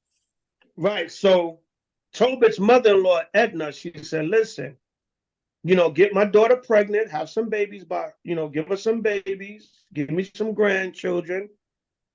And I'm giving you my daughter of special trust, and do not entreat her evil. So, brothers, you don't be physically, mentally, or spiritually, or verbally, or any kind of way abusive to your wives. Wives, the same thing. Remember, they have men abuse month. Men get abused too. We don't tolerate that in HOI from either side. If you a abusive sister, you come from a rough background. I used to fight dudes in the world, Elder. I don't care. A nigga don't scare me. What? No, we're not dealing with that. You revert back to a humble and meek spirit as a woman. You brothers had to pimp smack that hoe. We're not dealing with that. You was dealing with that in the world. Repent from that. Do not. And we hear any reports of it. If you're scared and you didn't report it, we're going to discipline you also, because we don't tolerate that in the body. And we don't want to hear, that's my private business. We don't want to hear that. That's how we do in HOI. You don't like it, go to another camp. You want to be able to beat the hell out of your woman, or the wife want to be able to beat the husband, and the elders and the men got to stay out of my house, so go to another camp where they tolerate that. But you won't be in HOI with that. I tell you to your face, I don't give a damn who you are. We don't tolerate that here. All right, we coming into the last days. We got to get it in order and be that Luke chapter 1 people, a people made ready for the Lord. So we better not hear about it. We can't control what we don't know about, but we hear it, heads are going to roll. Amongst many other things we don't tolerate in the body. Now, one more thing.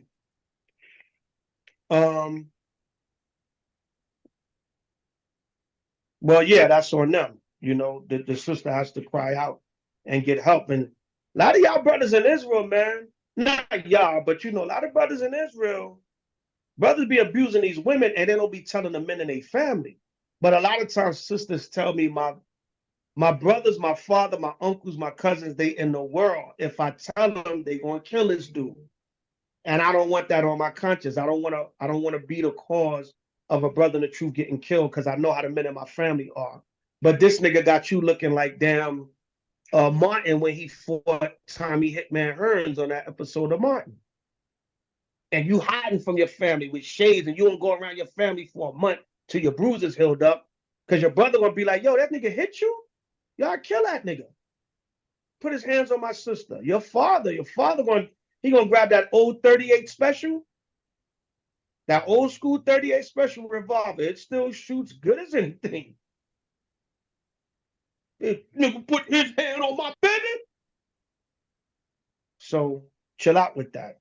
And I'm bringing this out because I hear this stuff. This stuff get reported to me. NHOI or other camps or whatever. Over the years, we don't tolerate that here. I'm just putting it out there. 1 Corinthians 14:40. God. This 1 Corinthians chapter 14 and verse number 40. And it reads, there are also celestial bodies and bodies terrestrial, but the glory of the celestial is one. No, first Corinthians, you in 15. I'm on 14. 14:40. This is the book of 1 Corinthians chapter 14 and verse number 40. Let all things be done decently and in order. All right, jump down to 15:33. This 1 Corinthians chapter 15 and verse number 33. Be not deceived. Evil communications corrupt good manners. Evil communications corrupt good manners. Do everything decently and in order, and evil communications corrupt good manners. Listen, Israel, whenever there's a problem in the body, it stays within the body.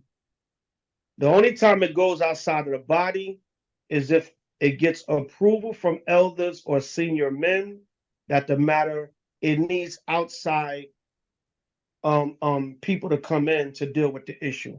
Does everybody understand?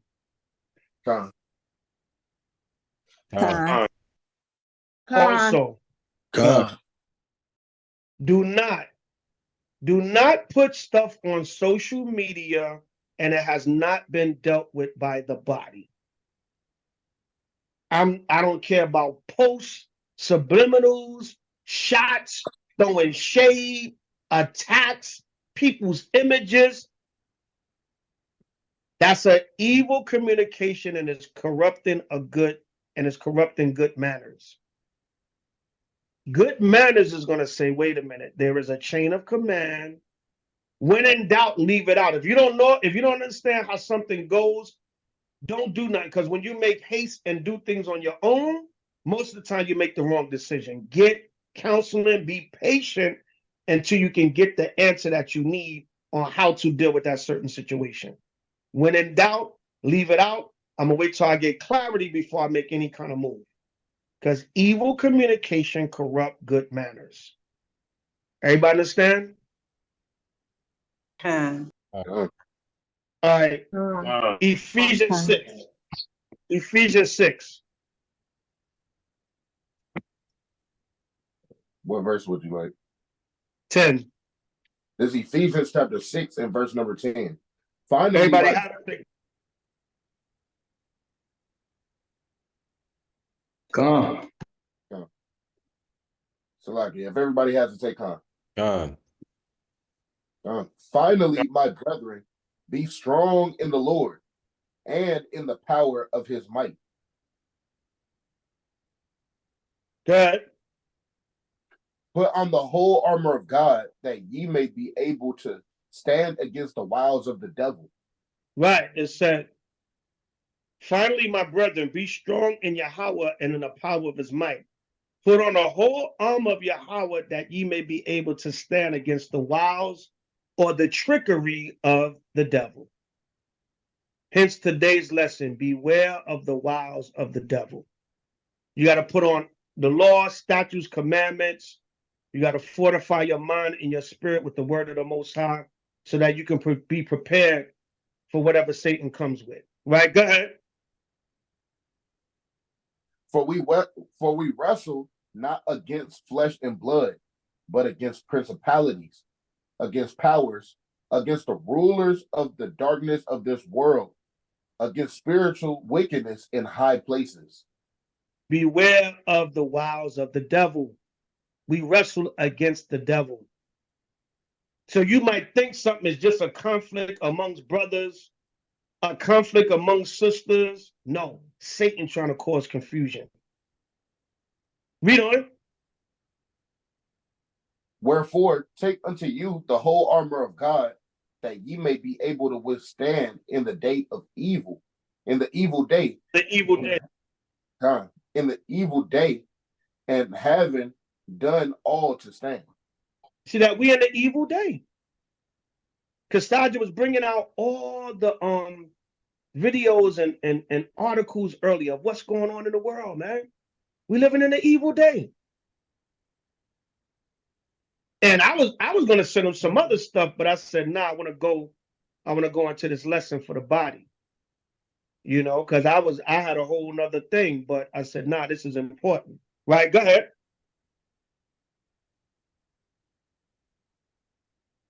Verse 14, stand therefore, having your loins girt about with truth, and having on the breastplate of righteousness. Meaning you have to be clothed with the laws, statutes, and commandments of the Most High. That's what you clothe. You spiritually clothe yourself, because this is the devil trying to attack us. Right after Passover, Satan didn't, Satan's he don't have no time of the year, but oh, y'all think y'all gonna come together in fellowship? And I'm not boasting on the Passover, but we just came together and I said, God damn, right after OG and them and Tarad and them,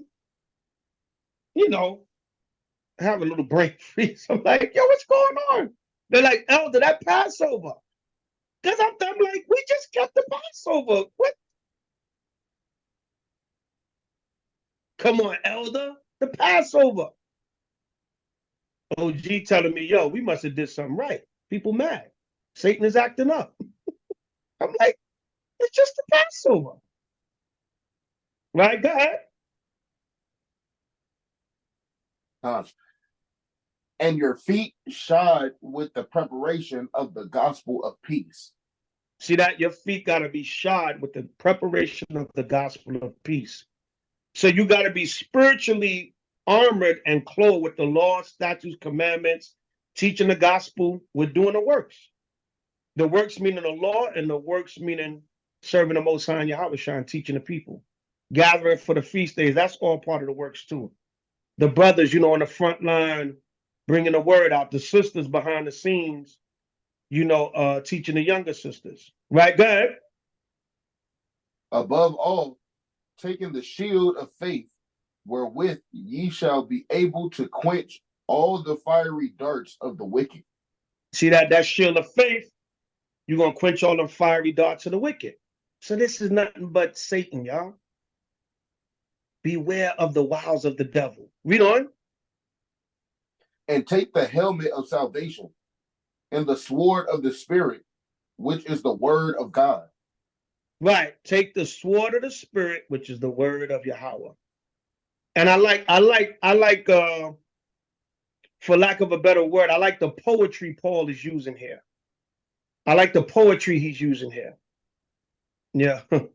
Yeshaya said, seeing Israel in a royal apparel be having people tight. It's just a garment. I bought some goddamn velvet.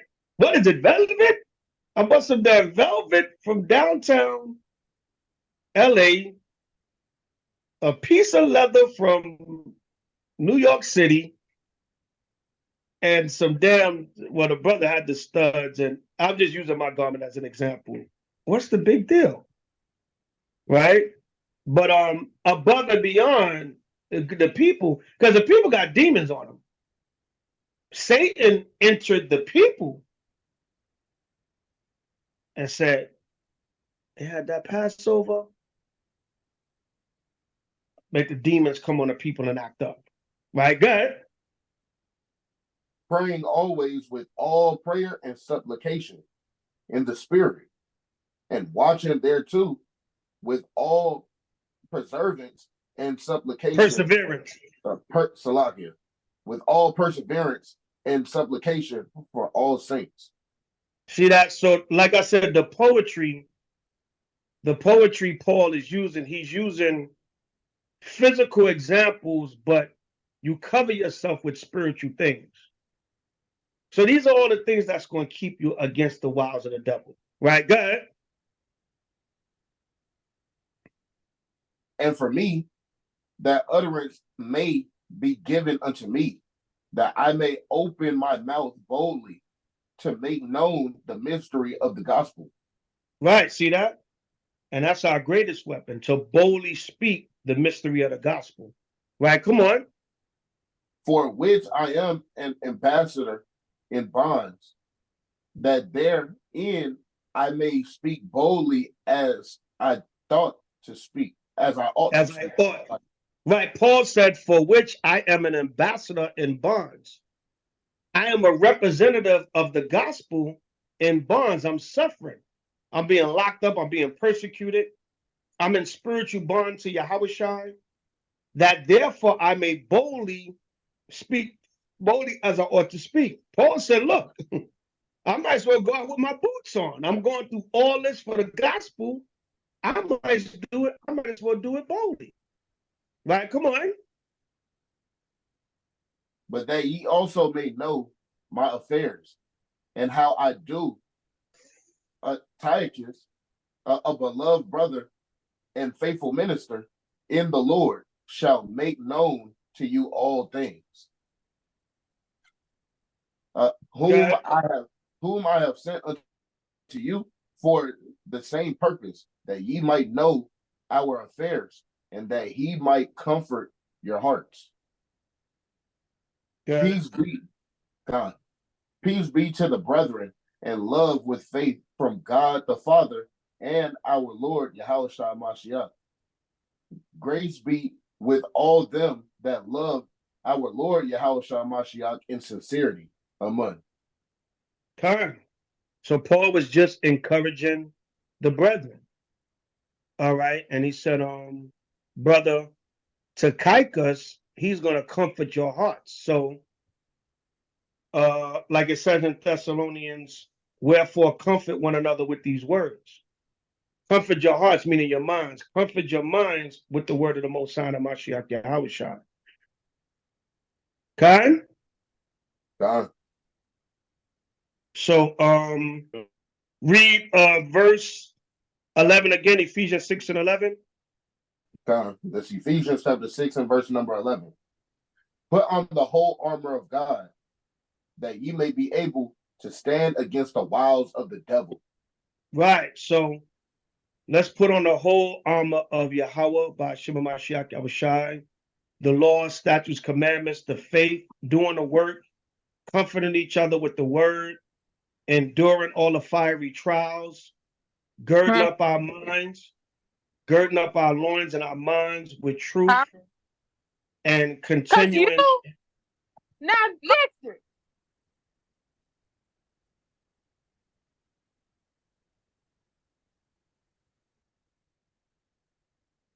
I don't even know who that is. Who is that?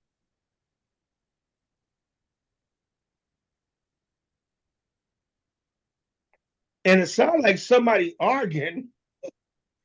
You can't make this up. It sounds like somebody arguing while we having a class. What the hell is going on? I don't know. I'm gonna leave that one right there. But anyway, if anybody know what's going on and who that is, what the hell is going on? I don't know. I don't want to say nobody was arguing. Maybe they was just talking loud or yelling at. I don't know. Yelling out their window like Miss Jenkins. I don't know, but that didn't sound too good. But anyway, yeah, beware of the wiles of the devil. By Shema Mashiach. Shema Mashiach. Shema Mashiach. Shalom. Khan. So hopefully y'all gained something from that lesson. If you learned one thing or relearned one thing or precept, heard a precept you ain't heard in a while, reheard a precept, got edified, Then me and Kasaja done our job. The water, HOI Philly, Captain Kasaja, excellent lesson with the current events. The water, I want to give y'all a little tough love. Today, Israel, some things been going on, so y'all needed a spanking. Y'all needed a spanking from Grandpa. But it's all love, you know what I'm saying? And I ain't even go hard at y'all. I ain't even go hard. I was nice about it, but I beat y'all with a belt, then gave y'all some ice cream. But anyway, any questions or comments?